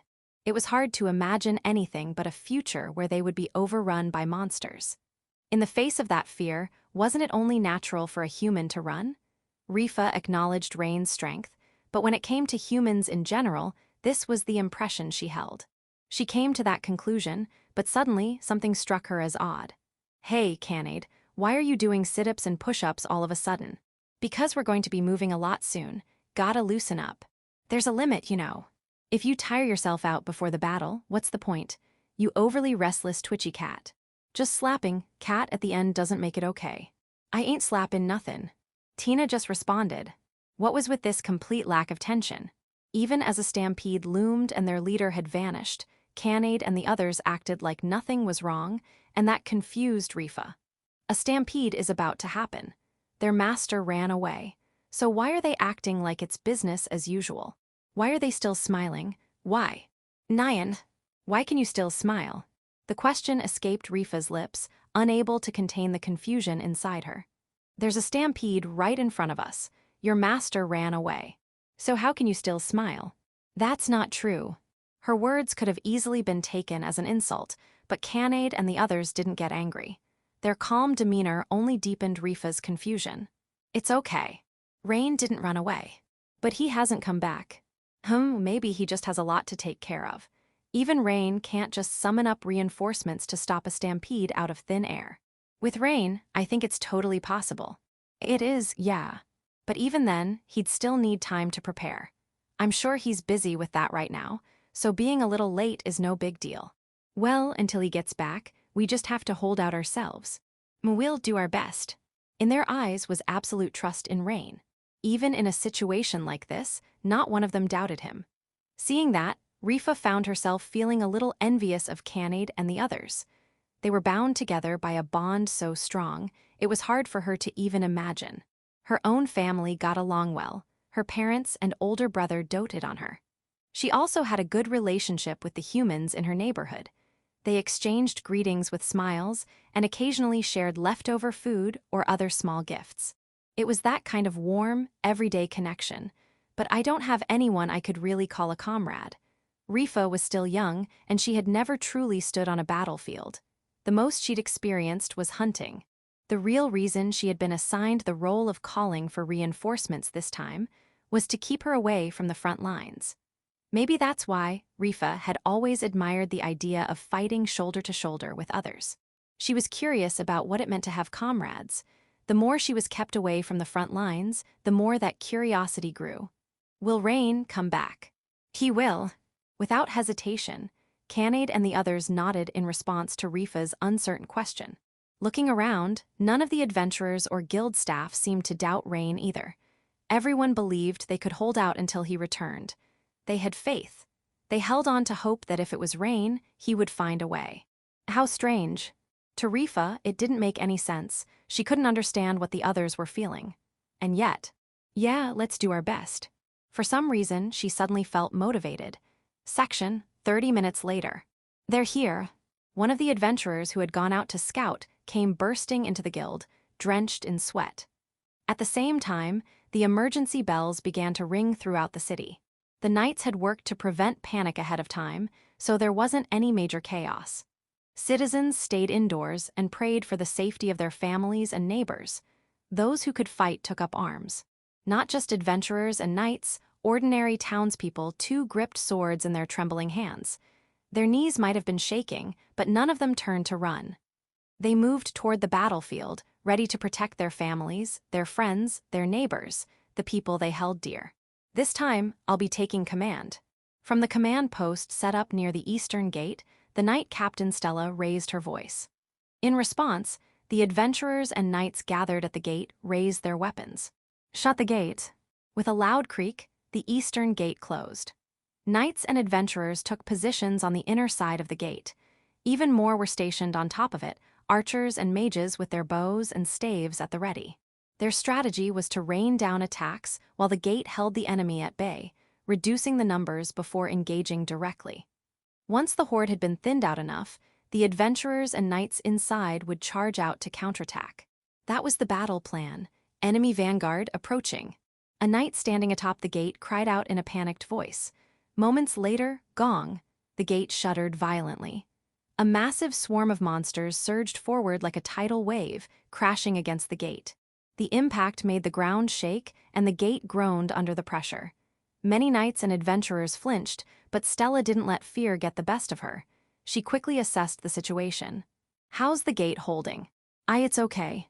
The barrier is deployed. It's holding for now. Then launch a counterattack. Anyone with long-range capabilities lay waste to the monsters from atop the gate. At her command, the adventurers and knights on the gate raised their weapons. Bows, long spears, staffs, spellbooks, they glared down at the oncoming horde of monsters, weapons at the ready. Fire! With Stella's signal, a barrage of attacks began. Arrows pierced through monster skulls. Spells scorched, froze, and electrocuted. Monsters trying to climb the gate were knocked back down by long spears. 10 minutes passed since the monster assault began, and the gate still held strong. Ooh, not bad. This might actually work. From a vantage point above, Cannade and Tania grinned as they watched the fierce efforts of the adventurers and knights. Even Stella, who had been watching the situation closely, allowed a small smile to form. Rifa, however, was different. Her expression remained tense, brow furrowed. It won't work. Nyan, what do you mean? At this rate, it won't hold. I'm sorry, what do you mean by that? Stella gave Rifa a puzzled look, trying to understand what she meant. Though this was their first meeting, Stella trusted Cannade and the others. And because of that, she also trusted Rifa, whom they had brought with them. If there was something wrong, she wanted to hear Rifa's advice. A stampede means endless waves of monsters. They come at you without pause. Yeah, that's right. We'll have to fight for hours nonstop. At this rate, our formation won't last even an hour. I see you're talking about rest. That's true, I hadn't considered that. To be more accurate, it wasn't that she hadn't considered it, but that she couldn't. The difference in numbers was so overwhelming that they had no room to hold back. If they didn't go all out from the start, they'd be swallowed up in no time. With this few people, we're pushing it. And just like a prophecy, Rifa's warning came true. 1 hour later, the battle line began to collapse. The enemy was a horde of 20,000 monsters. In contrast, they had a mixed force of about 200 adventurers and knights. There were another 300 civilian volunteers, but they were a last resort, not meant to be deployed unless absolutely necessary. Against such overwhelming numbers, no amount of tactics could truly work. For any strategy to be effective, a minimum amount of manpower was required. But in this situation, the disparity was simply too great. No tactic would prevent them from being overrun. So they went with the simplest option: a defensive siege. They used the city gate as a shield and took up positions where they could intercept the monsters from a superior position. Fortunately, the enemy was made up of mindless monsters. They didn't have the intelligence to sneak in or unlock the gates. They simply charged head-on. They could probably hold for half a day. If rain or reinforcements from another city arrived by then, they might still stand a chance. That's what Stella had hoped, but she'd underestimated the situation. Damn it, they just keep coming. Hey, don't stop attacking. I know, but... The adventurers and knights standing atop the gate continued to strike down the unending swarm of monsters. But they'd been at it for over an hour now, and the fatigue was starting to show. Driven by the will to protect the city, by the desire to keep their loved ones safe, they fought on. But even that had its limits. Their stamina and spirit were nearing the brink, and their movements were gradually slowing. Seriously, things are getting sketchy right around the 1 hour mark. Just as Rifa predicted, Cannade and Tania frowned as they observed the deteriorating battlefield. This isn't good. Nope, which means... Agreeing with Rifa's assessment, Tania turned toward Stella. If they let the monsters push any further, the gate would eventually fall. They needed to strike before that happened. We'll go out there. While we're holding them off, make sure the wounded and those who need rest are pulled back. We can buy that much time. We're relying on you again, aren't we? Stella grimaced, clenching her fist tightly. As a knight sworn to protect the city, she was frustrated that her own strength wasn't enough, that they had to rely on Tania and the others once more. Seeing that, Tania let out an exaggerated sigh and flicked her forehead. Ow! Stella was completely thrown off, practically floated over her head. But Tania, as if telling her not to worry about the hopelessness of the situation, smiled brightly. "You're not the only one who wants to protect this city, you know? I mean, well, I actually kind of like this place too, just a little. So I don't mind lending a hand or anything." "Nya. Tania, you're so not honest with yourself. Shut it, you charging, full-speed, rampaging cat. I don't even know what that means, but I'm pretty sure you just insulted me." Hathy. Even in the middle of a stampede, Canaid and Tania were completely unchanged. Watching them, Stella couldn't help but laugh, and thanks to that, her strength returned. The crushing tension lifted from her shoulders. She could still fight. She would give everything she had to do what needed to be done. With that thought, her resolve burned anew. "Of course, we'll be joining the fight too." "Huh, but we're supposed to go first. We can't let you and Canaid hog all the glory, after all." Stella smiled as she said it. She didn't actually care about glory. It was just a joke to lighten the mood. Sensing Stella's intent, Canaid and Tania smiled as well. Watching the three of them, Rifa felt something unfamiliar stir in her chest. Something warm, gentle, and happy. She couldn't quite put it into words, but she knew it was something incredibly precious. "Canaid, Tania, Rifa, sorry to keep y'all waitin'." Possessed and piloting her doll, Tina came scampering over and leapt onto Tania's head, settling in as if it were the obvious spot. With Nina absent, it seemed that was her perch for the day. "It's nothing fancy, but I set up a few medical tents behind us.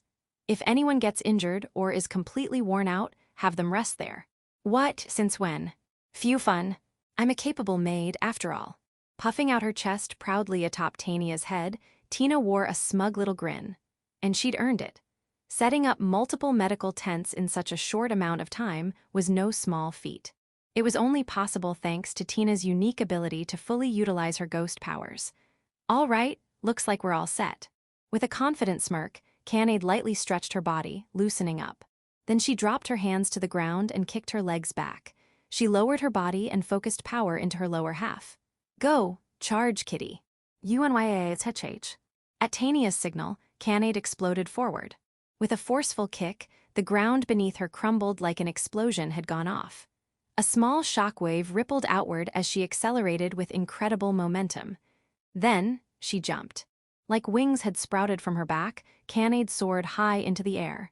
She sailed clean over the city gate and into the airspace above the horde of monsters. "Take THISSSSSS." Spinning midair, she crashed down like a meteor. GOOM.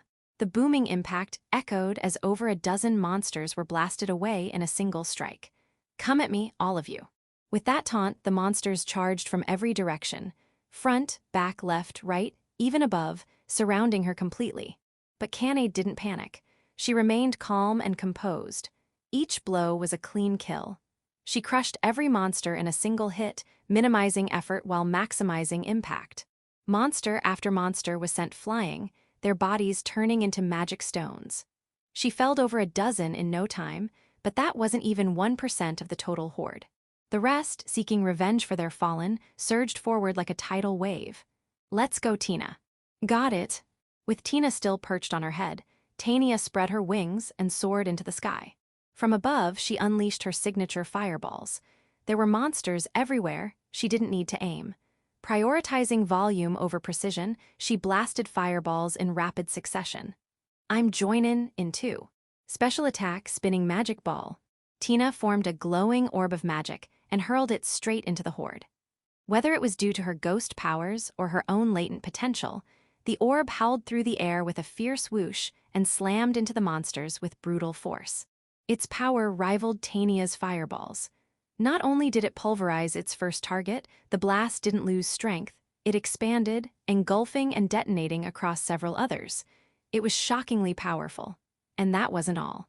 For some reason, even when monsters tried to evade with sharp turns, Tina's magic orb curved dramatically, homing in on them like a guided missile. Tina herself didn't realize it, but being constantly surrounded by Canaid and the other strongest races had bathed her in their magic. Her abilities had gradually been overwritten, allowing her to draw out this level of strength. In a sense, Tina was becoming something close to a member of the strongest race. Incredible. Watching Canaid and the others in action, something hot surged in Stella's chest. Their very presence shone with brilliance and gave strength to those around them. She was one of those people. She couldn't let it be just them. She couldn't fall behind. "Let's go, everyone follow me, support them with everything you've got." Stella leapt from atop the gate and landed gracefully beyond it. At the same moment, she swung her sword in a wide arc, cutting down a cluster of monsters in a single motion. Her swordsmanship was sharper than ever, proof of her relentless training. Seeing Stella charge in, the morale of the adventurers and knights soared. Weapons in hand, they rushed onto the battlefield. Canaid, Tania, and Tina held back the tide of monsters at the front, while Stella and her group provided support. It was a perfectly balanced formation, allowing everyone to bring out the best in each other. Yep. In times like these, humans really come through. Watching Canaid and Stella fight side by side, Rifa nodded with quiet satisfaction. She had never fought on the front lines herself, but she'd heard plenty of stories from her family and comrades about humans. That they usually seemed unimpressive, but when the moment called for it, they displayed unbelievable strength. Now she understood exactly what they meant. Smiling softly, Rifa felt genuinely happy. Still, this is incredible. She couldn't help but be amazed at Canaid and the others. Even among the strongest races, their power could vary greatly. In rare cases, some were even weaker than humans. But on the flip side, there were also those with enough strength to overwhelm even demons. Canaid and her group were clearly the latter. They had the overwhelming power and skill to dominate the monster horde and the unshakable will to match. Rifa had never seen anyone outside her own family possess strength like this. Canaid might even rival the legendary strongest cat spirit, the Smiling Demon. Tania might match the mythical dragon race prodigy, the Demon Child. And Tina, she was supposed to be human once, just a ghost now. So how could she be this strong? Still slightly overwhelmed, Rifa decided to jump into the fray herself. She leapt down from atop the gate and landed squarely in the middle of the battlefield. Monsters rushed at her immediately, but too slow. Rifa's body scattered into a swarm of countless bats, flying outward in all directions. Not just to dodge, they darted like arrows at extreme speeds, slashing with razor-sharp wings and sinking fangs into their prey. One after another, monsters fell. Once the numbers had been thinned out, the bats regrouped above the gate, merging back into Rifa's form. "Summon, kin." She thrust out her palm and spoke a single word. Her shadow began to swell as if it had a will of its own. It grew, expanding to nearly 3 times her size, before bursting apart. From within, 2 jet-black wolves emerged, one male, one female. Each stood nearly 5 meters tall, armed with razor fangs and claws. "Go."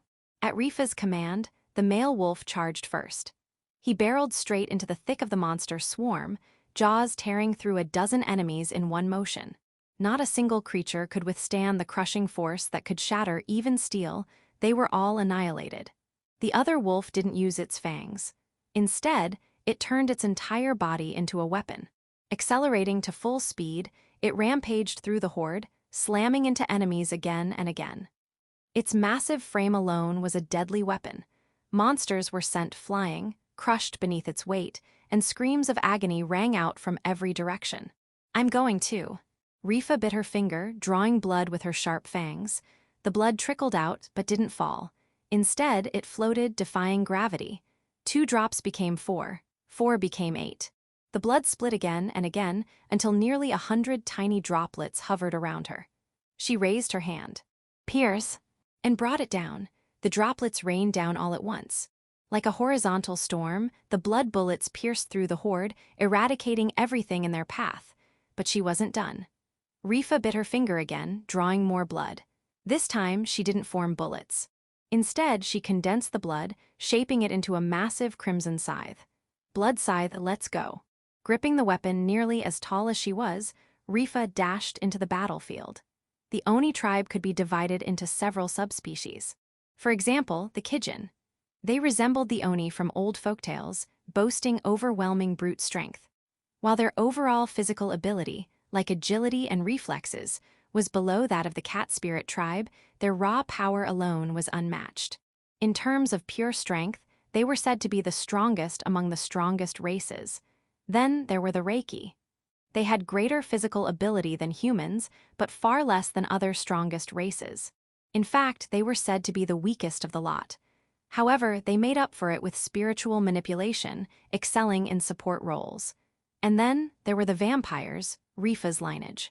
The greatest trait of vampires was the ability to control their own blood. As she had just demonstrated, they could condense and split blood to launch it like bullets. Or, by solidifying it, they could create weapons. They could also share their blood to create kin, loyal subordinates. These kin were absolutely obedient to their master. They usually dwelled within the master's shadow and only emerged to fight when commanded. It was similar to how beast tamers used familiars, but not quite the same.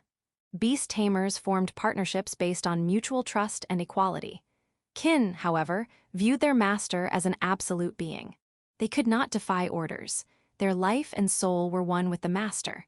If the master died, so did the kin. But not the other way around. The master held complete control over their fate. That said, turning someone into a kin required their consent. It couldn't be forced. In that regard, it was similar to Rain's approach. Rifa had struggled greatly before forming kin bonds with the two wolves.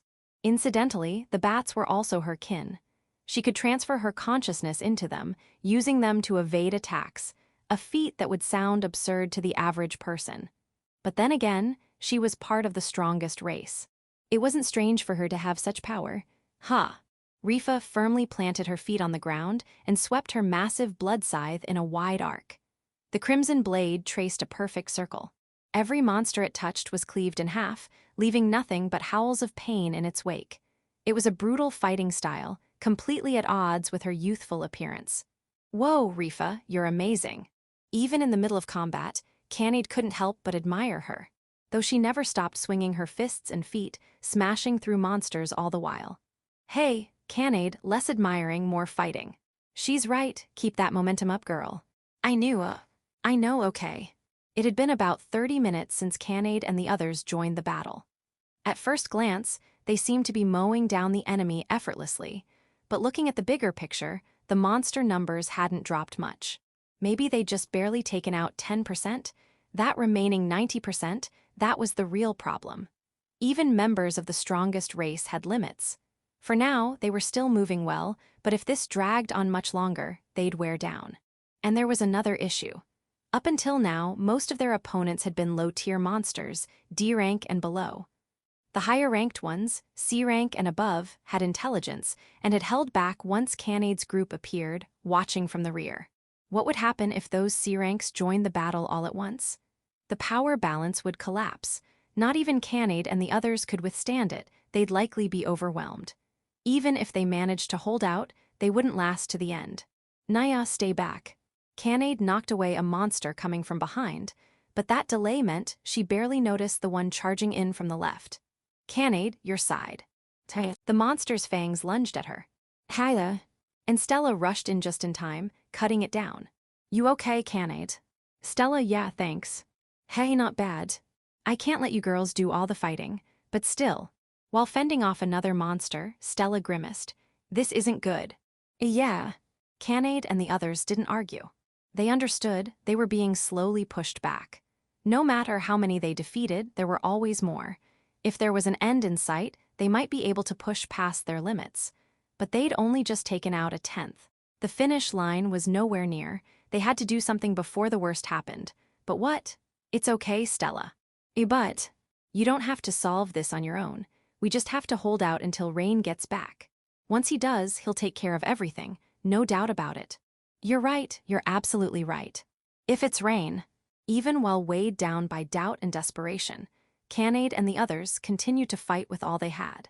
Watching them, Rifa couldn't help but wonder, why can they believe in him so much? Was it just her eyes clouding her judgment? Was Rain actually an incredible human being? Not only strong, but with a soul that shone like the sun and a noble spirit to match. Rifa felt a deep and growing curiosity toward Rain. But still, it's getting bad. No one had given up hope.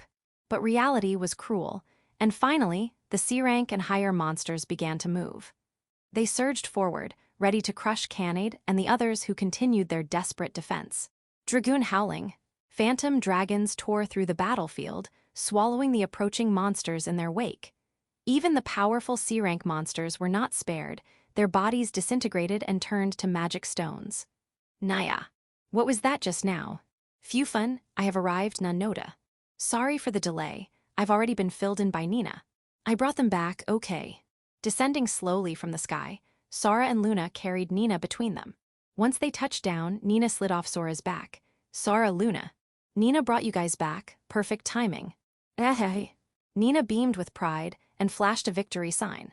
Tina landed squarely on top of Nina's head like it was her rightful perch, glaring ahead at the approaching wave of monsters. All right, everyone, let's do this. YHHH. Section Ixion Blast, Ifrit Disaster. Making up for lost time, Sora and Luna unleashed powerful, high-tier magic. A storm of violent lightning. A blast of raging inferno.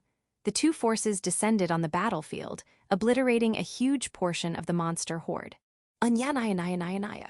Refusing to be outdone, Canaid launched herself solo into the enemy ranks. With a flurry of punches and kicks, she rampaged like a storm, knocking down monster after monster. Earlier, she had started to slow due to mounting fatigue, but now that was gone. No way am I showing a lame side in front of my friends. Her energy surged again, and she darted across the battlefield with renewed force. Nina. Go on my signal. Okay. Now. With a spin of her hand, Nina opened a gate to subspace directly above the enemy's heads. Tina, without missing a beat, fired magic orbs straight into it. The orbs emerged from the teleport gate above. An attack from a blind spot, an absolutely perfect ambush. The monsters couldn't react at all and were picked off one after another. It was a combo move only possible because of the close bond between the two girls. Tina, Nina, you two are amazing. Guess I can't fall behind either, take this. Tania spread her dragon wings wide and began drawing in the surrounding magical energy. Then she infused it with her own and unleashed her ultimate attack. Dragon Breath. A massive torrent of searing light and heat tore through the battlefield, shaking the earth and incinerating everything in its path. The monsters stood no chance. The radiant flood of energy wiped them out completely. Phew fun, all of us together. When we combine our powers, there's nothing to be afraid of. Let's go. The real fight starts now. With Sora, Luna, and Nina joining in, Canaid and the others began fighting at full throttle. Their coordination, born of deep trust and friendship, allowed them to sweep through the monster horde with unstoppable momentum. That power was overwhelming. Even Rifa, who was also one of the strongest races, couldn't help but be astonished. This was their strength. This was the power of their bond. How nice. Rifa found herself murmuring those words. She had felt drawn to them from the start, but now she was even more captivated. How could they trust each other so deeply? Was it perhaps because of their master, Rain? If that was the case, I need to know even more. She couldn't leave this question unanswered. She couldn't just let it go. So first, she had to survive this battle. Without losing a single one of them, she'd make sure they emerged victorious. With renewed determination, Rifa swung her blood scythe with full force, mowing down the oncoming monsters. Section. An hour had passed since the battle began. The horde of monsters was still going strong. GRAH. Thanks to Canaid and the others, about 30% of them had been wiped out. But even with all that effort and time, it was only 30%. 14,000 monsters still remained. That overwhelming number began to chip away at the will to fight. Don't give up. Stella shouted, rallying the trembling adventurers and knights. If your spirit breaks, it's over. Steel your hearts and stand your ground. But Captain, at this rate, you must not give up, you must not die. It's not just your life on the line. If we fall here, the people we're meant to protect will suffer too. That's why I'll say it again, do not give up. One by one, those moved by Stella's rallying cry began to regain their fighting spirit. Their bodies were near the limit, but their hearts were still holding on. They could still fight. With renewed vigor, the adventurers and knights once again faced the horde of monsters. As expected of Stella. So cool. Stop that. Stella blushed at Canaid's straightforward praise, but her expression quickly turned serious again. However, I haven't told the others, but the situation is dire. At this rate, we only have about 30 minutes left. Why not switch to a siege strategy? Because of the time we've already spent fighting, the gate's durability is becoming questionable. If we shift to a siege now, all enemy attacks will be focused on the gate. If that happens, I'm not sure it will hold. If the gate breaks, the horde will flood into the city. That's something we must prevent at all costs. I see. Then that means we have to intercept them here and now, no matter what. Nearby, Tania chimed in while punching a monster away. Stella turned to her. Is Rain still not here? I'm not sure. I think he should be about done by now, though. Rain Dana ain't exactly all-powerful, you know. If he's dealin' with a stampede, it's probably slow goin'. Not that I have the faintest clue what he's actually up to, though. But he'll come. I know he will. Yeah, until then, we just have to hold out ourselves. Phew haha, as long as I am here, there is nothing to fear, none noda. A measly swarm of monsters shall be obliterated by my super-secret ultimate finishing technique. The grand, heavenly, shocking, divine, supreme, invincible, cataclysmic magic of doom. None noda. That was long. Wait, didn't that include some pretty ominous words just now? Thanks to Luna's usual antics, the tension in the group eased just a little. All right, let's go everyone. Wait, why are you giving the command? Stella's the leader right now. Oops. It's fine. Honestly, you may be more fitting for it than I am. Either way, we're fired up now. Let's go. With Stella's renewed command, the people gathered to protect the city charged forward as one. Section. Another 30 minutes passed. The battlefield had turned to utter chaos, with people and monsters clashing violently in every direction, spilling blood across the land. As time dragged on, the number of wounded increased, and more fighters were forced to withdraw from the front lines. Yet the enemy's momentum showed no signs of slowing. The monsters, stripped of reason by the effects of the stampede, charged without fear of death, recklessly throwing themselves into the fray. Fatigue had begun to build in Cannade and the others, and they were slowly being pushed back under the unrelenting assault. Behind them, they could see the gates of the city. They couldn't retreat any farther. Unlike at the start of the battle, the gate's defenses were now dangerously thin. If the monsters reached it now, it would be easily breached. They couldn't allow the monsters to enter the city. They had to hold the line, no matter what, but reality was merciless. Even as their comrades fell, the monsters continued to charge. The adventurers and knights, united in desperation, tried to hold them off, but their lines were broken. And then, some of the monsters reached the gate once more. This is bad, Nanoda. They've reached the city gate again. Luna cried out in a panicked voice. The monsters slammed fists and bodies into the gate, trying to break it down. The adventurers and knights stationed atop the gate tried to fend them off, but there were simply too many. For everyone they defeated, 3 more clambered up, quickly overwhelming them. Luna, can't you blast them all away with your magic?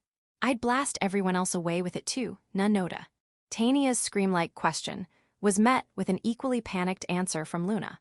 My fireballs and breath would catch them all in the blast, so no good. Then, if Nina could warp Cannade over there for support.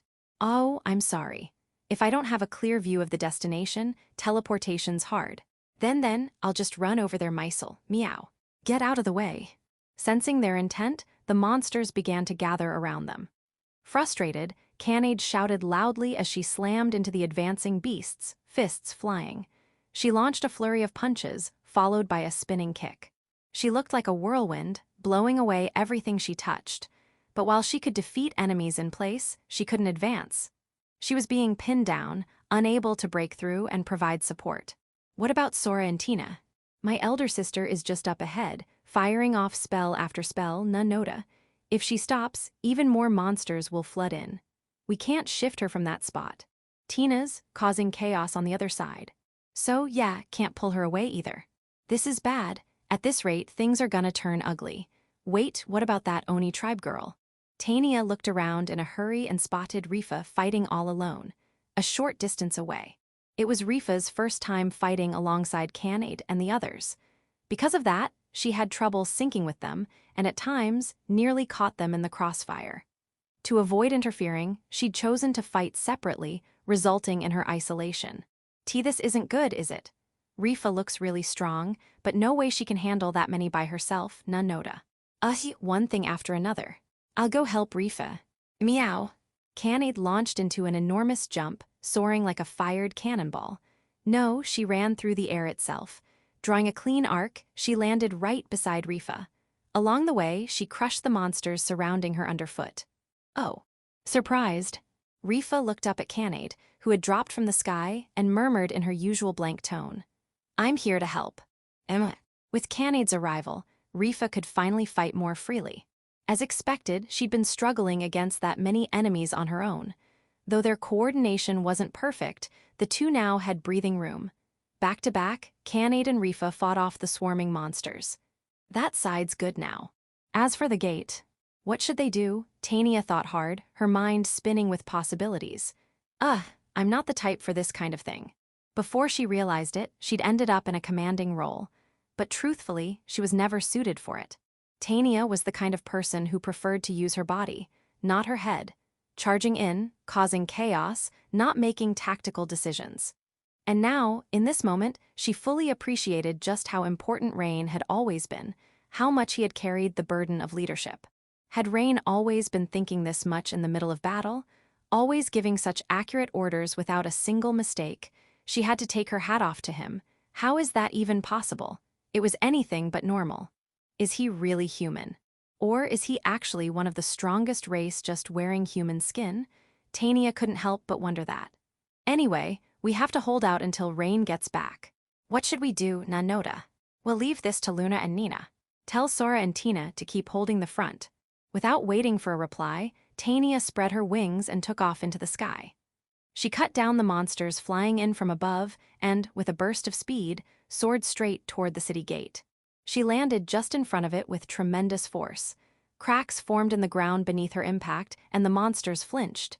Seizing the opportunity, Tania smirked. Everyone, get down. Hearing her shout, the nearby adventurers and knights quickly ducked and shielded their heads. Take this. Tania spread her wings even wider and unleashed a blast of dragon breath. Light and heat surged wildly, blowing the surrounding monsters away. Of course, this wasn't her full-power breath.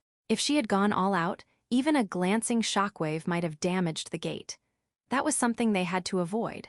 While it wasn't enough to wipe out all the monsters, it significantly reduced their numbers. The adventurers and knights, grateful for Tania's support, finished off the remaining monsters clinging to the gate. Phew, we made it just in time. They had protected the gate, for now, but it was far too early to feel relief. A new wave of monsters surged in immediately, threatening to swallow them whole. Hiya! Stella's sword tore through a monster lunging at Tania. Are you all right, Tania? Stella, when did you get back here? Same as you. I figured the gate had to be protected, so I pulled back from the front. Or rather, I had to pull back. Either way, this is it. We can't fall back any farther. I know. This was the final line of defense. Beyond this point was the city. People without strength. If they couldn't stop the monsters here, those civilians would be slaughtered. If that happened, how many tears, how much blood would be spilled? That was something they could never allow. Resolved, Tania and Stella stood firm, facing down the oncoming wave of monsters. But then, despair descended upon them, as if to shatter that resolve. What is that? Stella muttered in stunned disbelief. Following her gaze, Tania's eyes widened in shock. What the heck, that's a monster too. A mountain was moving. No, it wasn't a mountain. It was a monster, a giant turtle. A beast the size of a small hill, shaped like a massive turtle. It moved slowly, yes, but every attack from its colossal body carried catastrophic power, enough to destroy castle walls and gates with a single blow. Its shell was tougher than steel. Normal weapons would bounce right off or even break. It was classified as an A-rank monster, said to possess strength on par with a demon. The giant turtle showed no concern for allies, trampling other monsters beneath its feet as it advanced. With each step, the ground quaked, as if a continuous earthquake was rumbling through the earth. You've gotta be kidding me. Nobody said anything about that thing. This is bad, Tania. That's a giant turtle, an A-rank monster. If it lands even one hit, the gate's done for. Then I'll just take it down before it gets the chance. Forcing her exhausted body into motion, Tania began to gather power. She gathered it, then unleashed it all at once as a blast of dragon breath. She had no idea how many times she'd used her breath today. Fatigue had clearly piled up, and her body felt heavy. Even so, she wasn't holding back. If anything, this one was full power. A devastating surge of light and heat swept forward, swallowing everything in its path. Only someone from the strongest race, or perhaps a demon, could hope to withstand that kind of force. Or so she thought. Wah! The giant turtle retracted its head and limbs into its shell, assuming a defensive stance. The breath hit it dead on, engulfing the surrounding monsters and erupting in a massive explosion. Eventually, the dust cleared, yet the giant turtle still stood. As if nothing had happened, it extended its head and limbs again and resumed its advance. You've got to be kidding me. How is it totally fine after taking a direct hit? The giant turtle is especially known for its defense. It's said that even the strongest race would struggle to pierce it. That's why it's classified as A rank. Ugh, that damn turtle. Tania growled in frustration, roughly raking her fingers through her hair. Clearly, she was panicking and growing desperate. Maybe I should fight in my true form. If she returned to her full dragon form, there was no way she'd lose to a turtle like that. She was about to act, but then stopped herself. If she went wild in dragon form, she'd likely catch her allies in the crossfire. The adventurers and knights would be swept up too. Defeating the enemy by taking down her allies too would be far too counterproductive. GRRRHH, what am I supposed to do? How about this? Hi. Fireball, multi-shot. Out of nowhere, several fireballs flew in and exploded at the giant turtle's feet. Brilliant flames roared upward, but the turtle, which had withstood Tania's breath, took no damage. Low-tier magic wasn't enough to hurt it. However, the blasts left deep craters in the ground, and the giant turtle, unable to pull its massive limbs free, became stuck. Its defense was top tier, but its enormous size left it slow and unable to climb out of the hole. The one who accurately saw through that weakness and acted upon it. Rain. Sorry I'm late. Section. I had been working on dealing with the stampede, but it took a lot more time than expected. By the time I rushed back, the battle had already begun, and the situation had grown into a chaotic mess. Stella and the others had been pushed back to the final defensive line. Cannide and the rest were doing their best, but the monster's momentum still hadn't slowed. But I wasn't going to let things continue like this. Rain. Whoa. Tania tackled me with full force. I wasn't ready for it at all and ended up getting slammed into the ground. Tania. Geez, seriously, you're so late, Rain. Still on top of me, she began lightly pounding my chest with her fists. I believed in you, I knew you'd come. But you were taking so long I started thinking something might have happened and making me worry like that. What kind of awful master are you? You better apologize. Sorry. That one's on me. HMPH, fine, I'll forgive you. When I stood up and patted her head, she turned her face away. Her cheeks were flushed pink. She was probably embarrassed for losing her cool. I felt like it had been a long time since I'd seen Tania get this emotional. I must have really made her worry and pushed her to her limits in this situation. Naya, Rain. We've been waiting, Nanoda. You're late, Nanoda. We're safe now. I feel like I can keep going now.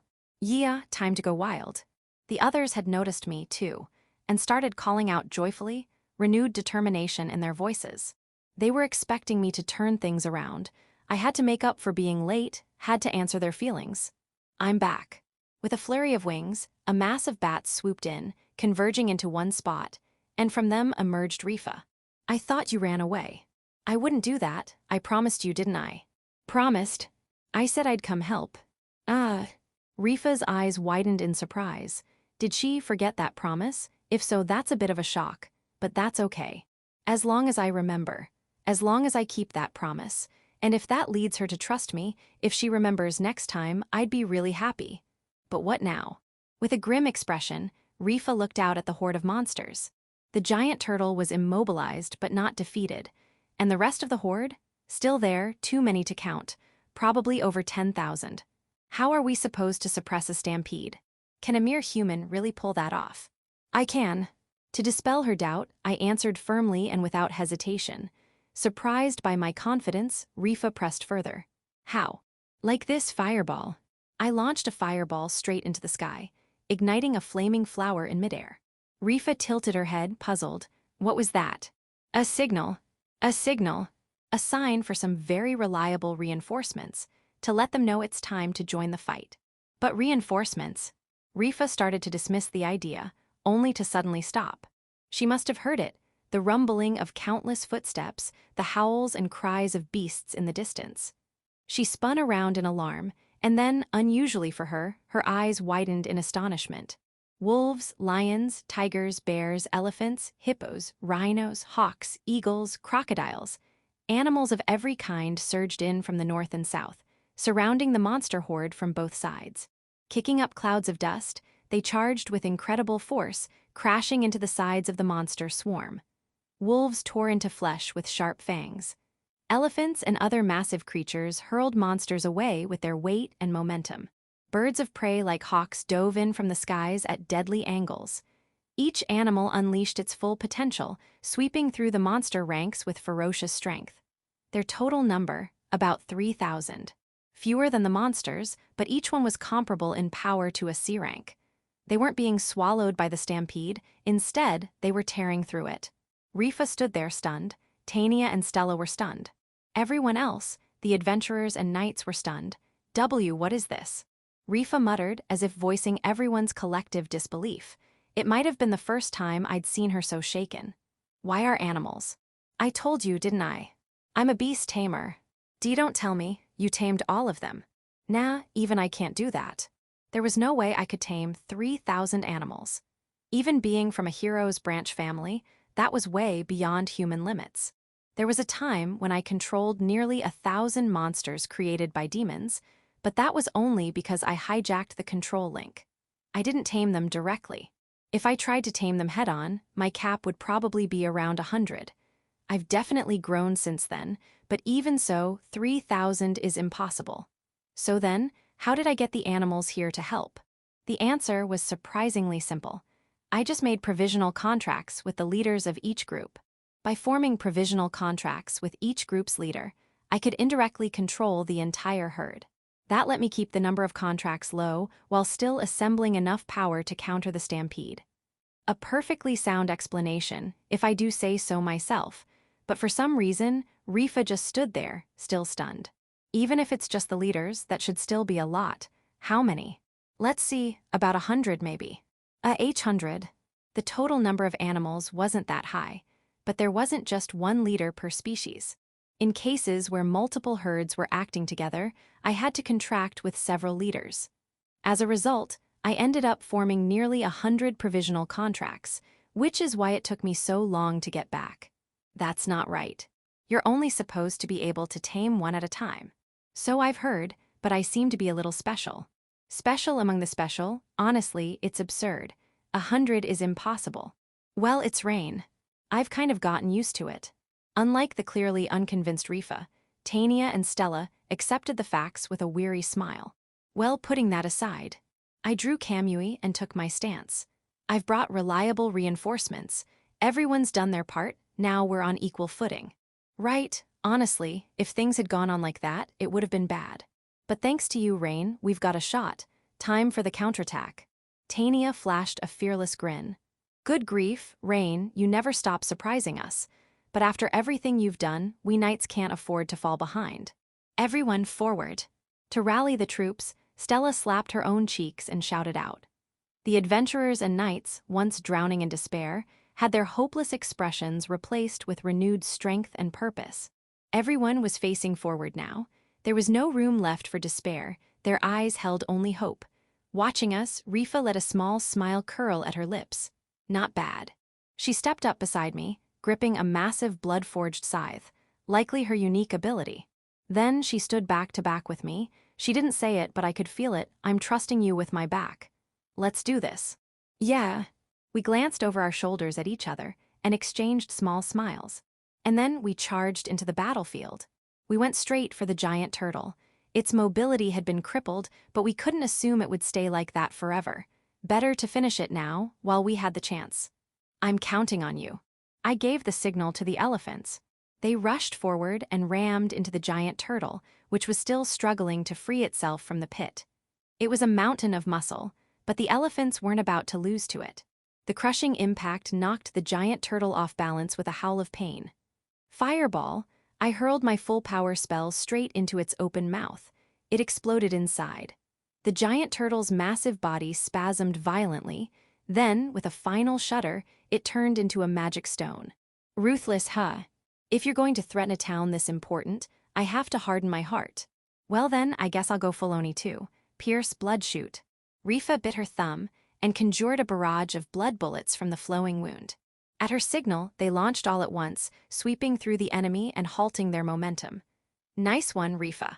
Out of nowhere, Tania swooped in and landed square in the center of the battlefield. She spread her wings wide and glared fiercely at the swarm of monsters. Tania, in 30 seconds, breathe fire straight ahead.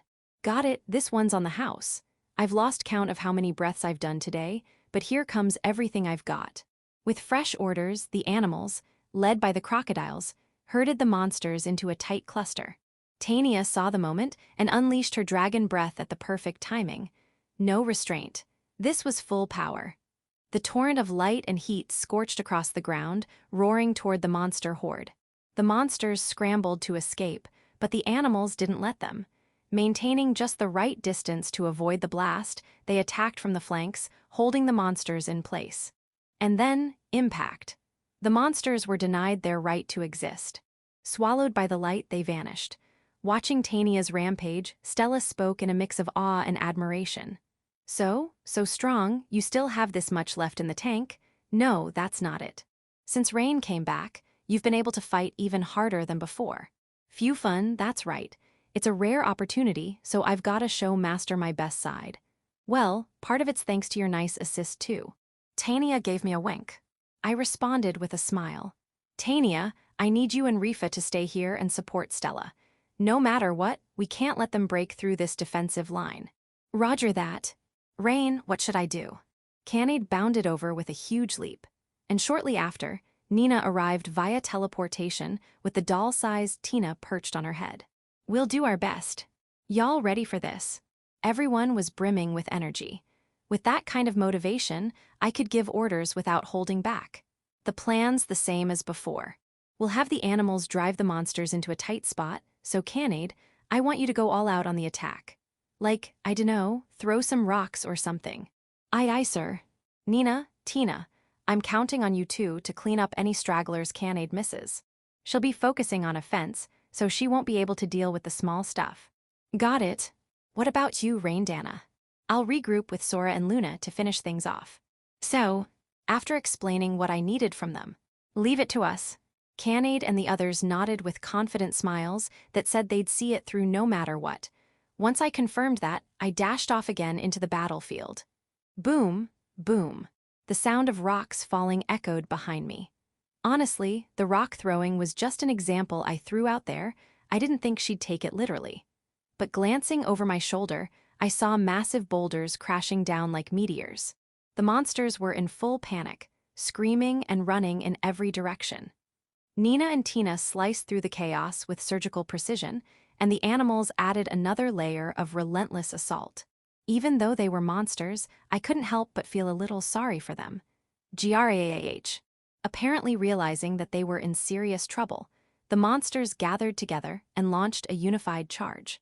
It looked like a tsunami, one that devoured and shredded everything in its path. But no problem. I stopped in place and gave quick orders to the startled Nina and Tina. Nina, teleport the monsters. Right.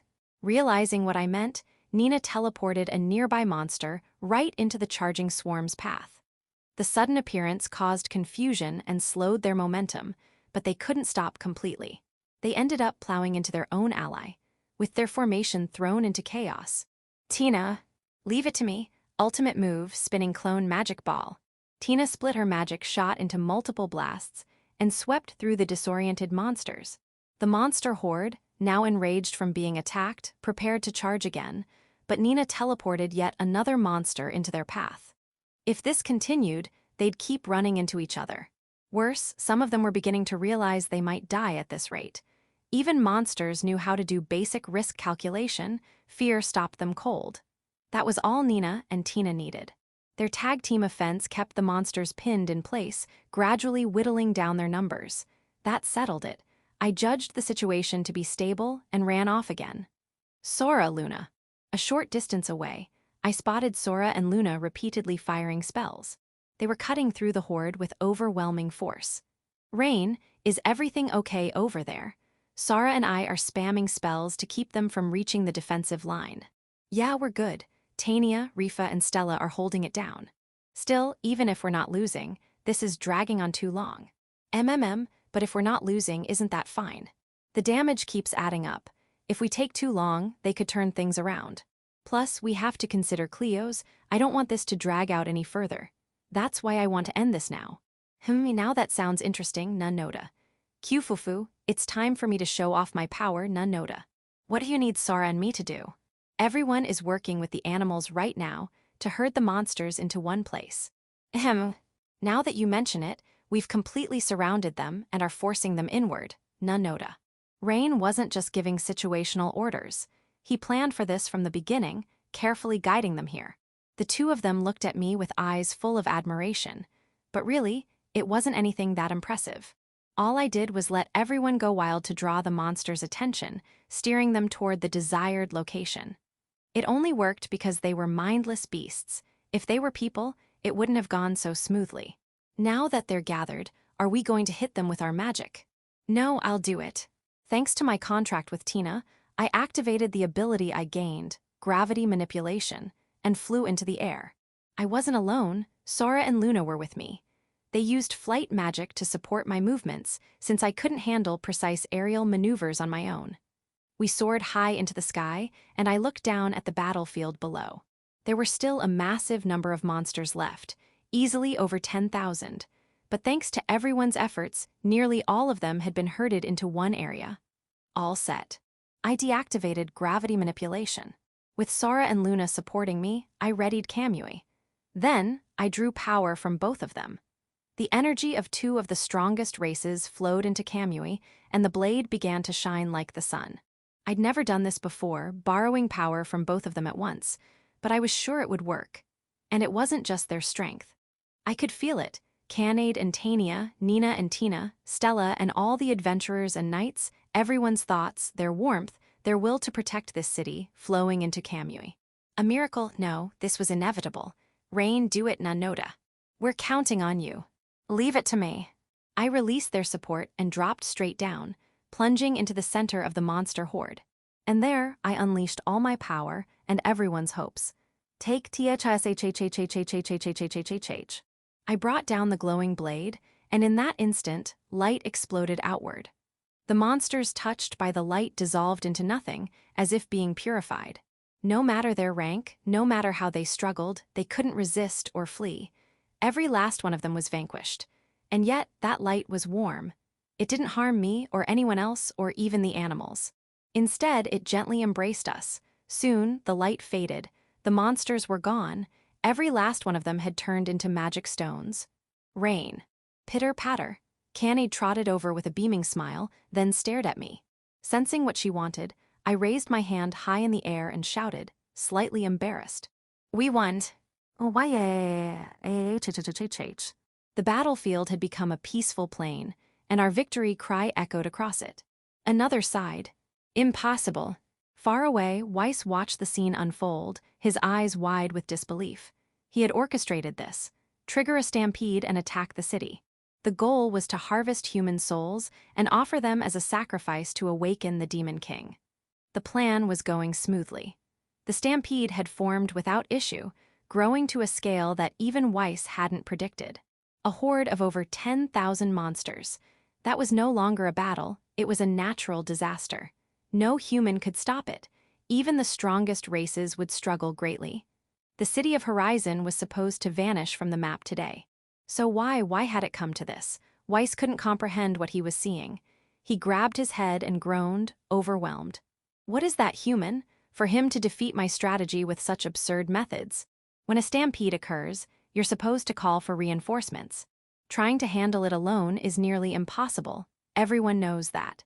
You request aid from other cities and face the monsters together. That's standard protocol. That's why Weiss triggered the stampede in the shortest time possible, so that even if reinforcements were called, they'd be too late. He had released the monsters at that exact timing. That was why he had been so certain of victory. He truly believed the city would be destroyed. And yet, one human overturned everything. Not just any strategy, but one that had never been attempted before, calling on animals as reinforcements instead of people. Normally, even if someone thought of it, they wouldn't actually do it. And even if they tried, they'd fail from lack of skill. And yet, that human actually pulled it off. What kind of man is he?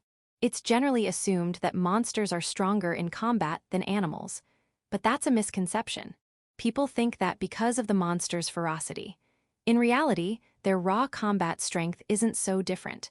In fact, some animals are more capable in battle than monsters. If they weren't, wild animals would have been wiped out by monsters long ago. However, even so, who would ever actually think of pitting animals against monsters? Who would ever try to suppress a stampede with beasts? Such a thought was utterly beyond Weiss's comprehension. Unbelievable, unbelievable, unbelievable. Unable to grasp the reality playing out before him, he felt like his head might split open. I have to accept that my plan has failed. And the reason, one man. That man who joined partway through, just who is he? It wasn't only that he brought animals to the battlefield. The moment he arrived, the morale of the humans soared. They had clearly been drowning in despair, but once he appeared, it was as if they'd forgotten all of it.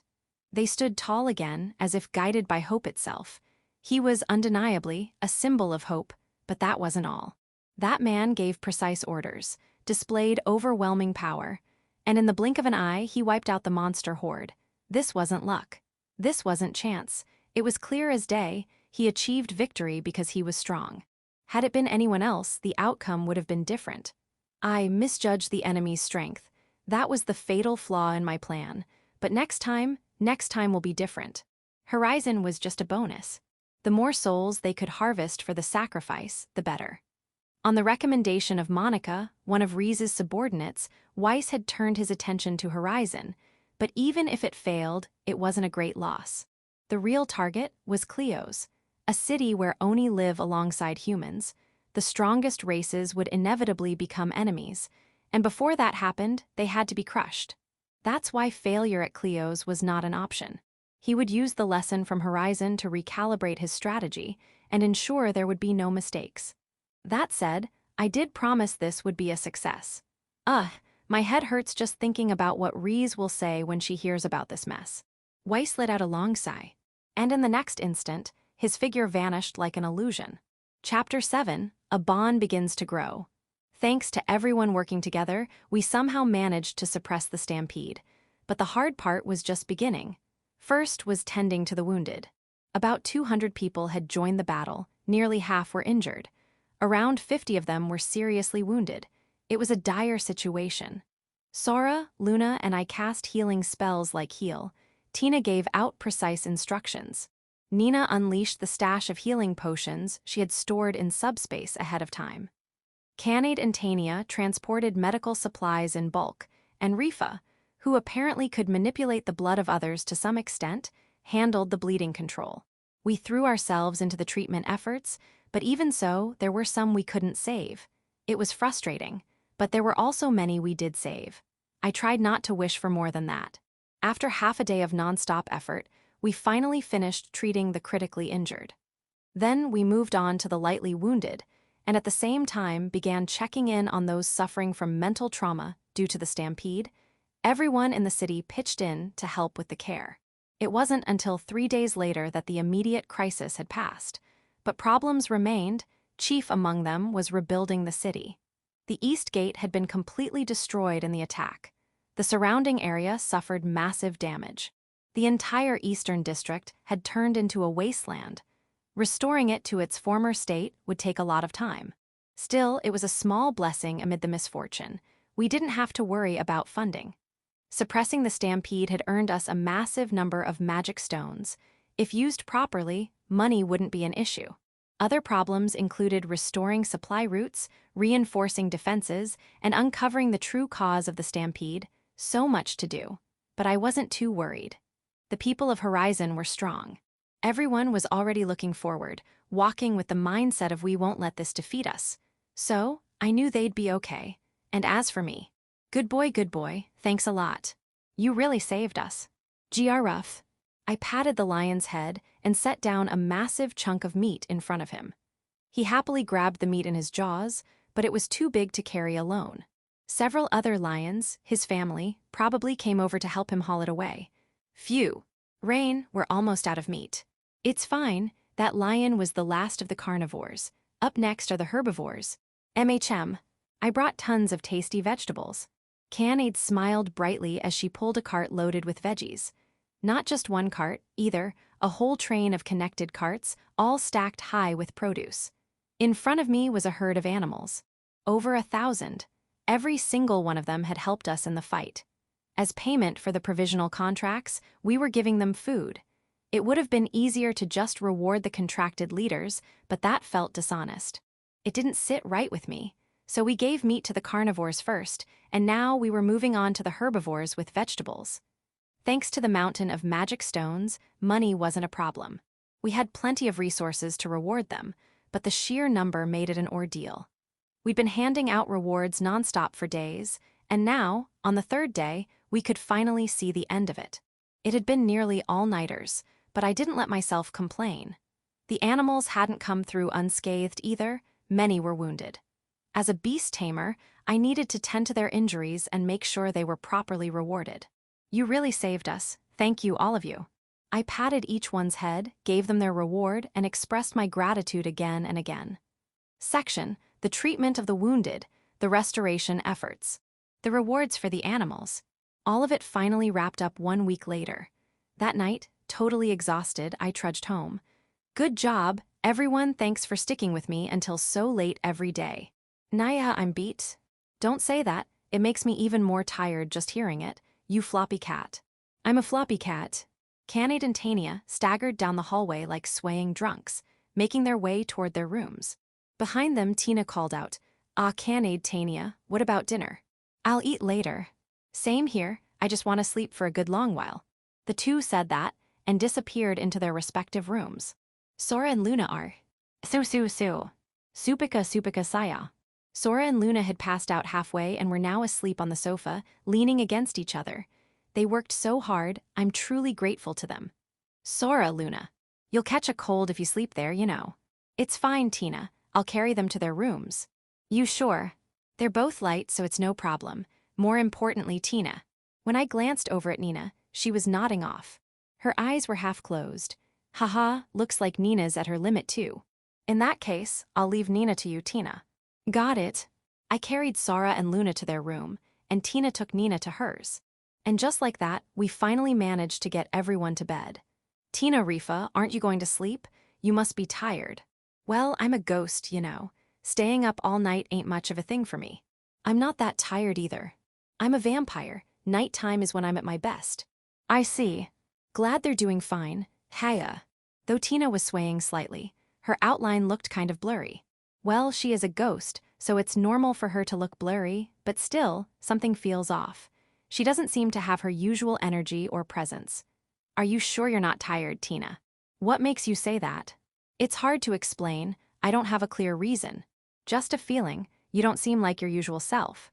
Rain Dana sure is sharp, I'm not supposed to feel fatigue or anything, but my body's kinda sluggish. I probably used too much magic. Then you should rest. Even just lying down will help a lot. Well, I'll take you up on that then. Are you okay on your own? Can you get to your room? I'm fine. Or wait, Rain Dana, are you planning to sneak into a lovely maiden's room? No. I wasn't. Ahaha, just kiddin'. Well then, I'll go lie down too. Waving her hand lazily, Tina vanished into the back. I wish she wouldn't phase through the walls like that. It'd surprise everyone. I'd prefer if she just flew down the hall, but well, she seems exhausted, so I'll let it slide for today. Rifa, are you okay? Not pushing yourself too hard. Yeah, I'm fine. Rifa really didn't look like she was overexerting herself. She probably was truly okay. Is it because she's a vampire, or maybe just her youth? No, I'm not that old myself, right? I'm still young, right? Well then, I'm gonna go sleep too. 3 all-nighters in a row is rough. Sorry it took so long, but can we talk about Cleo's tomorrow at noon? Yeah, that's fine. I can tell you're really tired. I won't push it. Thanks. Good night then. Wait, Rain. Just as I was about to head to my room, Rifa grabbed my hand. When I turned back, she had a strangely conflicted expression on her face. She looked like she wanted to say something, but the words wouldn't come. She kept opening her mouth, then closing it again, clearly frustrated that she couldn't express herself. What is it? In moments like these, it's better not to rush things. I spoke as gently as I could, waiting for Rifa to find the words. After a moment, Rifa finally spoke. The look in her eyes was filled with guilt, like she was apologizing. I'm sorry. Huh, why are you apologizing? I doubted you, Rain. What do you mean? When the stampede broke out near the town, and you disappeared, saying you'd go get reinforcements, I thought you ran away. I doubted you, Rain. I see. So that's why she said sorry. I'm ashamed of myself. You kept your promise, Rain, and yet. It's okay. I gently placed my hand on Rifa's head and softly patted it. I'm not bothered by it. But it's only natural for you to doubt me. We only just met, and we don't know each other well. It's hard to trust someone right away. But you trusted me, didn't you, Rain? Apparently, according to everyone, I'm a bit strange. I said that to lighten the mood, but Rifa didn't laugh. Instead, she just gave a serious nod like she truly understood. Well, I guess I'm an exception. Normally, people would have doubts and second thoughts. That's why I'll do my best. I want to earn your trust, Rifa. I want to do my best so you'll never doubt me again. So, would you stay by my side a little longer? Will you watch me? I promise, I will keep my word to save Cleo's. Thank you. Rifa hugged me and pressed her face against my chest. But you don't need to push yourself. But I already believe in you, Rain. Her arms tightened around me. At first I doubted you, but now it's different. Rifa looked up at me. What I saw in her eyes was trust. She was staring straight at me, with unwavering face. That steady gaze of hers conveyed that feeling, as if placing her heart in my hands. I believe in you, Rain. I see. Thank you, Rifa. When I patted Rifa's head, she narrowed her eyes contentedly. She looked just like a cat. For some reason, it reminded me of Canaid. FYI. I couldn't help but let out a yawn. Rain, are you sleepy? Sorry I kept you. Sorry, we were in the middle of an important conversation. It's fine, I'm done talking, so you can go to sleep. Even though she said I could sleep, Rifa looked a little lonely. Well, that makes sense. Once I'm asleep, Rifa, being a vampire who's active at night, would be left alone until everyone else wakes up. Still, with tomorrow in mind, I really couldn't afford to stay up. But I suppose a little longer wouldn't hurt. Actually, why don't we talk a little more? Are you sure? Yeah, I was thinking I'd like to talk with you a bit longer too. Thank you, Rain. Seeing the smile on Rifa's face, I knew I made the right choice. After that, we went back to my room and chatted idly on the bed for a while. But with all the exhaustion from the past few days, I eventually drifted off. Good night, Rain. The next morning, when Canaid came to wake me, she was completely shocked to find me sleeping on Rifa's lap. But that's another story. I slept soundly until past noon, then had a slightly late meal with everyone. Afterward, we held a meeting to decide our next course of action. There were no major disagreements, and we quickly reached the conclusion that we should head to Cleo's as soon as possible. The stampede in Horizon had taken up quite a bit of time. According to Rifa, the Oni tribe could still hold out, but we couldn't afford to delay any further. We prepared food, water, and other travel necessities, and by the time everything was ready, it was already night. Naya, it got so late, didn't it? It did take a while, but in exchange, we'll be able to cut down travel time by passing through the Spirit Tribe's village. I already made arrangements before Nina dragged me back, so there's no problem. But traveling at night might be risky. If we're going through the Spirit Tribe's village, that means we'll have to enter the Lost Forest. It's so dark out, it feels like we just get lost. Phew fun, that won't be a problem. Luna declared confidently, as if to dispel Tania's concerns. Come this way, Nanota. She led us to the end of the hallway. There wasn't much there, just a large window and a decorative flower vase. Now, feast your eyes, Nanota. There's nothing here. Luna, did your brain finally give out? That's not nice. Should I fix your head with a good all chop? That reaction is too cruel, Nanota. This is your fault for not explaining properly. It may look like nothing, but when a Spirit Tribe member flows magic through it like this. Sora's hand began to glow faintly. She traced the air with her palm, and the space shimmered like water. A portal of light slowly formed, revealing a forested scene beyond, one we'd seen before. This is the Spirit Tribe's village. Indeed. Indeed, that's right, Nanota. I connected this house to the Spirit Tribe's village using magic, Nanota. W8, that's possible. I mean, it's clearly working, but we simply added a new teleport gate and set its destination here. For us Spirit Tribe members, it's a relatively easy task. There's no issue with that. She's right. Won't you get in trouble for doing something like this without permission? I got approval properly. Going to the Lost Forest every time just to visit the village is a pain, Nanota. That's why I talked with Mother and the Chief and got their permission. I was called back by Nina right after, so the installation had to wait. What about security? Is it safe? It won't activate unless it's Spirit Tribe magic, Nanota. There are ways to force it open, but, well, I doubt that'll be an issue. I see, that's reassuring. All right, then let's head out right away. We've lost a lot of time already, so it's best if we hurry. Emma. Rifa gave a firm nod and stepped in front of the teleport gate. But before taking that step forward, she turned around to face everyone. Then she bowed her head deeply. Please, help my comrades and the people of Cleos.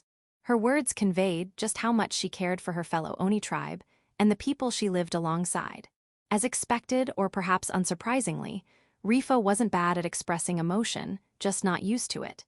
Deep down, she clearly had a very kind heart.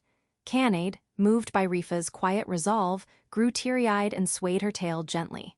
Then she smiled at Rifa. Of course, leave it to me.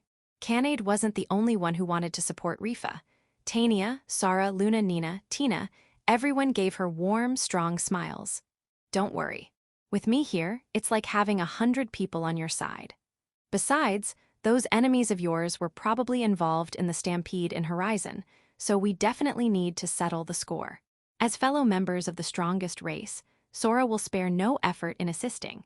Fuahaha. Let them regret ever making us their enemies, Nanota. I'll do my best too. I'll do my best. Everyone was fired up and reliable as ever, and I could tell how much they all cared for Rifa. That made me happy. All right, let's go. Yeah. Everyone shouted with confidence and stepped into the teleport gate. Section. Passing through the gate brought us to the Spirit Tribe's village. There was no real sense of time or distance. The transfer was instantaneous. It wasn't my first time experiencing it, but even so, it never failed to amaze me. To think they could build something like this, the Spirit Tribe really is incredible. Whoa, amazing. Rifa's eyes widened. It must have been her first time using a teleport gate. Considering how rarely she showed emotion, she must have been really shocked. Phew fun. Impressive, right? Impressive, right? We Spirit Tribe are amazing, aren't we? Yeah, it's amazing. I'm surprised. Phewahaha. Rifa, you've got an eye for quality. How adorable, Efka. Sora's fist came down on Luna's head. Luna crouched down, teary-eyed, having apparently bitten her tongue. Keep it down. It's nighttime, you know. Oog, that fist almost knocked me out, Nanota. I did feel a bit sorry for her, but Sora had a point. Two on point, actually. I couldn't argue. Let's just consider it sibling discipline and move on. We received not only permission to install the gate, but also permission to use the other teleport gates freely. Let's head to the one that leads toward Cleos. Ooh, if I remember right, the one toward Cleos. It's this way, Nanota. Luna, having recovered from Sora's blow, led the way to where the other teleport gates were located. There wasn't just one gate, there were so many, it was impossible to count. Each one of them connected to some distant part of the world. It was quite the sight. Luna scanned them one by one and eventually came to a halt. Here it is, Nanota. This gate leads to Cleos. To be precise, near Cleos. According to the chief, using this gate will bring us to a location about an hour away from Cleos. It's a bit of a walk, but still far faster than using a carriage. Carriage travel takes more than a week after all. This really helps. Thank you, both of you. Huh. Phew. I found myself patting Sora and Luna's heads without thinking. But neither of them resisted. In fact, they looked completely blissful. They were probably happy about it. Seeing the sisters like that, everyone else looked a little envious. Sora and Luna lucky.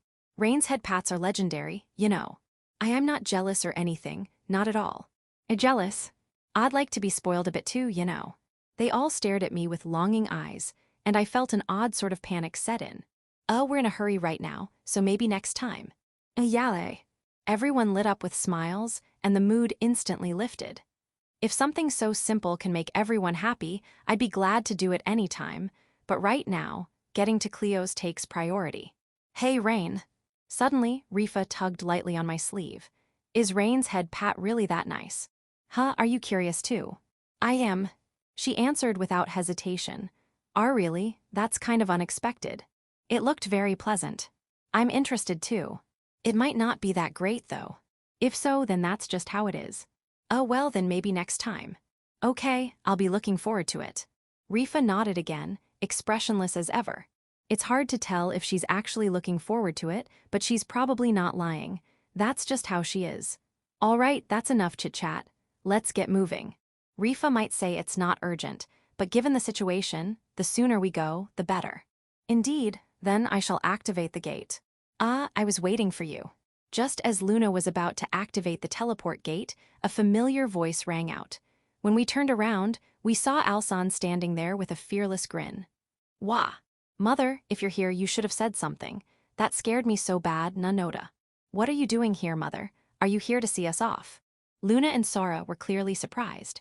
While it seemed like they had permission to use the gate, Alsan's presence here was completely unexpected.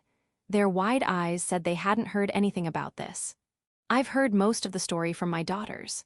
You're going to Cleo's to aid the Oni tribe, yes? Yes, that's right. Then I shall come with you. Eh? The sudden announcement made me raise my voice in shock. So she's joining us.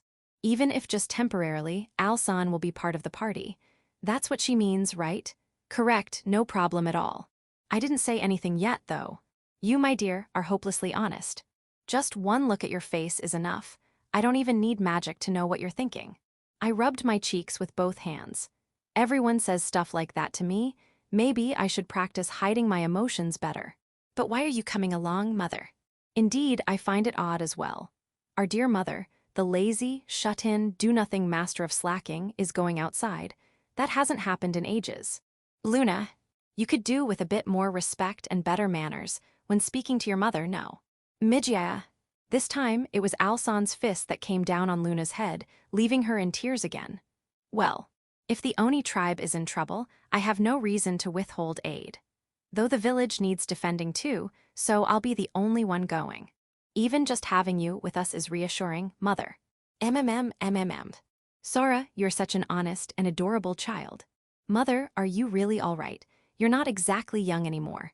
If you throw out your back trying to show off, I'll be embarrassed as your daughter, Pudgia. Luna, when will you ever learn? For the second time, Alsan's fist landed squarely, knocking Luna over like a fish washed ashore, twitching pitifully on the ground. These two really are something else. So, as I said, I'll be joining you. Obviously, that's all right, yes. Alsan stared intently at me. It wasn't so much a request to join us, more like, if you don't let me, something terrible will happen in an almost threatening way. Of course. I wouldn't dream of refusing. Just as Sora said, if Alsan is offering her help, she's an incredibly powerful ally. Feels like we just gained the ultimate reinforcement. I mean, she is one of the strongest races. Canade, that line didn't really land well, you know. Gaia. As the mood settled into a pleasant calm, Sora activated the teleport gate. A doorway of light formed, opening the path that led to Cleo's. What awaited us in Cleo's? What was the identity of the enemy behind the stampede? What was their goal? There were still too many unknowns in this case. Chances were we'd run into plenty of unexpected trouble. But even so, it would be all right. I wasn't alone, everyone was with me. If we joined forces, just like we suppressed the stampede in Horizon, we could overcome the incident in Cleo's too. I truly believed that from the bottom of my heart. All right, let's go. And with that, I stepped forward. Bonus chapter, Rifa's embarrassment points. Reconstruction work in Horizon continued, and then, one night. Hey, Rain. Have you seen my towel? If it's your towel, Rifa, cough. I turned around, only to find Rifa standing there in her underwear. She must have been about to take a bath. Aside from her undergarments, she wasn't wearing anything at all. But Rifa simply looked at me blankly, as if to say, what's the big deal? Completely unfazed by my reaction. What's wrong, Rain? And no, why are you dressed like that? Because I was going to take a bath. Put some clothes on. I just came to grab a towel. It's a hassle. Sit still. Rain. Canaid, who had been relaxing with me in the living room, gave me a sweet smile. Tania, too, smiled calmly. Rifa's standing there like that, you know. How long are you planning to keep looking? Don't look. About face. Yes, ma'am. I spun around in a panic. Geez, Rifa, really now? Rain's right, put something on. You can't just wander around in your underwear, okay? It's not just us girls here. Rain's around too. Why is that bad? Because it's embarrassing. You're a girl, aren't you? I don't mind. We do. And Rain does too. Seriously, what's with this girl's sense of shame? Why isn't she embarrassed at all? Naya, if it were me, I'd run away instantly. I wonder why Rifa's so okay with it. Just like the others were saying, Rifa really is a little off. Even the day we first met, in the bath, no less, she didn't flinch one bit. Always calm, always cool. Her expression hardly ever changes. That's the impression I have of Rifa, but I wonder, does she ever get embarrassed? That question suddenly crossed my mind. Section, a few days later. Mornin' Naya. Faya, good morning. Mornin' to y'all. While Tina and I were preparing breakfast, everyone started waking up. Canaid, Tania, Sara, Luna, Nina, but no matter how long we waited, Rifa didn't show up. Maybe she overslept. Rain, Dana, sorry, but could you go wake up Rifa for me? You sure it's okay to go alone? All that's left is plating up, so I'll be fine. Got it. I'll go. I dried my wet hands with a towel and left the kitchen. I headed toward Rifa's room. There were plenty of spare rooms, and Rifa had been assigned one of them. Rifa, are you awake? I knocked on the door while calling out to her. No response. Rifa. I tried again, but still nothing. She was probably still asleep, but what should I do? Is it really okay to just walk into a girl's room? Especially with Rifa, there's a high chance she's wearing something unexpected. Still, I couldn't just leave her there. Breakfast would get cold. Rifa, I'm coming in all right. I gave a quick heads up just in case and turned the doorknob. No accidents like last time, where she was in just her underwear. But she's not here. The bed is empty, already awake, but she wasn't in the living room. Maybe she's somewhere else or out for a walk. Guess I'll look around a bit, Suddenly I heard something strange. Susu, a soft sound. Wait, is that breathing? If that's true, then Rifa's still asleep, but the bed's empty. Puzzled, I tried to trace the source of the sound. The bed's empty. She's not under the table either. Which means the wardrobe. I held my breath and listened closely, and the sound seemed to be coming from the wardrobe. It's a pretty large wardrobe, something we got at Rifa's request. I'd always wondered why she needed something so big when she didn't seem to have that many clothes. So why is there breathing coming from inside? No way. An impossible answer crossed my mind as I slowly reached for the wardrobe. Susu. Curled up like a cat inside the drawer was Rifa, fast asleep. Usually so cool and composed, but now with an adorably peaceful sleeping face that made her look completely different. Still, I can't believe it. She's really sleeping inside the wardrobe drawer.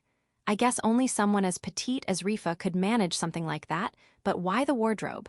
Seriously, what is going on here? Completely confused, I figured I should at least wake her up. Rifa, it's morning, time to get up. Fortunately, or maybe unfortunately, Rifa was in normal pajamas. If she'd been in her underwear again, I'd have had no idea how to handle it. I gently shook her shoulder. NNNGH. After a few more calls, Rifa slowly opened her eyes. Rain. You're up. It's morning already. Ugh. Still lying inside the wardrobe, she stared blankly at me, and then, with a pomp, her face flushed bright red, ears and all. FWA. WH, what's wrong? She turned her head down, hiding her now scarlet face. Then she curled up even tighter and started squirming, flailing around inside the cramped drawer like some kind of panicked creature. What's with this reaction? As I stood there bewildered, she slowly peeked up at me. Rain, how long have you been there? A little while. Why are you here? Because you were still asleep, so I thought I'd wake you. Ew. Her brows furrowed slightly. And were her eyes a little watery? She didn't look like she was about to cry, but she was clearly extremely shaken. For someone like Rifa, usually expressionless, this was definitely unusual. She looked upset, but about what? Did I mess something up? Rain coming in without asking is fine, but waking me up is not. It's fine to come in. Wait, why is waking you up the problem? Because looking at a girl's sleeping face is a bad thing. Wait, that's what you're upset about. Of course I am. It's embarrassing. Embarrassing. Embarrassing. Obviously, being seen while I'm sleeping is a no-go. It's embarrassing. I want to crawl into a hole and hide. Her face was still flushed, and her expression kept shifting. Her ears were red too. She really was embarrassed. It's fine if she's seen in her underwear, but not her sleeping face. I have no idea what Rifa's sense of shame is based on. Forget you saw my sleeping face. Just forget it, okay? Even if you say that. Forget it. Okay, I'll do my best. You promise? She seemed to be putting more pressure on that than usual. What happens if I break that promise? Yeah, better try my hardest to forget it. By the way, why were you in the wardrobe? Vampires don't like sunlight, so sometimes they sleep in coffins. I'm fine with sunlight, but I just feel more comfortable in tight spaces. So sometimes I sleep in the wardrobe. So it's like, you sleep in a wardrobe drawer instead of a coffin. Exactly. She looked at me like, how do you not know that? I mean, I know vampires sleep in coffins, sure, but sleeping in a dresser drawer is a new one. You can't just drop that like it's common knowledge. Wait, how did you even close the drawer from the inside? I summoned a familiar and went heave-ho. What a ridiculous waste of ability. Move aside for a sec. With a small grunt, Rifa popped out of the wardrobe drawer. She spun midair and landed on the floor like it was nothing.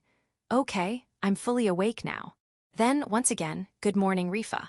Good morning, Rains. We exchanged greetings, and then I noticed something. Rifa, your hair's sticking up. Hold still, I'll fix it. I reached out and smoothed out the tuft of hair with my fingers like a comb. Thankfully, Rifa's hair is really soft, so I could probably get it under control with this. I don't really care about that stuff, though. You should, at least a little. I'm not saying it has to be perfect, but it shouldn't be so messy it's embarrassing. You're a girl, after all. Moo. Rifa tilted her head, clearly confused. Maybe she just doesn't think of herself much as a girl. Am I cute? Of course, I think you're really cute. What part of me is cute? Well, you kind of do things at your own pace, but you always notice the important stuff. You seem cool on the surface, but you really care about your friends. You can keep a level head when it counts. Aren't those good qualities? Now that she says it, yeah, I guess they are.